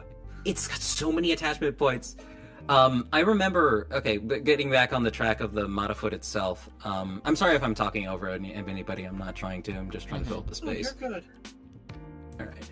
I remember being like 6 or 7, I'm probably I might not be the oldest 6, person in call, but 7. I'm probably among the older crowd. Mhm. Oh, shut up. But I remember looking I might at have the you beat, brother. Matafoot. You very well might. But I remember looking at the Matafoot even as a kid and being like, I could make that into like a Taraga body or something. And I made this very gross, homunculus Liwa using the Matafoot as a body. And I was really proud of myself for having figured that out. I've obviously taken him apart since, but like I think that was like the moment for me where I realized the piece had like so many functions, and I'm glad it had as long a run as it did, and I do hope we see it again one day. No, It's genuinely a great part. No, that is so real. All right, let's go on to BK. Yo. You're up. What's your part? Yo. So I don't even know the number on this guy. So Wow, didn't pull if up somebody Bricklink. more, yeah. Wow. So somebody more knowledgeable wants to find that number, that'd be great. Proceeds Give me to 1 second. go up brick set instead. Yeah. So I think that like this is probably my second favorite Lego part. I mean, so I used to be a teacher, and I asked one of my kids like, what's your favorite food? And they were like, ooh, single ingredient or multi-ingredient? And I was like, well, damn, I've never thought about it that way. My favorite multi-ingredient Lego part is the double rotation 4.85 joint. I think that has just unlocked so much like posability. I think my favorite single ingredient part is this. Thank you very much, Time Dragon, for that. The part number is 1192. Perfect. X1192. X1192. And it is basically a modified version of the hand joint, but it has an axle hole that points straight down. Oh, this lovely piece. Yeah. And so like it's so useful. I don't have a good example of my like system Takua MOC, like a good picture. This is just from the video. If anybody wants to see the full build of that, I'm sure that we can link it or something like that. But oh yeah, links in the description down below. You heard that, editor? Do it. Even though editor is all me. that YouTube stuff. But it's just so useful. It can be used at, like, obviously for a ball joint, but it's got 2 cross holes on either side, so really it's got 3 cross holes that can be used with mixel joints. They can be used with standard size ball joints. I found them even like really compatible with a lot of like bar techniques, as well as a lot of rotation pieces as well. I believe this piece made its debut in the Axon set. I may or may not be wrong, and I'm sorry because I bought out the majority of them. And you're right. You're right. Yeah, Professor both Ford. Giikei and Kreka for Giikei came before Axon? Yep. Huh. Oh, if you want to school you, I want to say No, one please. cool thing about this your piece, really quick. Yeah. It's our first rubber Yes. friction piece. Exactly, and that's why I love it. It breaks way less, and the friction is just so much better. For this one, it's a rare example of where plastic on rubber is better than plastic on plastic, given that this piece, like, it just didn't need a redesign, like the hand socket did. And I think I bought this piece out on Bricklink a couple of years ago. It may have repopulated, but I bought, like, for at least this one seller had maybe 60 of them, and then he priced them at like somewhere between 85 cents and $1 a piece, and I bought all of them that he had just because I knew that they were going to become more and more scarce. Yeah, may I add something though? Because Please. We mentioned a little bit about like how it can like how other sockets tend to crack. I have a theory that the reason why this does not crack as much is because usually the crack seams whenever you messing with other sockets, it's usually at the base of the socket, but that's where all the rubber parts are, and I think that's why it's like holds together so well, is because literally part of the rubber is present in those areas where it's known to crack. There's a reason why they put rubber in it. You know what I'm saying? Like, especially like where they put it. And I'm really curious to know if like this just ended up being too expensive to produce, or like why this didn't get carried forward. Because like if I were to like, I mean, I have so many of these in my collection, and literally none of them have cracks in comparison to the other Bionicle hand socket like renditions. It's just curious to me why we didn't get a lot more of this piece. I have a theory for that. Yeah, I what have do you a think? theory. I think it's because they introduced that long axle that goes along the back of their Titan builds, and they no longer needed the friction joint. And then when they started going back to ones without it, is when they transitioned into the new shape of socket, and they might not have been able to get the new socket compatible with the rubber. Yeah, that tracks. That actually makes a ton of sense. Yeah. Because they just solved, I guess they would have just solved friction in a different type of way. Do you have a part there that doesn't have rubber in it? So that is by Zion. I call him Zion Taro, Fracket. He's you might have heard of him before. He is a maker of bootleg parts. He has a lot of, he prints a lot of masks in custom colors. And this I got off his shop. These are literally just that part without the rubber. They are fantastic. Their measurements are almost perfect. I have had one issue with them where I tried putting 2 of them end to end with each other and then connecting them to a lift arm, and they were putting a little bit of stress on it. But I think that's nothing that can be solved. They're slightly too long. Slightly too long, yeah. But like, we can fix that by cutting the axle. Yeah, you can fix like cutting the axle, or you can just stand down the top. Like, just the shape of the piece in general is incredibly useful, and it fills like a mocking niche that Lego will never like address in a similar way ever again. Also, like, even to look back a bit as well, is like it kind of uses less parts to make like the base frame of a Titan thigh versus like how you traditionally would have to make a a Titan thigh nowadays, where it's like, okay, you get like 2 half Technic levers, put some axles through, and then slap a Technic beam on top with some pins. With this, it's literally like an axle. You put the 2 sockets on either end, and then you can put a Technic lift arm on the top, or whatever cosmetic detailing you want to add. Like, it uses less parts, and it baffles me that it's still not in production. Like, I understand, like, hey, there are other methods of putting friction in a build, but even still, like, you would think Lego would be like, okay, if it takes less parts to do it this way, might as well do it this way, you know? Absolutely. It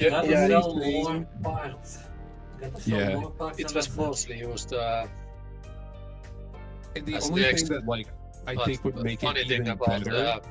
Go for it. Sorry if I'm talking. No, please. It was mostly used for legs, yeah, but the funny case with Bison and Fenrak is that Fenrak uses regular wide joints, but then it has that rubber one in the neck, just so it has more friction. Yes, I think I understand. Yeah, and so, like, the only other thing that I was going to add was the fact that, like, the only thing that would make it better, and I think that I might actually reach out to who is it, Ziatro? Yes. Ziatro? Yeah, I can get you in contact with him. But he also has an Instagram where you can message him. I can link you that. Yeah, links in the description down below. Introduction might help a little bit. Yeah. Of course. But, like, so one thing that I often think about is, like, why didn't Lego give us the option of having the crossbar hole adapter thing? Like, why can't we put an axle all the way through that? Because if it could accommodate an axle with a stop, then there's no better arm connection for Bionicle MOCs, in my opinion, than this one. And it seems like the part is long enough and has enough, like, wiggle room in there to accommodate it without, like, interfering with the cup of the ball. But I could be wrong. I haven't, like, tested it in CAD or anything like that. But if that were possible, I think that would just unlock some really crazy possibilities that would be way less fragile. Yeah. For sure. But that's my part, and I'm sticking to it. I think one reason so you were talking about not being able to stick the axle all the way through the side or the top? Through the top. I think in terms of both of those is because it would there's a lot of dense plastic in the middle. And I think it's the same reason that you can't shove it through the side is like because it might crack in half. That makes sense. I still would love one that you could, because, like, I know Lego came out with a half brick, half ball connection piece recently that you're able to actually thread an axle all the way through, so that it's coming through the ball area. So you're able to, like, make a friction joint with a through ball if you want to. I don't know what set it's in, but it's a really cool part. Mario sets, Bowser maybe. I think it's used for rotating specifically the forearm. I'm pretty sure it was meant to be introduced in the Shadow mech, but it was first appeared in the Giant Winnie the Pooh. Giant Winnie the Pooh. Oh yeah, oh my God. Okay, the thing about that Giant Winnie the Pooh video is that about there's that this Giant Winnie the Pooh set. Yeah. Sorry, go for it. Yeah, sorry. The thing that annoys me about that Winnie the Pooh is that is the only set where it has a variation of the 2x2 brick with socket on the side, anymore. Except it's just a 1x2 brick with a socket sticking out. And I'm like, Lego, put that in more sets. I think you used it in your Tahu, didn't you? In the new Sonic. So I made a short about it, but you can get 6 of them in the new Sonic the Hedgehog mech set in red. Yeah, I mentioned that. Oh, okay. Oh, sorry, I didn't hear that part. It was intended for that originally, I think. Oh, It okay, appeared I see. first in Winnie the Pooh, regardless. Yes. I linked Ziontaro's website at the very least in the chat. Oh, Perfect. Thank you so much. Thank you. Welcome. And I'm gonna have to hop for a team meeting, guys. But this has been so fun. I hope we can do it again, even outside of Bionicle Day. I think. So yeah. Oh, This has been a blast, absolutely. and I really appreciate it. Oh, yeah, We'll do some talking more about Bionicle pieces like Forge this is fun. podcasts. I think this is fun. Let's do Yes. it. Yeah, maybe Let's do next time electricity will not black out on me at the very beginning of the podcast. Hopefully. Hopefully, yeah. Okay. Well, last but not least, we got you, Giike. So. What a risky name. Very, very risky. I prefer to just say Giikei, but Oh, Giikei. I don't know. It's just Oh, that's how you pronounce it. how I want to Oh, do it. okay. I don't know. I'm not native English speaker, so No, it makes sense. Oh, that makes It makes sense when I hear it pronounced. Mm-hmm. Giikei. Sounds cool. Yeah, that is a very cool name.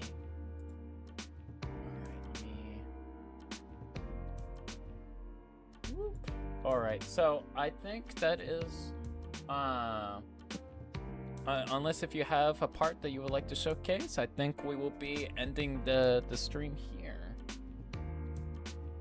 no. It was a piston joint. Ooh, piston joint. Okay. That's right. Yes. Yeah. Yeah. good. Let me post that. Let me post that on the So chat. my mock that uses most of those, so Yeah. Let me. you've probably seen this already. Oh, there it is. Oh, that's a beautiful one. Yes. All right. Save image. Oh, this. Oh. Yeah, this is. This is a reason why I invited this talented builder onto this show is mainly because of how well they're able to make so many cool stuff. It's a pleasure to meet you. I had no idea. I'd seen this before. It's amazing to finally meet the person who made this, Monui. Right. So tell us a little bit about your part. So the piston joint, or what was it named? I think it's called the Titan. So it was. No. Just scroll here. So it was introduced in 2006.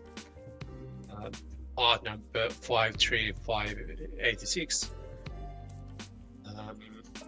I think most of us remember it from Buchaka. Mm-hmm. That would be correct. And it has appeared ever since. So it's definitely not very texture heavy part. It's more of for engineering, I would say.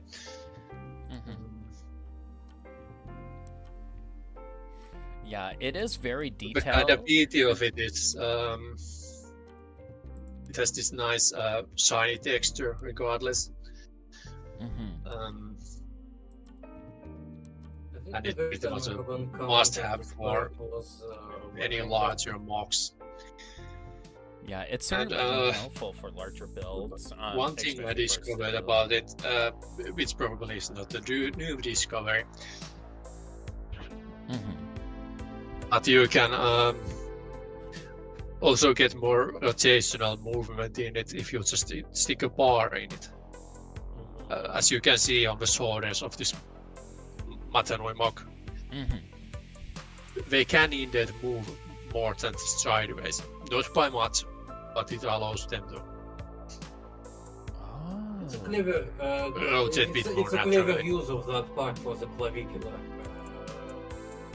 joints. Yeah, that's the clavicle. That's the clavicle. Also for the trapezius. No, we have obviously the legs use them too, but that's more just assumes, I guess. What I love about this part is that for me, it was a gateway into realizing that there were, like, not only interesting ways to use this piece, but like you could exercise the same principle that this part uses for like completely unrelated pieces actually. If nobody minds me shoving one of my own MOCs in here again, so it can be seen, I have my vampire revamp. Oh yeah. That'll be fun. Yeah, it exercises the same principle that the piston, the Technic piston actually uses for its knee bend, to provide some like needed friction to keep it like its stance sturdy. But it doesn't actually use the piston. It doesn't actually use the piston at all. But you can see there at the knee joint, like the same thing with the axle stopper is being used to achieve the same effect. So that's what I absolutely love about the Titan piston, is what I'll call it here. Like, even if you... Oh, yeah, no, I use it in one place, but I don't use it as a piston. Yeah. Outside of, like... It tells you the beauty of friction. Yeah, outside of piston, using it for, like, friction and stability, it can also be used for, like, weapons as well. I've seen plenty of mock builders in the past would use it for, like, shotguns and other, like, crude weaponry, you know, just due to its shape as well. Like, it can be used outside of just purely stability. And I think that's, like, the fun part about it, because it's metallic, you know, it has, like, about, like, 2 to 3 connection points. And the thing that is also unique about it is that, like, there's a taperment on the piston itself, especially towards its open section, which allows for additional, like, wiggle room. Yes. Now, that can be a curse or a boon, depending on who you ask. For me, it's usually a curse. Yeah, I feel... I understand why they did it, is so that there's, like, it doesn't cause too much friction, but honestly, if its sole design was for friction, I was like, you know, was it so tight that, like, it pulled out the ball with it? You know, it makes you wonder. Or maybe it's for, like, I remember... molding. Sorry. Oh, go ahead. Alright. Am I talking over too many people, by the way? I'm trying not to. Oh, no, you're not. You're not. Okay. Oh. Alright. I remember when I was working on Scorvax, this guy here, I was hell-bent on using it for... I'm sorry, I keep spamming images. I was hell-bent on using it for part of the claw function, and because of the lack of friction, I wasn't actually sure how I could do that.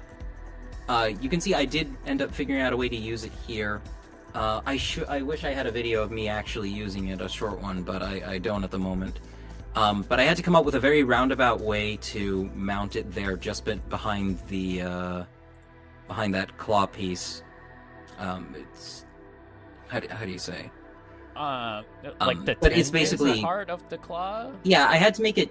Yeah, I had to make use of like the loose fit that you were talking about, so that there's actually a more or less free-floating axle that's restricted, so that when the claw moves, it moves it just enough that it doesn't unhook the axle from there, because otherwise it would just slide out. I'm not sure if I'm explaining that the best way. Yeah, that does make a lot of sense, because again, it's that taper. Yeah. Which is like a little bit annoying, like especially if like you're trying to like make like a sword or a hilt or something like that. I know I'm talking about weapons again. Just make it fit a pin. Just make it fit a pin. Yeah, that's all I want. Right? It could have been like, think about like how like Gali Nuva's like propeller. Where it's like it has the axle, but then you also have the pin connection on the other side in case if you just wanted to spin. Like, imagine if they do do that, you know, and just like, here, you know, now you have more options of what you can do with this part. And it's like, yes, please, more of that. That would be so nice. I've got an example of using this piece in one of my MOCs, where it's supposed to be, but just to add a little bit of texture into it. Oh, I've seen. Okay, I've seen this one before, chat. This one is actually really good. Hell yeah! Yeah. Yes, Icarex is serving. Not as much as Vampra. Yeah, not as much as Vampra. Not as much as Vampra. He's not as dummy thick. He's doing it in a different way. He's doing it in a different way. Where? I thought I just downloaded it. Where did I put it? Oh, there it is. Okay. There we go. I found him. Again, this is such a beautiful build. And how you had the pistons going in the back of the legs, but you're also like imitating it with some smaller pistons in the front of the legs. I think that's one of the reasons why I like the pistons so much, is that it helps your Bionicle feel more like a Bionicle with the biomechanical aspect. Since, especially when it comes to the prevalence of like just pistons in general. It's anatomical in a sense. Yeah. It's true, even if the MOC is very system heavy, I feel it. It is a little top heavy. I can imagine that thing flopping over. It's gonna need a stand. No, I meant even if a MOC is very system heavy, it still comes through as a Bionicle if you add it more. Like for example, these four obviously. Ooh. Okay. Yeah. Let me put this. Oh, you did the other one. Oh my god. I hate you. You're so good at this. I love that you were. Sorry. No, I mean that as a compliment. I mean it as a compliment. Yeah. You are very talented, my good sir. You do not have to apologize for anything, okay? This is a reason why you are on this show, talking about stuff on the Bionicle Forge podcast, because you are talented. You all are. It's so nice. It's so good. Just you deserve to dice. Oh, the opaque eyes as fingertips. Jeez, why didn't? Oh yeah. Where do those come from in that color? I'm about to find out.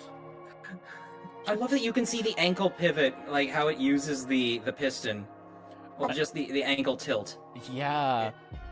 And, like, though it's, like, super extended out, it wouldn't, like, you don't have to worry too much about it, like, falling off necessarily.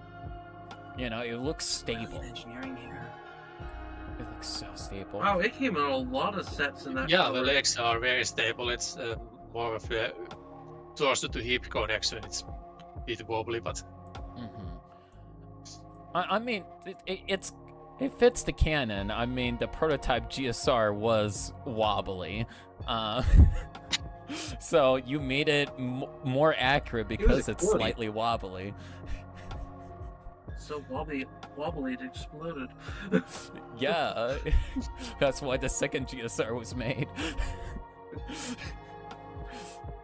Let's make it again quickly and even bigger this time.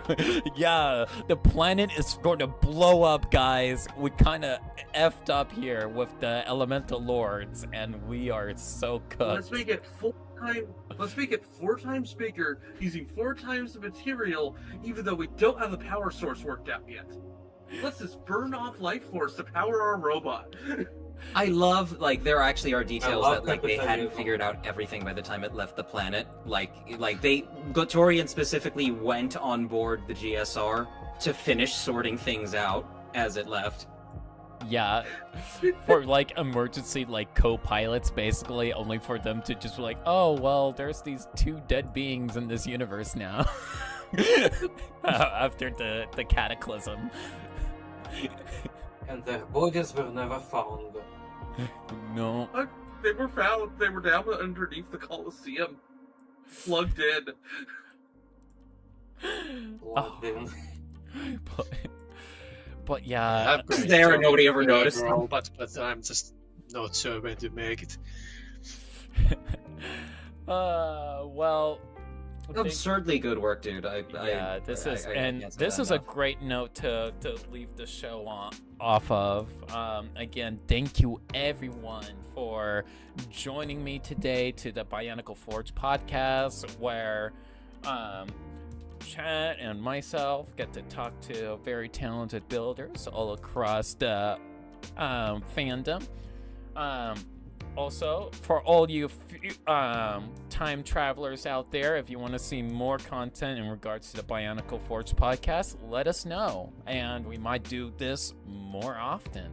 Thank you for having us. Yeah, I would be down for being back. This was enjoyable. I was kind of scared of talking to complete strangers at first. I'm so used to my own community, but I think I managed to not embarrass myself. At least I hope I did. Well, no, you didn't. If anything, like you helped produce content with one of your MOCs on stream. Like we got more views from that. I'd love to do this again if you want to host us again, Drip. Yeah, again, I would like to do that. I think we can probably also do it like pre-recorded, maybe not even live, you know? All depends. You know, this way she can catch all the oopsie words. Yeah, exactly. Well, you'll all have. I love how the most professional of us was the first to curse. Hey, listen. A girl, nobody's perfect. Yeah, you gotta work it, am I right? Yeah, you gotta work it, yeah. This was enjoyable, though. Yeah, this Bye, was everyone. fun. Bye, have a great one. Take it easy, everyone. Bye. It was nice to meet you. Like and subscribe to Chiberus. Yeah, links in the description down below. Bye. By my instructions. Well, fellow compatriots, that was a lot of fun. We are actually going to go into commercial break here.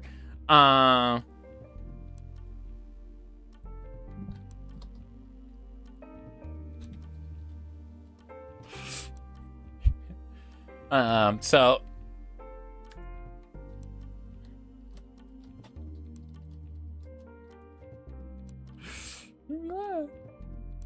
all right, fellow compatriots, we are going to be cutting to commercial over here in a little bit. So, and we will be back onto our next segment, which is going to be doodle reimaginings of Taraga Beach, where I'm going to be painting and drawing for all of you. So be sure to go ahead and stay tuned for that. I'm going to be pulling this up now. Hold on. Takes me a while to go ahead and set all this up. Bionicle assets, commercials. There we go. And without any further ado, let's. I'll go ahead and cut straight into it. Everyone, this is Dino.Care. Currently, we are doing our ad break, where you will get to see exclusive products and information that is available from Ascending Depths. Yes, that's right. You're going to be seeing a whole category of products ranging from custom pods in various colors to stories to books and more. If that is something that you are interested, be sure to go ahead and stay tuned for the following media. And we will continue our regularly scheduled broadcast shortly.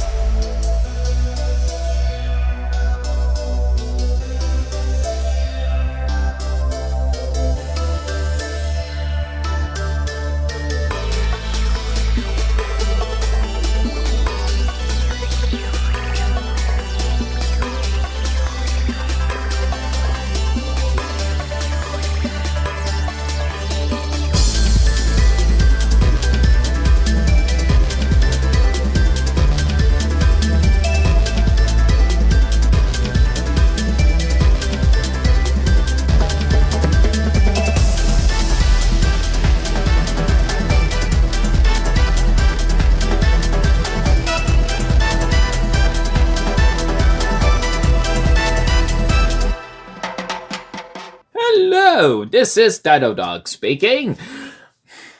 Please stay tuned as we are still doing our commercial break where you get to see exclusive things for the world of Ascending Depths. That includes products and a various category of things. So, be sure to go ahead and stay tuned, and this stream is not sponsored. The only sponsor is this handsome fellow such as myself and this beautiful lady by the name of Tributron. So, be sure to go ahead and give us a follow, give us a like, and if you like this this stream so far, why don't you go ahead and give us a follow as well? Well, till you see me yet again. At last we meet again, dear brother, and I am here to prove my metal as a true herald of that mask. For millennia you have owned that mask, yet in this very day it shall prove to be futile. Please don't take it personally, dear brother, as I unveil my most evil, most diabolical weapon, a penguin with a knife! I'm not your brother. What? At last we meet again, brother. Now fear my most diabolical, most evil, pure. I'm don't. Oh, darn it. I had a whole speech going on, but I just got so carried away. Oh, hey, this is DinoDog here. I just wanted to go ahead and let you know that the stream is still ongoing.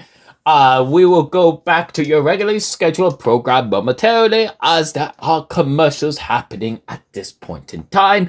Feel free to go ahead and grab yourself a drink or enjoy the high quality footage that you are about to see. Well, and keep in mind, there's only only so much pre-recorded footage in these streams. This is a 9-hour stream, so keeping up with this level of production value is very difficult. So be sure to get hydrated, drink your water. I highly recommend drinking your water, get a snack, or have a seat, relax, go do something that you need to go ahead and get wrapped up. That will take only take a few minutes of your time. But we will be back soon. See you shortly.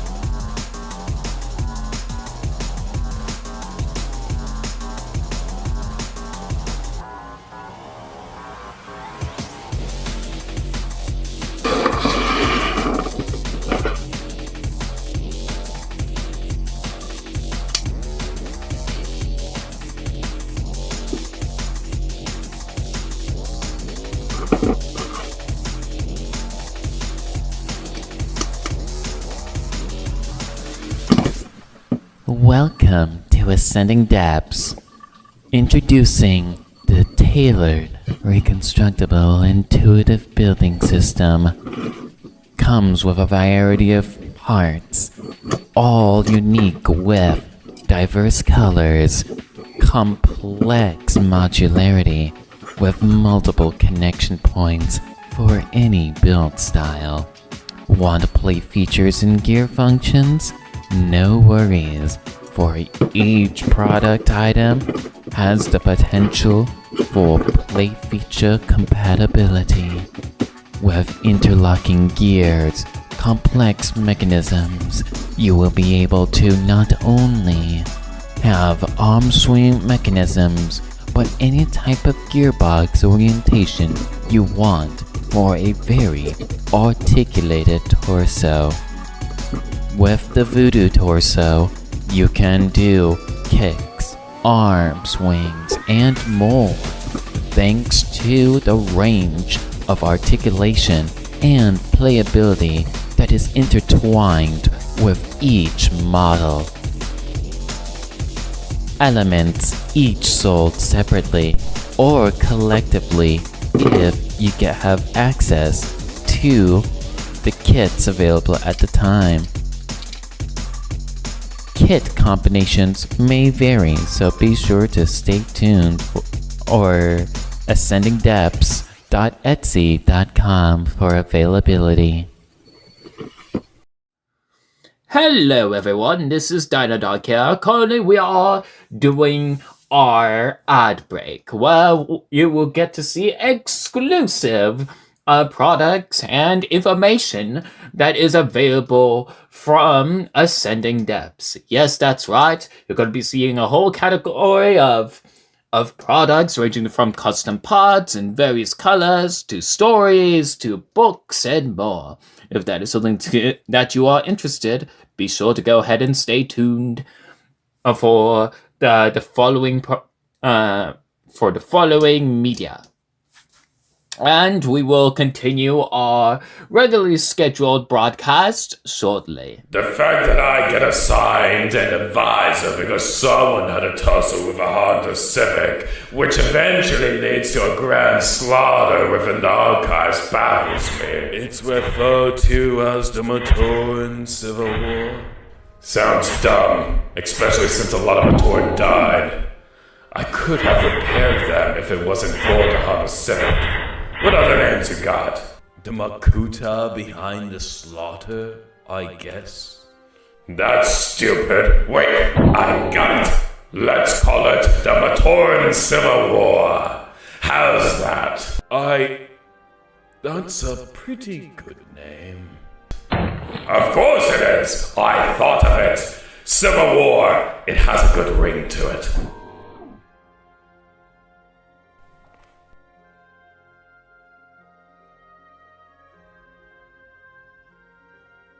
You, Pomatoid, we need more shrines to scare newcomers, to dread fear and terror across the very soul.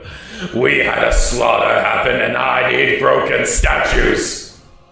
Can I get paid in advance?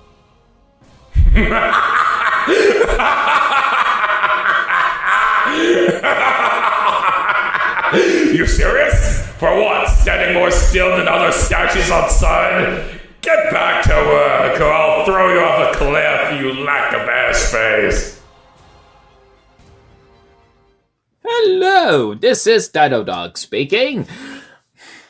Please stay tuned as we are still doing our commercial break while you get to see exclusive things for the world of Ascending Depths that includes products and a various category of things.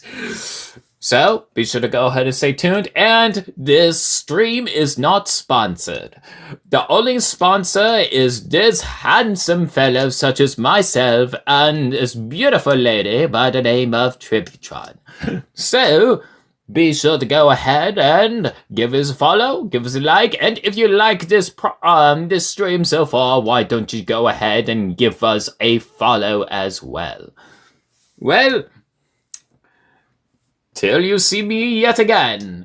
Hello, fellow compatriots, this is DinoDog speaking, here to announce a brand new wave of action figures. Yes, that's right, these biddable figures will be made out of recyclable materials and come in biodegradable...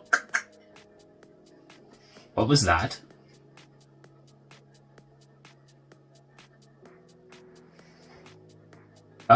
That's one of the new sets, Kobo, which is a hermit crab that you can find on the island of Lilido. An amazing little creature. They are absolutely adorable, and they also come in a whole bunch of line of sets. Oh god, it has more packaging. Alright, just focus on me. Just focus on me. Whatever you do, just focus on me. If you stay focused on... Oh god, it multiplied again.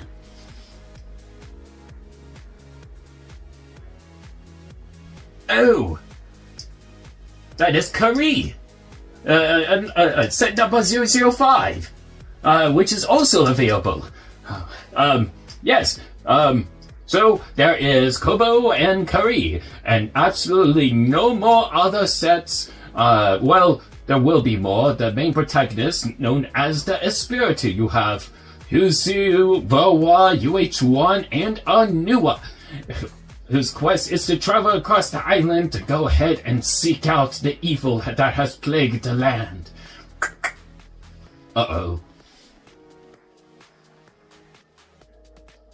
How do you have so many? Stop multiplying for the love of everything that's pure in the world. For the love of Mott and Nui. Or for the love of the great beings, rather. Okay, hopefully that's the last of... I had to say it.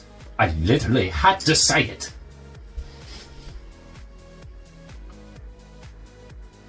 Are you proud of yourself? Of course you are, you little gremlin. Excuse me, what's your tone?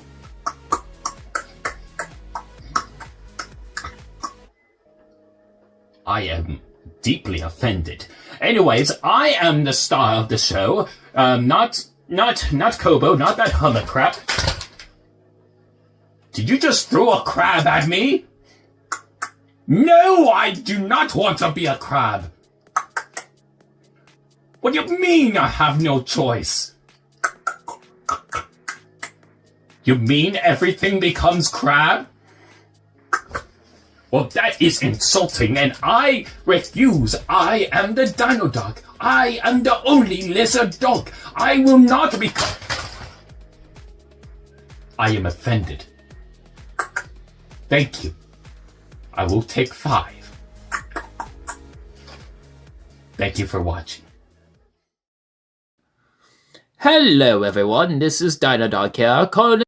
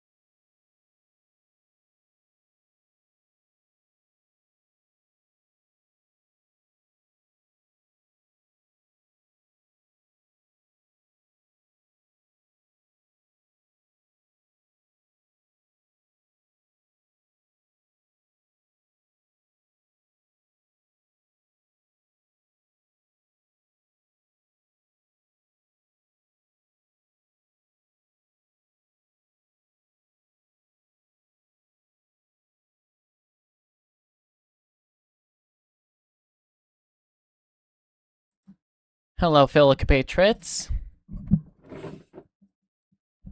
Alright, we are... just give me a moment here. I'm just, like setting some stuff up. But... Oh, yeah, right. Let's get our music going. Need our music... Get our stream music so it's not so quiet. Because I do not like the quiet. This quiet's not as fun.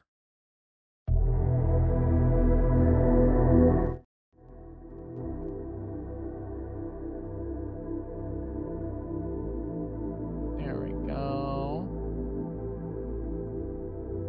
There we go. There we go. We're doing better now.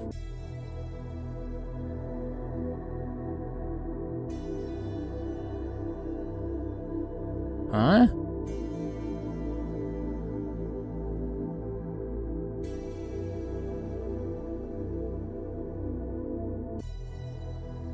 Okay.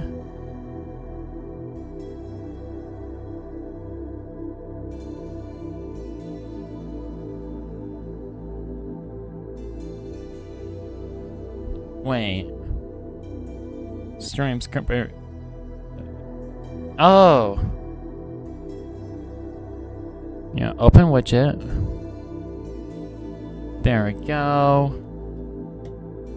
Looks like my connection is still good. Beep boop. Beep boop beep beep boop boop baby.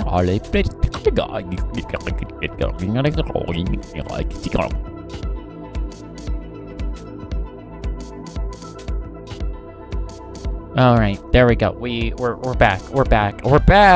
Yay! All right, so we're gonna be doing our next segment, which is the doodle reimaginings of Taraga Beach. This is not going to be the tier list section. I know everybody was interested, wanting to do the tier list segment. I'm going to go ahead and get things situated for the doodle reimaginings of Taraga Beach because I still want to draw. That is something that I'm going to be setting up here. So we are not taken in by surprise.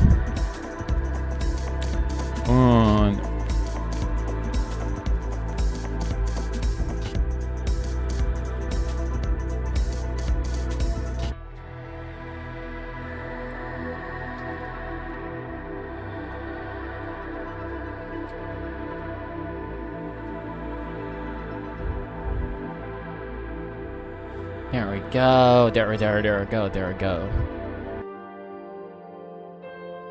All right. So, I'm going to be setting up some stuff here so that we can actually get the ball rolling in terms of...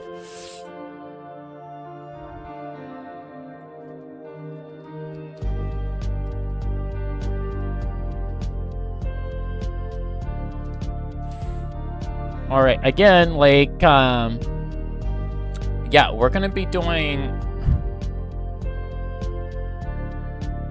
we're going to be doing the doodle reimaginings. So I'm going to be painting live for everyone here. So let me go ahead and get that set up. It took me a while to actually get everything in order, so I do apologize. So, let me go ahead and get into my workstation over here. Let me go ahead and browse. And documents. There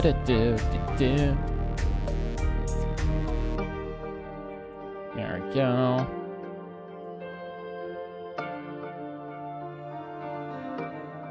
So I'll be back. I'll be back. Let me go ahead and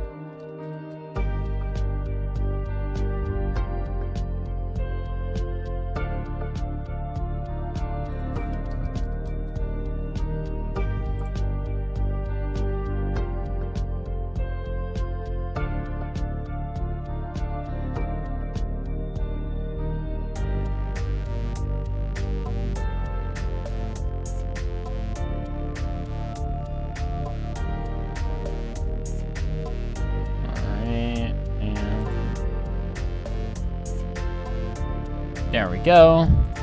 All right, I'll be back.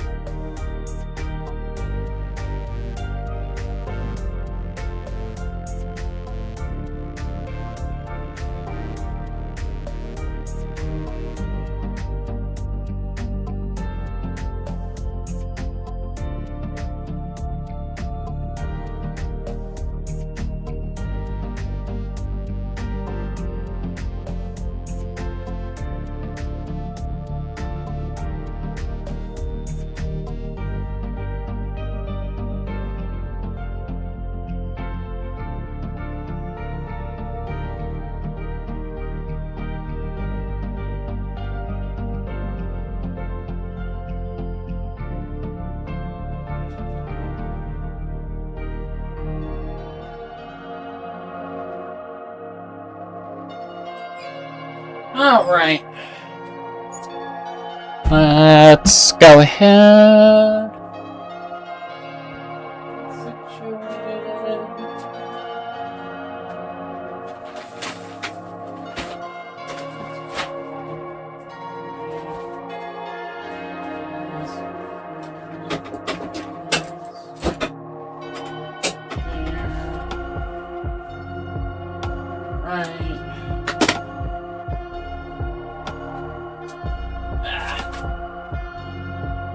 Wait a minute. Can I use the new camera? I wonder if I can use the new camera or not. I hope I can. If I can't, then that would suck. That would suck greatly if I can't. That would be very unfortunate.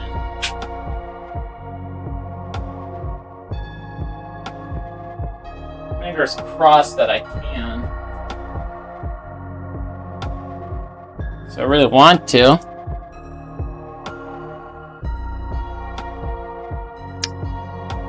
Alright. Close you. Got chat going.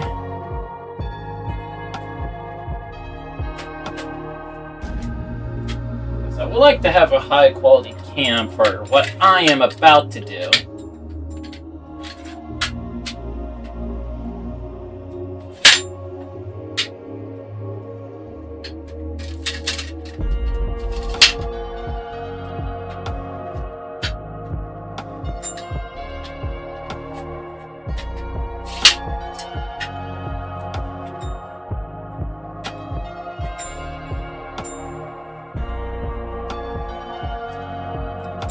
Alright.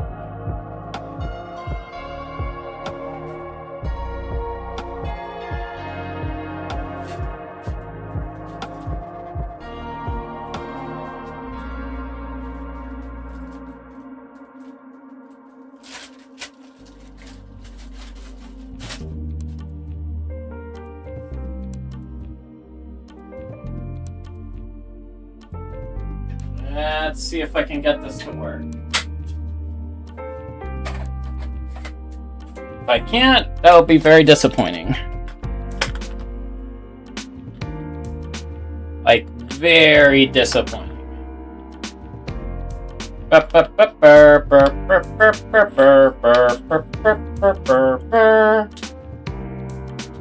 Alright.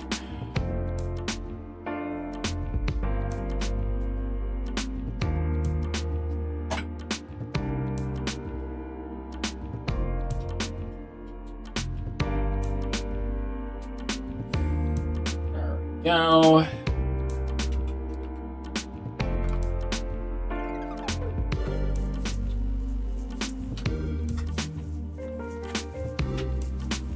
Boom. And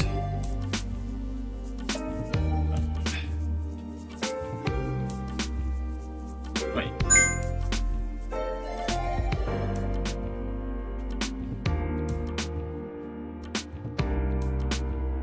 Right, I had to lower this.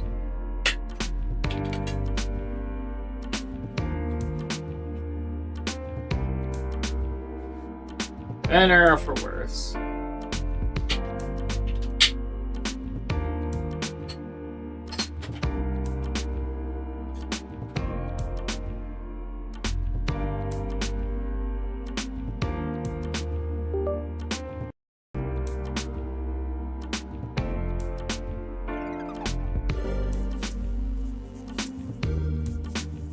Alright, let's see if I can actually get this connected. Live cam. Add. Video capture device.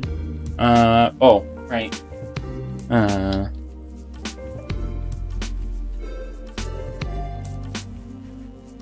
Camera. Okay.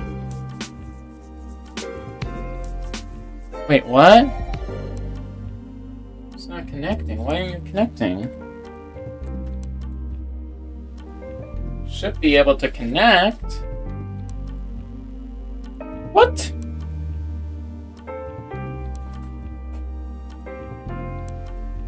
Okay, that's goofy. That is goofy. When you're connecting.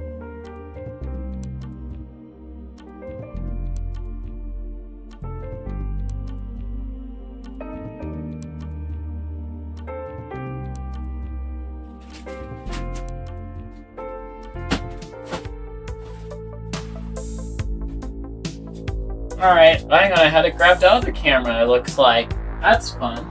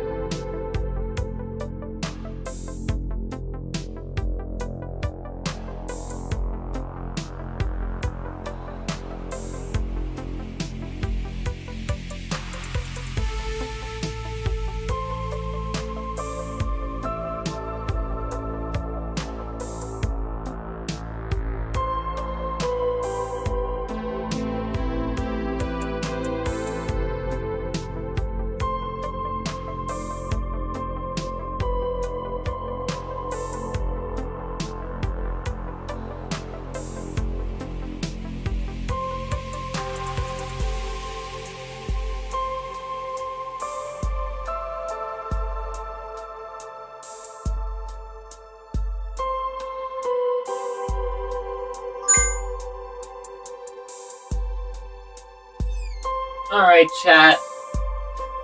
Let's see what we can do here. Yeah, I'm still setting stuff up.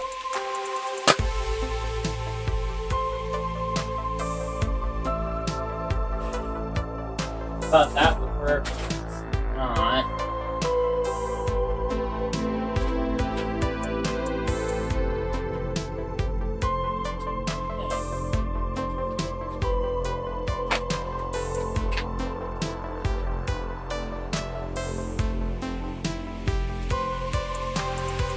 Alright. Hopefully...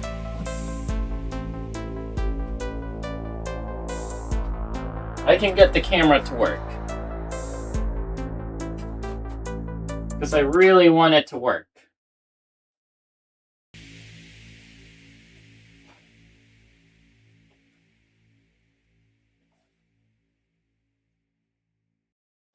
And that's too short.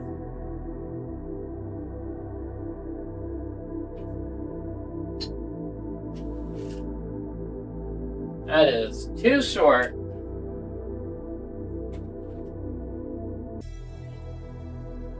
How hard is it to do little reimaginings of Taraga Beach?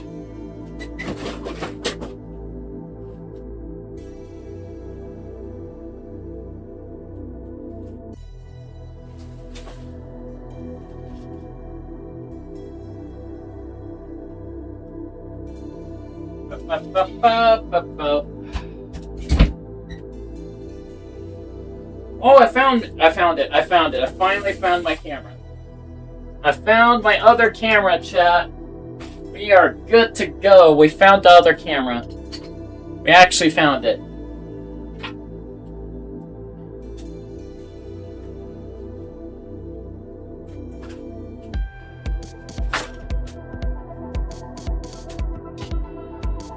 Yeah, it was just tucked away in plain sight.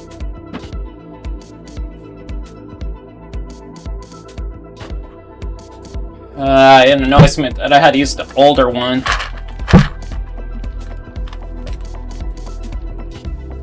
But you know, it is what it is. It is what it is.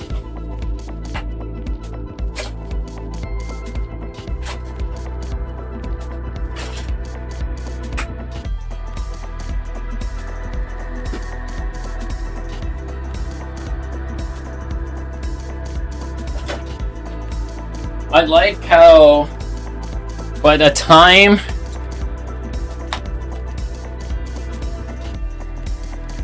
I get this set up, it would have already been close to time for the next segment. For how long it's been taking me to actually set this up, stream-wise. This is actually wild. Alright. Alright, let me go ahead and turn on live cam here.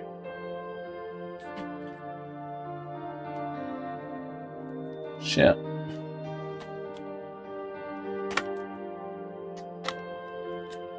There we go.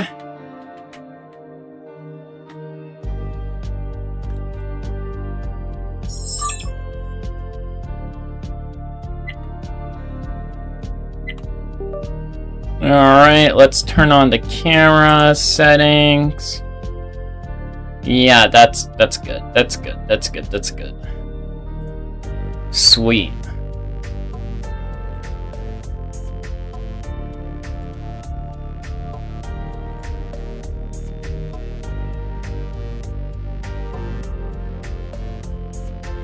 There we go.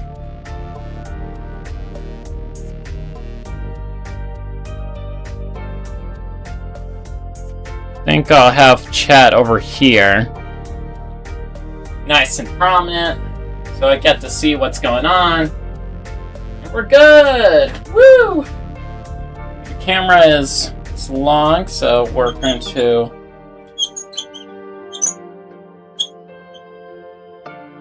set this up over here. There we go. And there we go.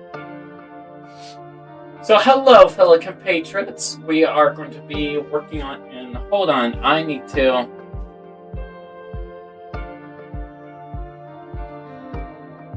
Yeah, that's accurate. It's not mirrored or anything. That's good. Alright, so I'm going to be right back. Because I need to go ahead and clean up my face a little bit. So stay right there. Be good. Behave. Behave for me, chat. You gotta be good. You gotta behave.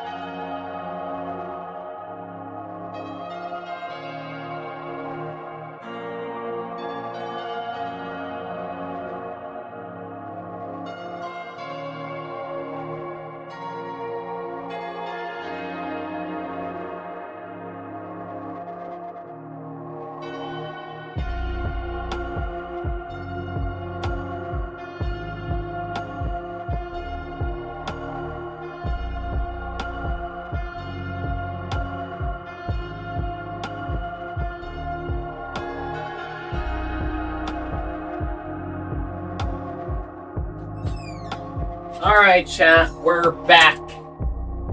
We are so back. So I might get a bigger canvas than this. I might get a bigger canvas. This is a little bit too small. Now that I'm looking at it, it's going to be hard to see all the details that we're going to be working on here, especially for this piece of artwork. So I'm going to see if I can find a bigger canvas.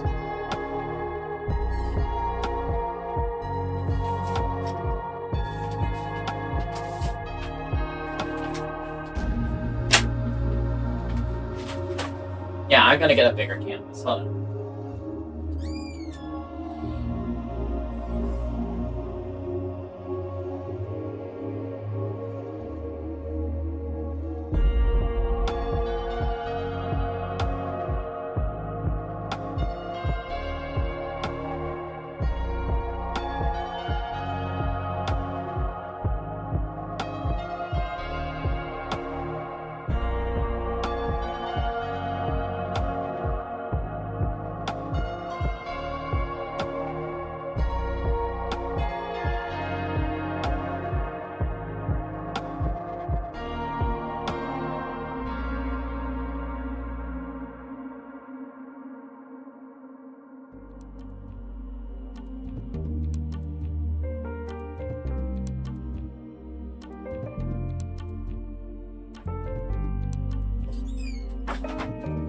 There we go. We got a big canvas here.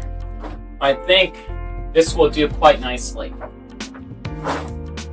Let's get rid of this one and expand this one out.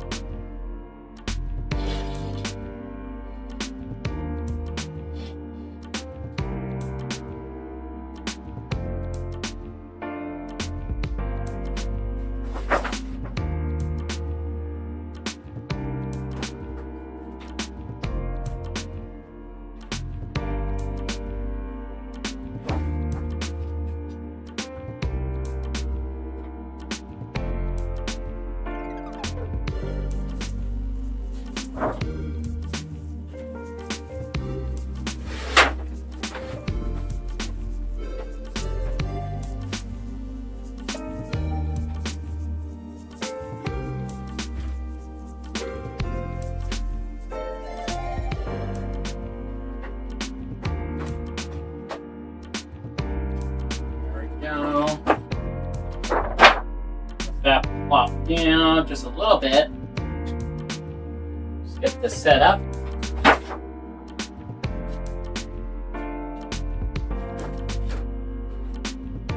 Wonderful.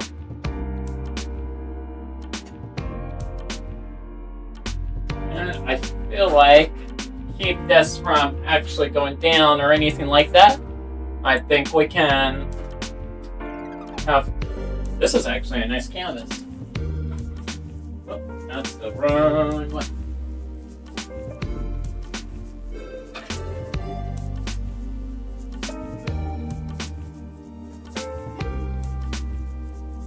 I'm gonna get a panel to actually hold the back side of this so that it don't wobble as much as we are painting.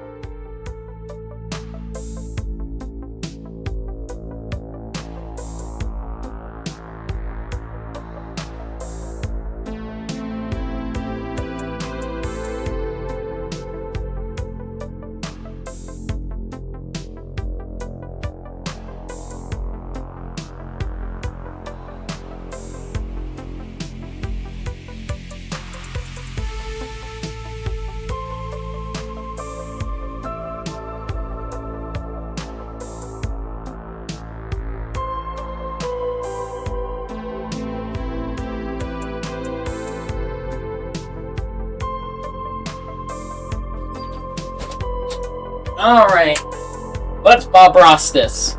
Hello, fellow compatriots. Welcome to the Doodle Reimaginings of Taraga Beach. Jaker says hello, and welcome. I'll be right back. I forgot to put something down in my hand.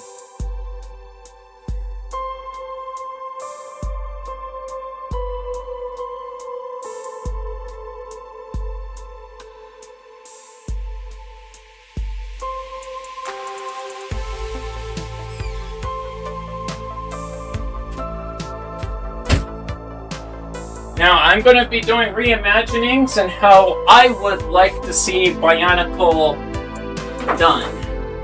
If I were designing Bionicle, I'm going to be designing and how I would like to see it. All of its glory. So we're going to be working on that. We're going to Bob Ross it. Let's angle this up so y'all can... I wonder if I can scoot this back a little. I probably can.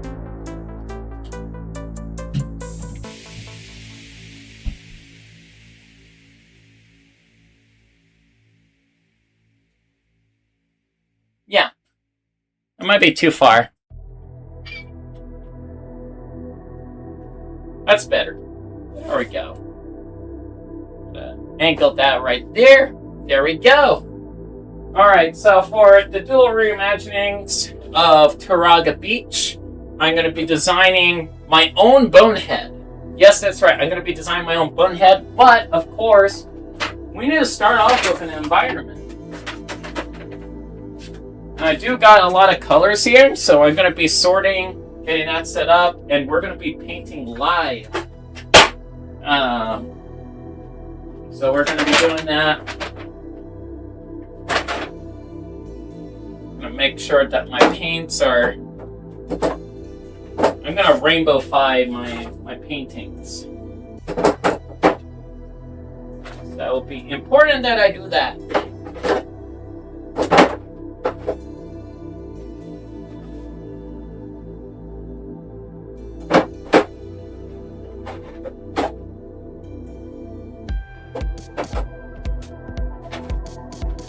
I grabbed a lot of paints just to make sure that I had enough for the chaos that I am about to do.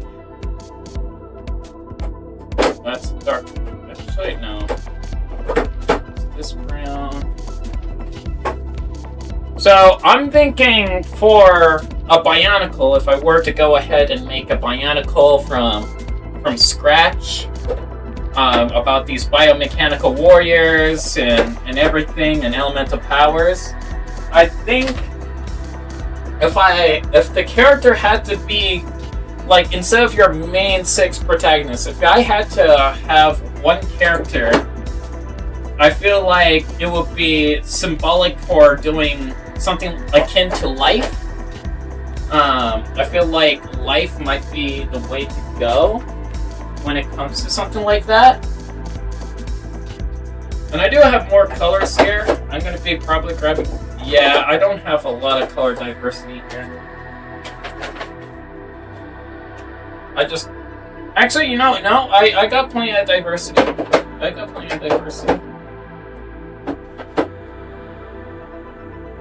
going to see if I can grab myself a few different hues of yellow. We're going to start with the landscape first.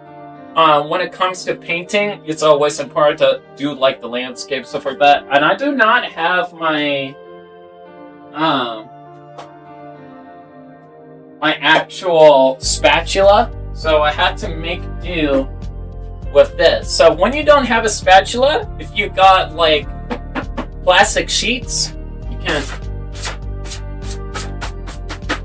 do that sort of deal, and that works perfectly. You know, just beat the devil out of it. Beat the devil out of it. Whoops.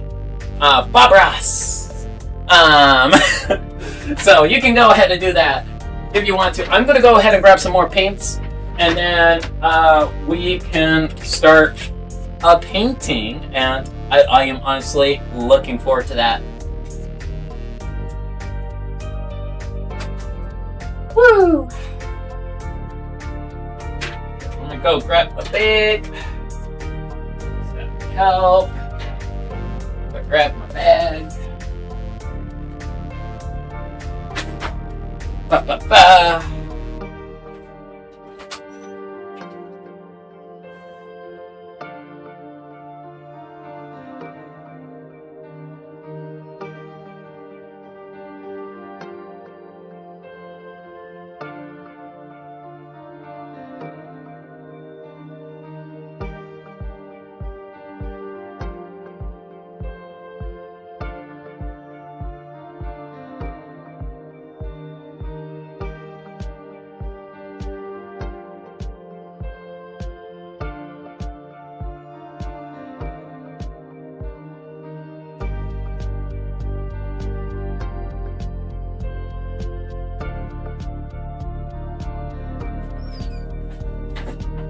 So this is going to be a TOA based off of...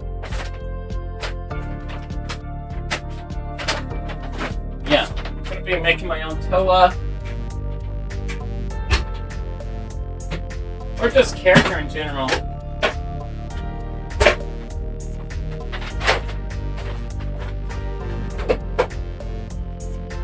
I'm just Bob Rossing it.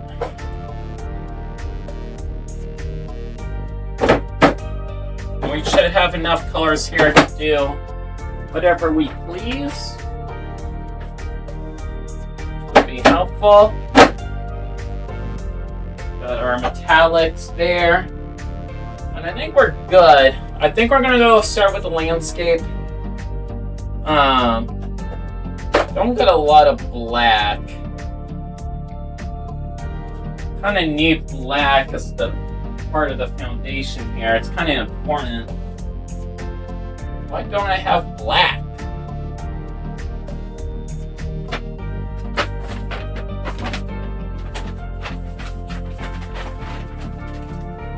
It's going to be a little bit tricky to make an environment without black. Kind of defeats the purpose of this whole thing.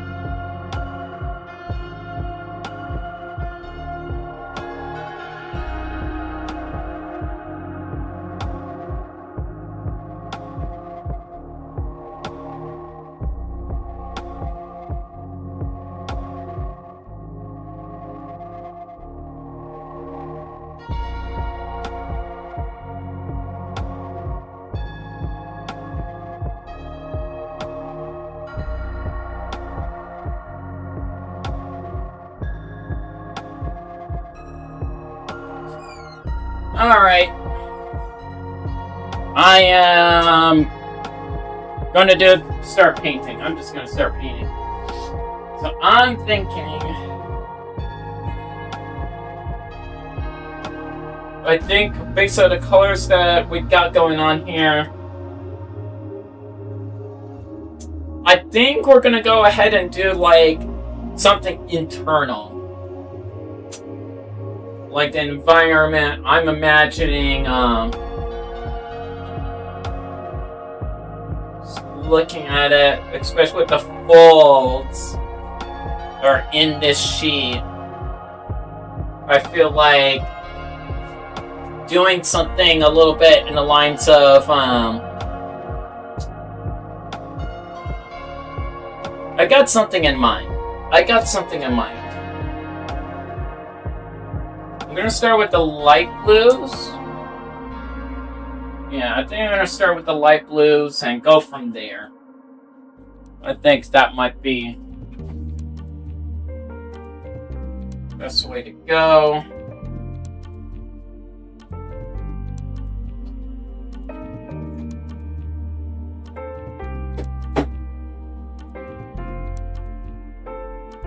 And where's my brushes? Ah, there's my brushes. Okay, I was wondering where the brushes went, but now I know where the brushes are. Woo! Let me know if I'm too loud. I know my audio's peaking a little bit, but should be okay. At least one would think it would be okay. Alright. So I think safe bet here would be... Wait a minute, don't I have a spare brush? I know I keep walking around.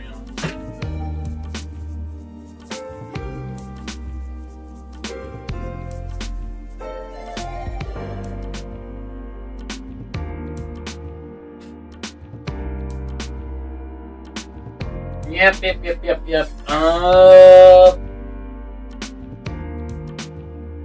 I know I have my doodle box somewhere. That's the tiniest of brushes. We do not need that.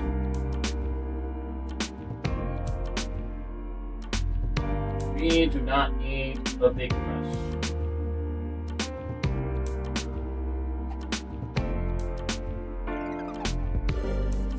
Alright, we're just gonna paint. We're gonna start painting.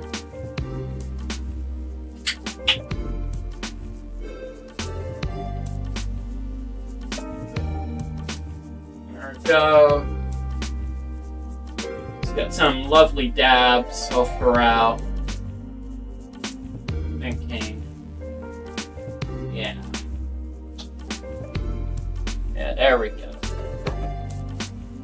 That's it. That's the stuff. Then I'm gonna use a wide.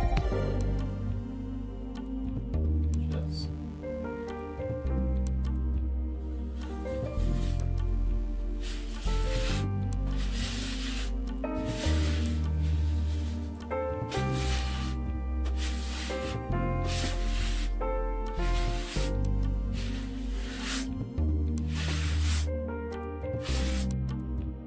You know, I should probably wear gloves. I don't want to mess up my nails.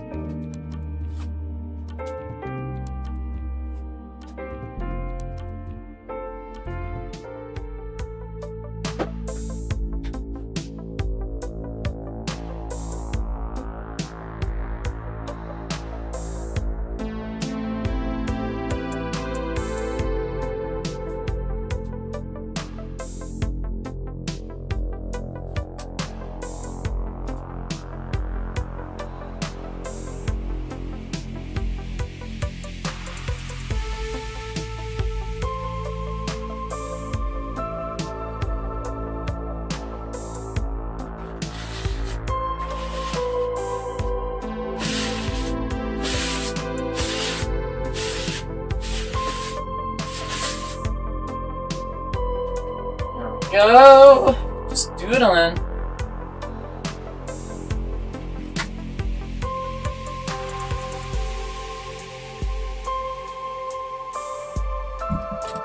Yeah, that sounds good. Yeah, we're gonna put a few more dabs over here. Just a few more, not too much.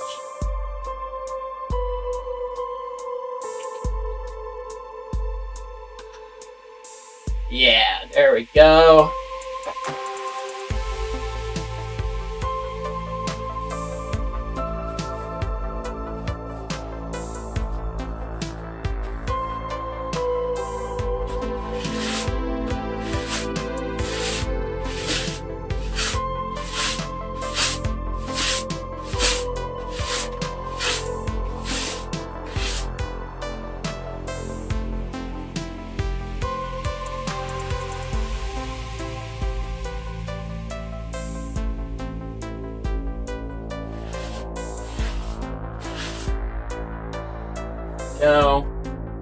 And I think we're going to go ahead and get some darker blues, start fading them in.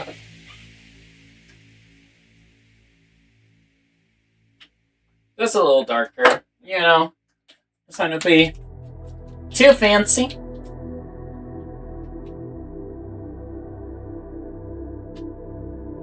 So we're just making the skybox right now, so.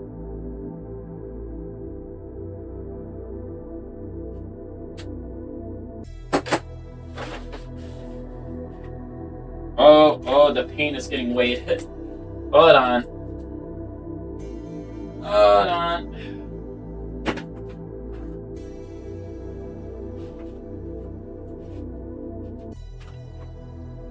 Let me actually...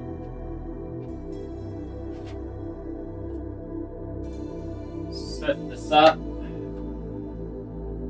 And if I'm doing anything funny, because I wouldn't want it to do anything funny, very unfortunate if it did. Be really unfortunate.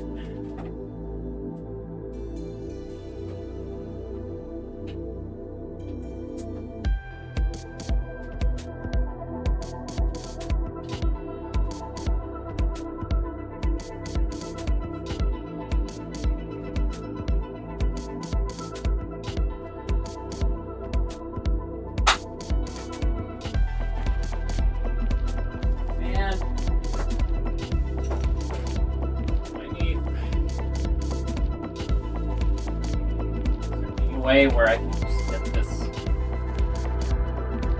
up.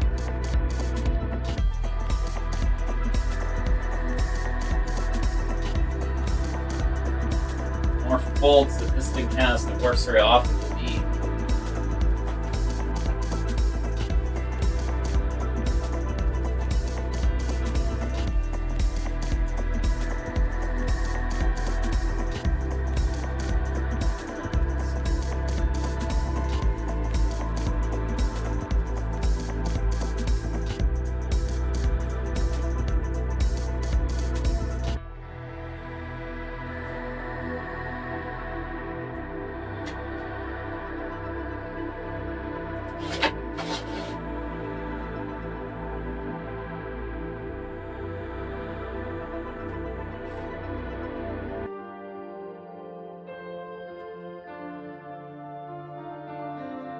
Actually, I'm gonna put the big one in the middle.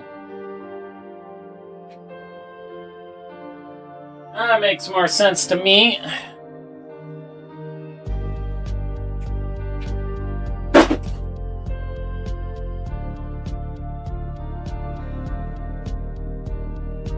There we go.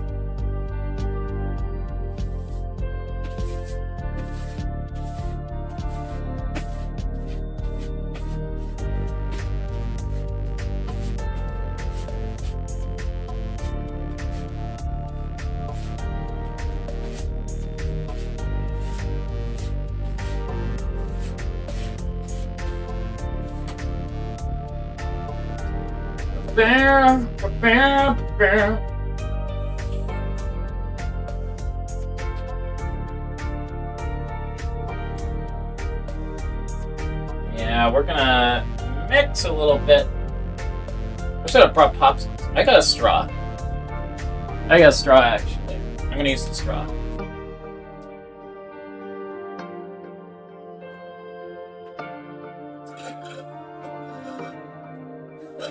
Yum, yum, yum, yum. Alright. There we go, we got a straw. Alright. Let's mix a little bit.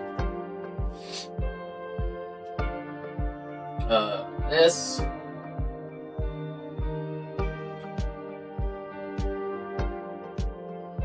my gosh.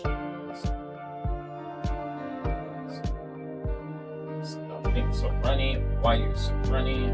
It's fine. Don't worry about it. It's fine. Doesn't bother me. It doesn't bother me at all.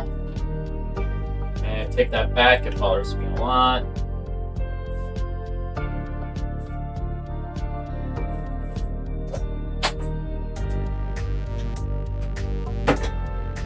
So.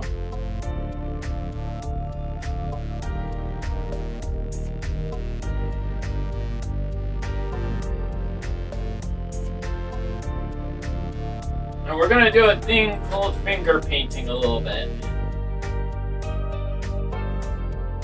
Just to get the colors in there. There's no right or wrong way when it comes to painting. Just little stirs here and there.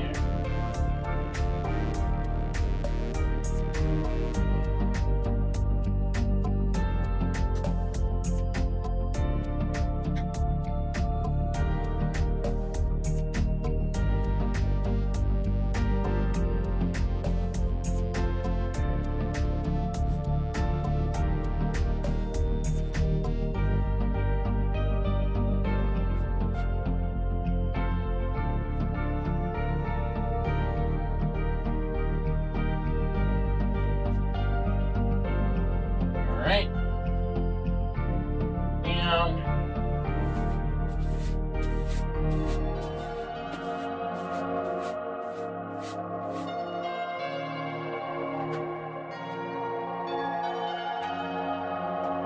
And then we go ahead and do some more.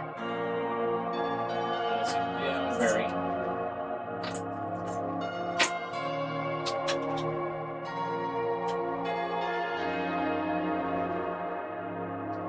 very poetically, mind you.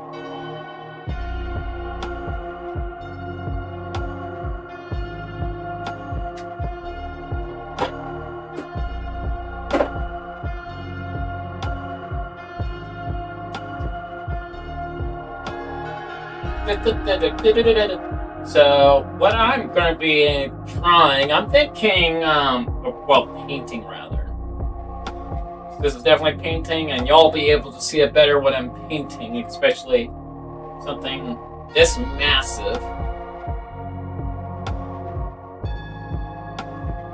I'm thinking, it definitely has to be a main character type of look. So I'm thinking about making a Toe of Time. I think, like a reimagining of what a Toa would look like. Basically, like, hey, like kind of like how Machinui was supposed to be like the main character of this ensemble story. Same thing applies when it comes to this story narrative as well.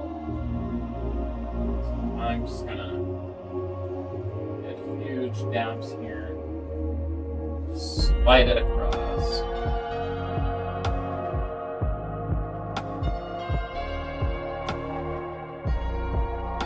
Got different shades of blue going on.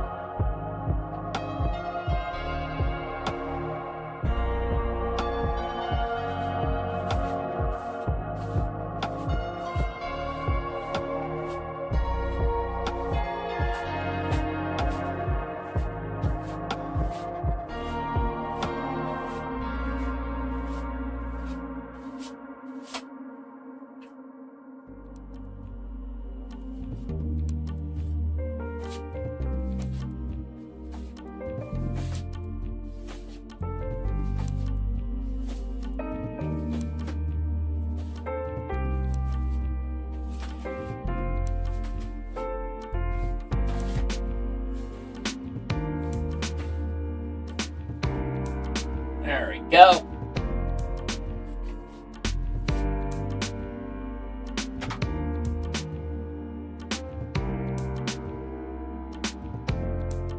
I think we're going to go ahead and make the blue a little bit more powerful.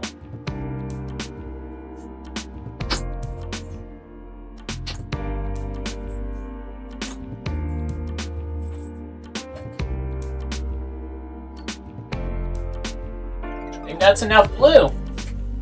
The universe said that was enough blue, so we're not going to be putting any more blue. Just going to keep it consistent, keep the fluidity going. All that good jazz.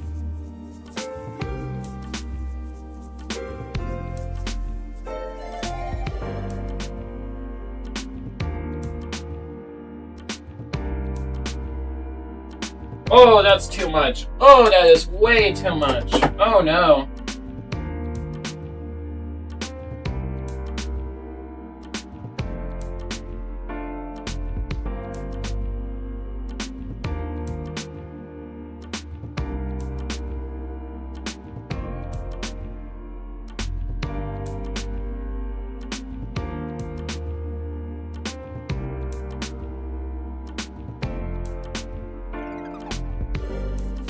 Yeah, I made an oopsie daisy, fellow compatriots. I made a big oopsie daisy.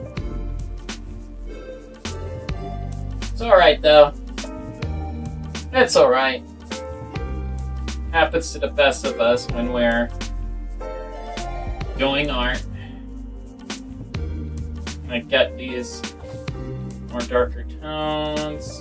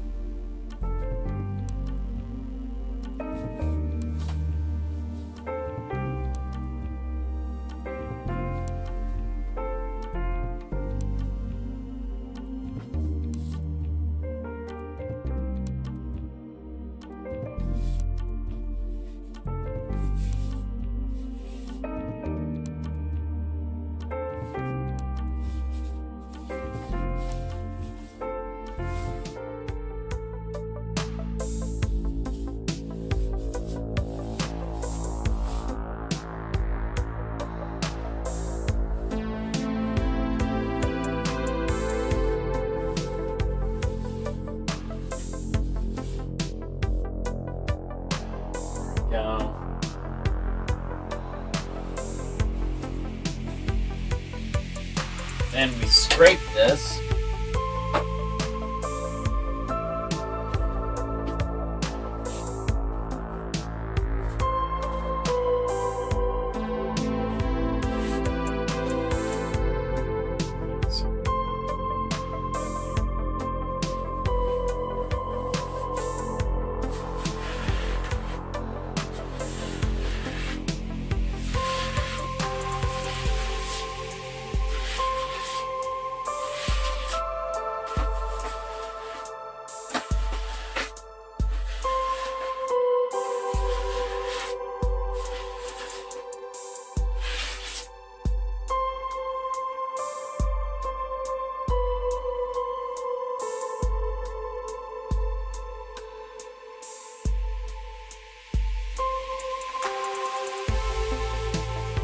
There we go.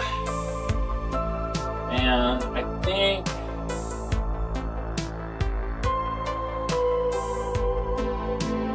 we need to transition more lighter blues here. So I'm going to be probably doing that right now.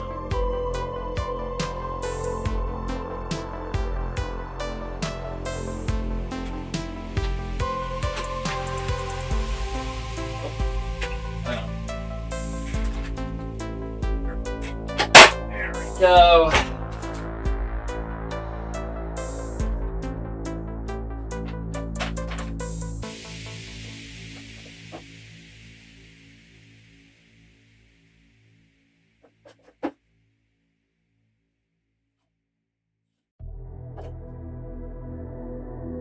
All right. So I'm thinking lighter blues over here.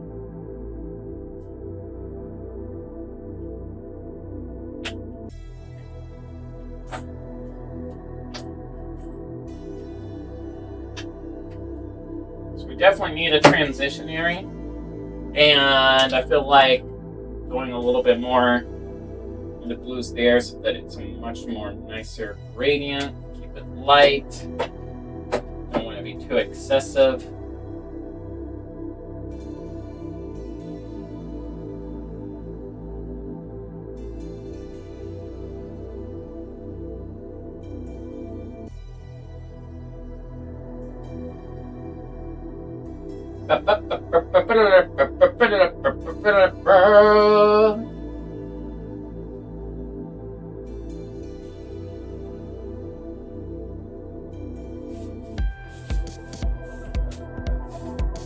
That's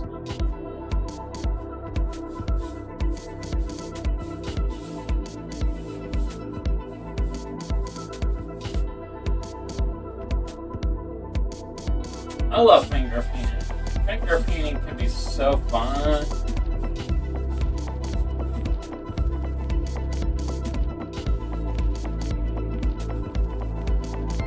This is actually a lot of fun. It smells like art.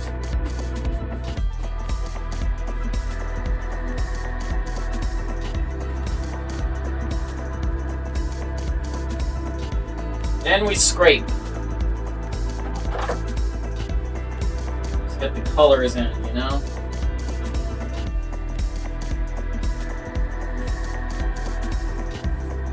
All about the gradients.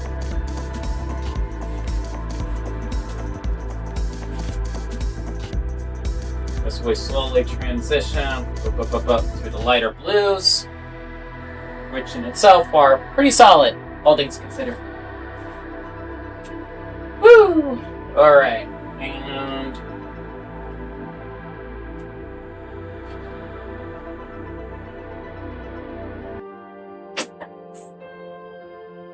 there we go.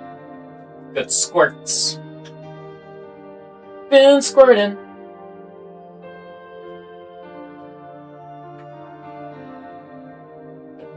Alright, let's...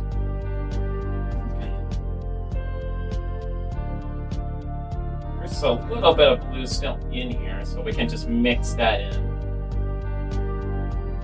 Yeah.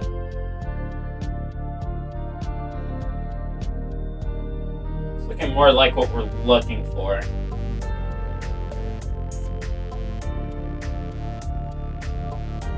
which is a good thing.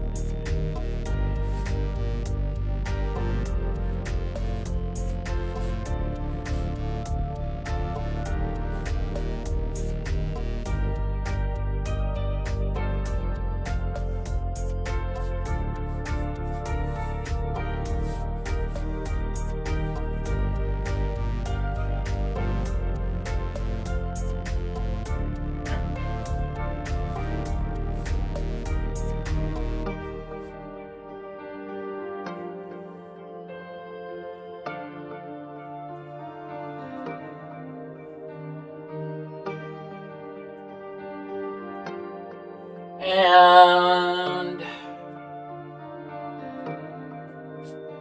yeah, that's fine if there's slight clumps. It's not the end of the world if there's slight clumps. Whole purpose is to bring Bionicle to life in my own reimagining.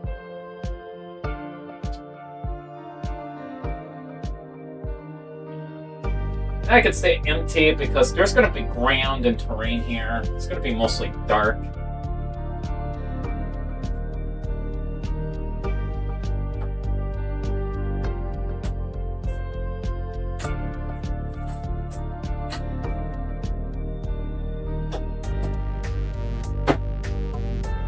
There we go.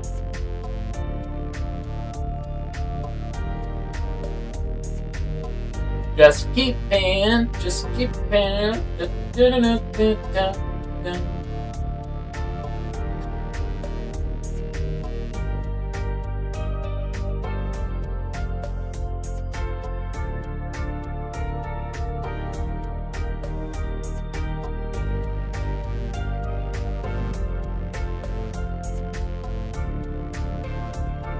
No.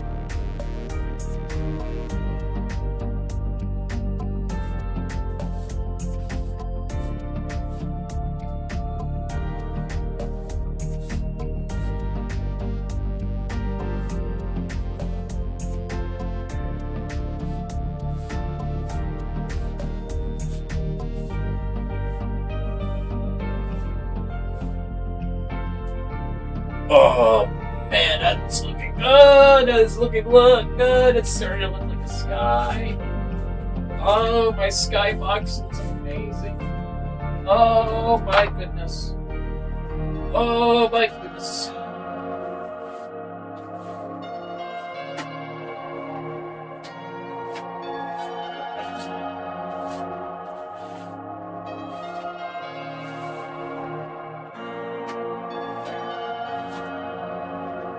Oh, that's beautiful. Oh, that is beautiful. It is so beautiful. I love it so much. Alright, so we got the good grading here. We're gonna go ahead and make this a lighter shade of blue so that it's like, and then we can do the transitioning from there. So that it can become lighter and lighter and eventually fade into the white as if it's like coming out very brightly. And then we can do the terrain. I think I'm going to be probably... I think I know what to draw now. I think I know what character to do, especially when looking at this. But the wildness of it, it's giving me a certain feeling. And I'm going to be bringing that into reality. And wow, I spilled a lot of paint. I'm going to wash my hands real quick. And I will be back.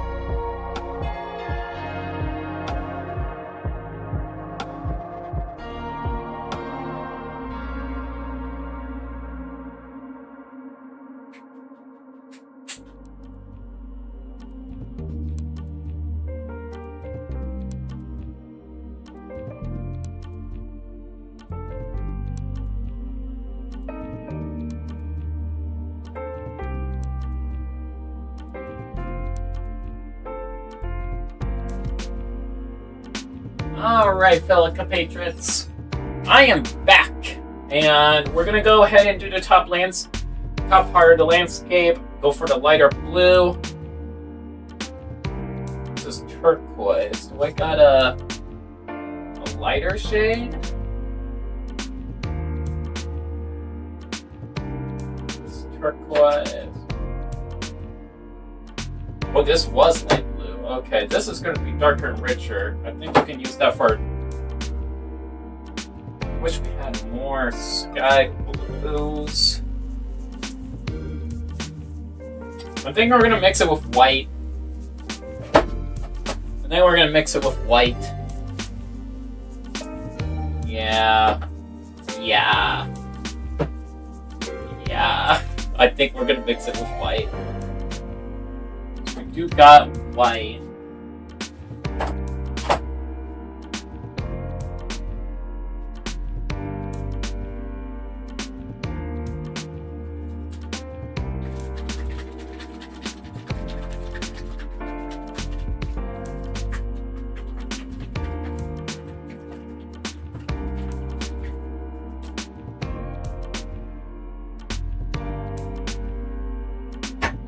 Alright, so we're gonna put a little bit of white. I'm gonna probably pour this in first, so that, because, you know, it's a big tub. It's pretty big. It's huge, even.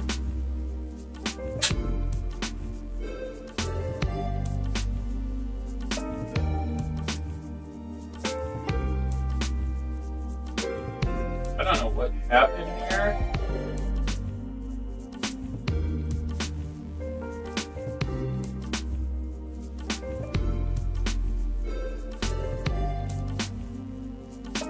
But something happened here with this lid.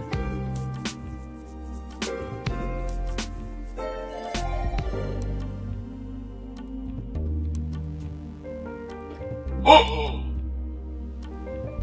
Oh no. Oh no. Well, that's a story. That's gonna be a fun story. Alright, let's go ahead and grab some white. And I think we're going to go ahead and mix in these blues. Go. I feel like that's good enough for now.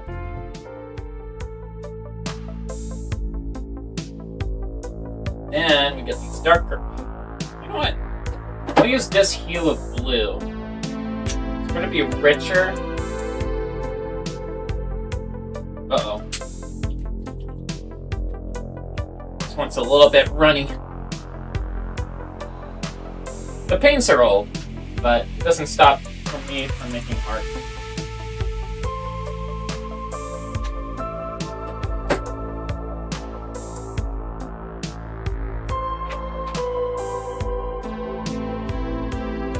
Ah, there it is. It's a good mix.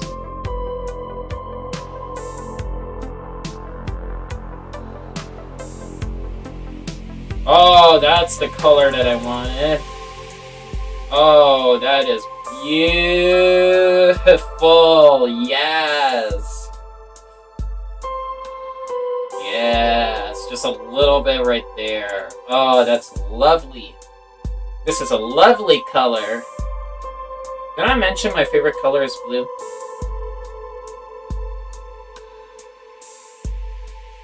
I really like the color blue if it wasn't very obvious.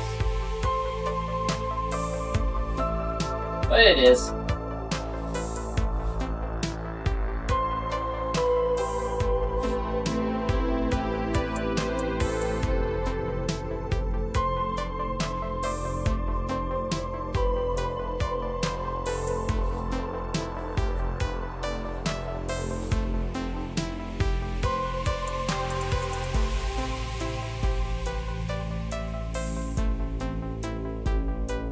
There we go.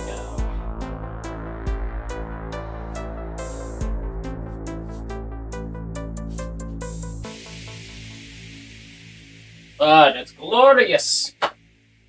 Absolutely glorious.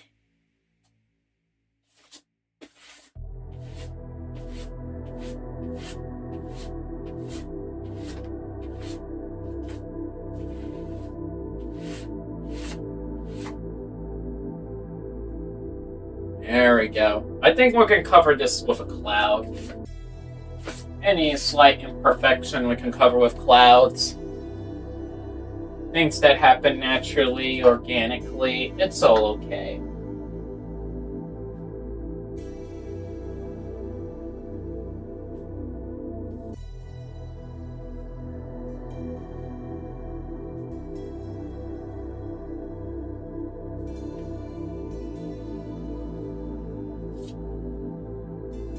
And we're gonna get some more white here. So we add it to our skybox.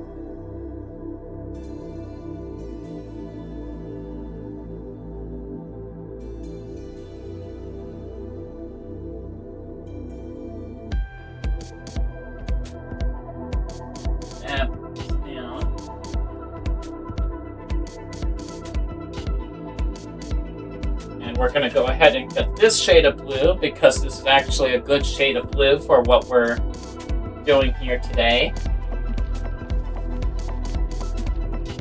So a few droplets because we are going to make this a very light shade of blue.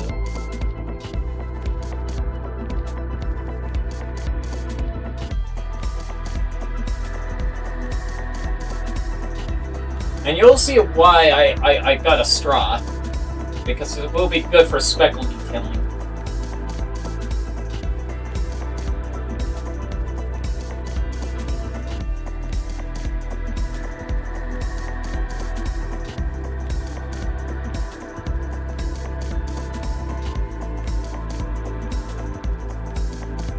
That's even lighter. That's a really good thing. Oh, yeah.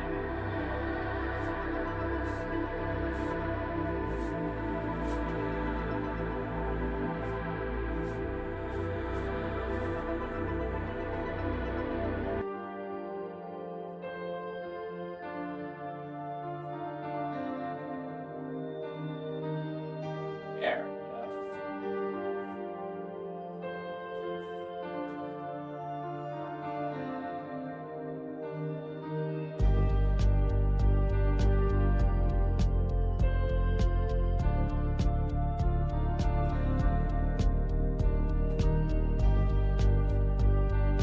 There we go. That looks beautiful. It's a beautiful sky. I'm sure we can work this here, but like we can integrate these speckles in some capacity.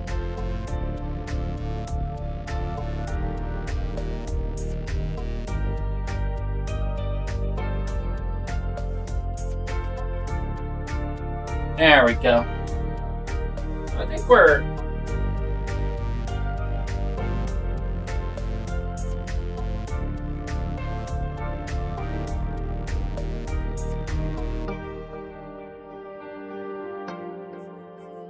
mostly good now when it comes to the blues.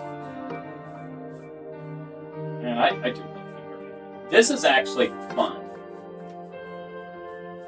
I can see why. This would be a fun activity to do. Just a little light taps. You know, you want to do a little light taps when you go ahead and starting off with your lightbox canvas. It adds a little bit of presence. You know, just gentle taps. You want this to breathe. You know, this is air. You want it to breathe, make it feel natural, so that you can feel like you can walk into this world that I am creating here today. And now we're going to go ahead and work more on the landscape here. This is the reason why this has been painted at all. I'm thinking due to the chaotic nature that I have over here that I have created, I'm thinking about doing something special here. So I'm going to go ahead and get some browns. We're gonna get some browns here. I'm gonna get a nice rich brown, and then we're gonna go ahead and just slather it over, and you know, any little speckles that we do find, we just give it a little tap. You know, if there's a color that we don't see, we just give it a little tap. You know, there's nothing wrong with a little tap. So we go ahead and we're gonna use brown, but I'm gonna mix it with a little bit of black so that it can actually be darker, because we do not have a lot of black. We just have very little. And so we're gonna use a little bit of the black that we have. And I am actually gonna dip my fingers, rinse them, because we're working with a new color.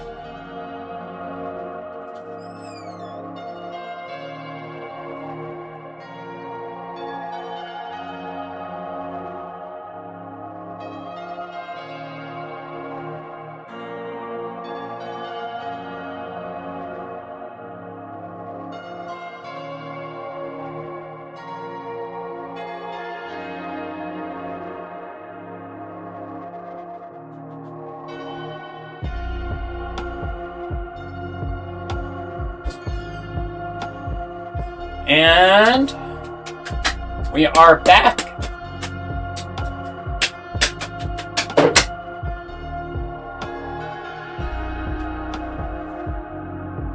So we're going to actually now do a little bit of some browns and some blacks here.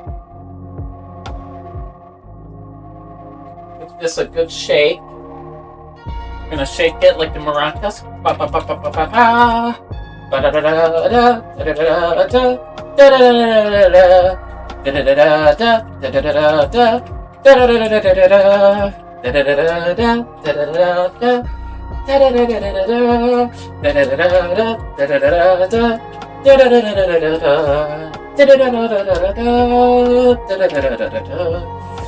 Alright. A little bit of black here. Get a little bit of brown. The darker colors on the opposite side. Always like to do that just to have a little bit of separation from. Oh yeah, this paint is seen better days. Oh my goodness. I don't think it's black anymore. I think it's just the symbiote from Spider-Man. It's just like the symbiote over here. That is...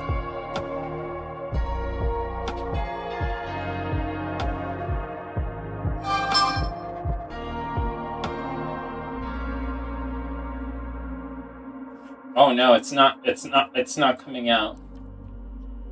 It is not coming out. I'm gonna need to grab it.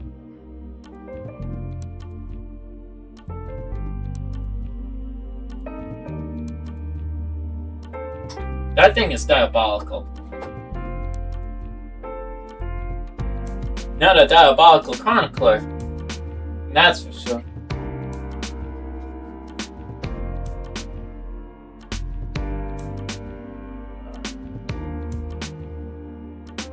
Make sure I have plenty of brown in here.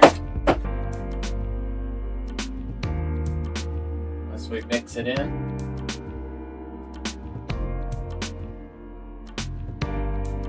Nice and rich.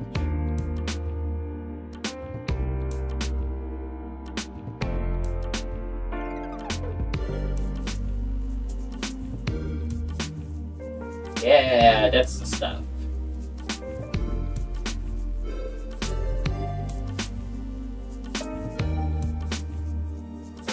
Yeah, there we go. Just a little peacefulness, you know?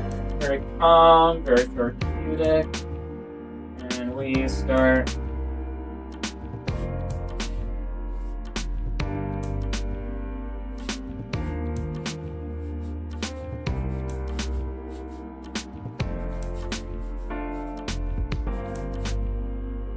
us to move a little perpendicular from.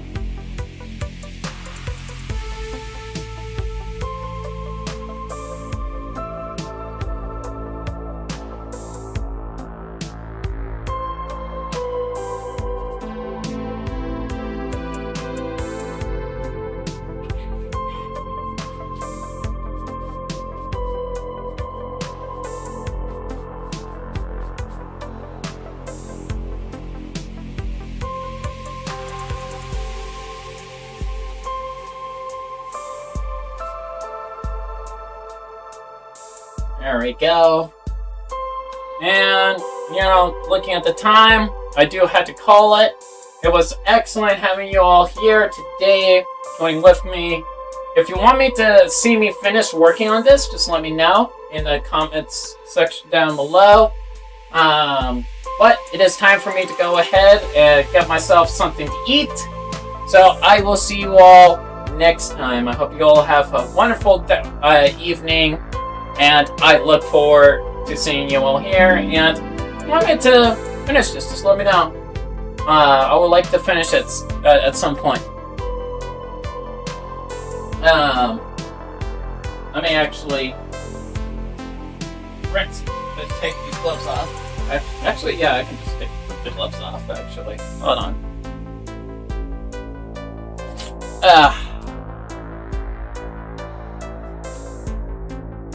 Alright.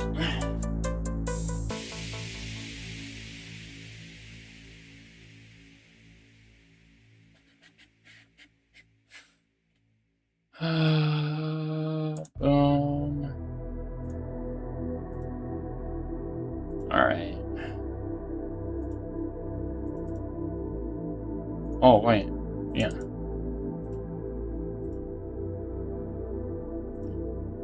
Alright, fellow compatriots. I will see you all. Alright, fellow compatriots. I'm gonna see you all in the next one. You have a lovely evening. And be sure to go ahead and leave a comment if you want to see more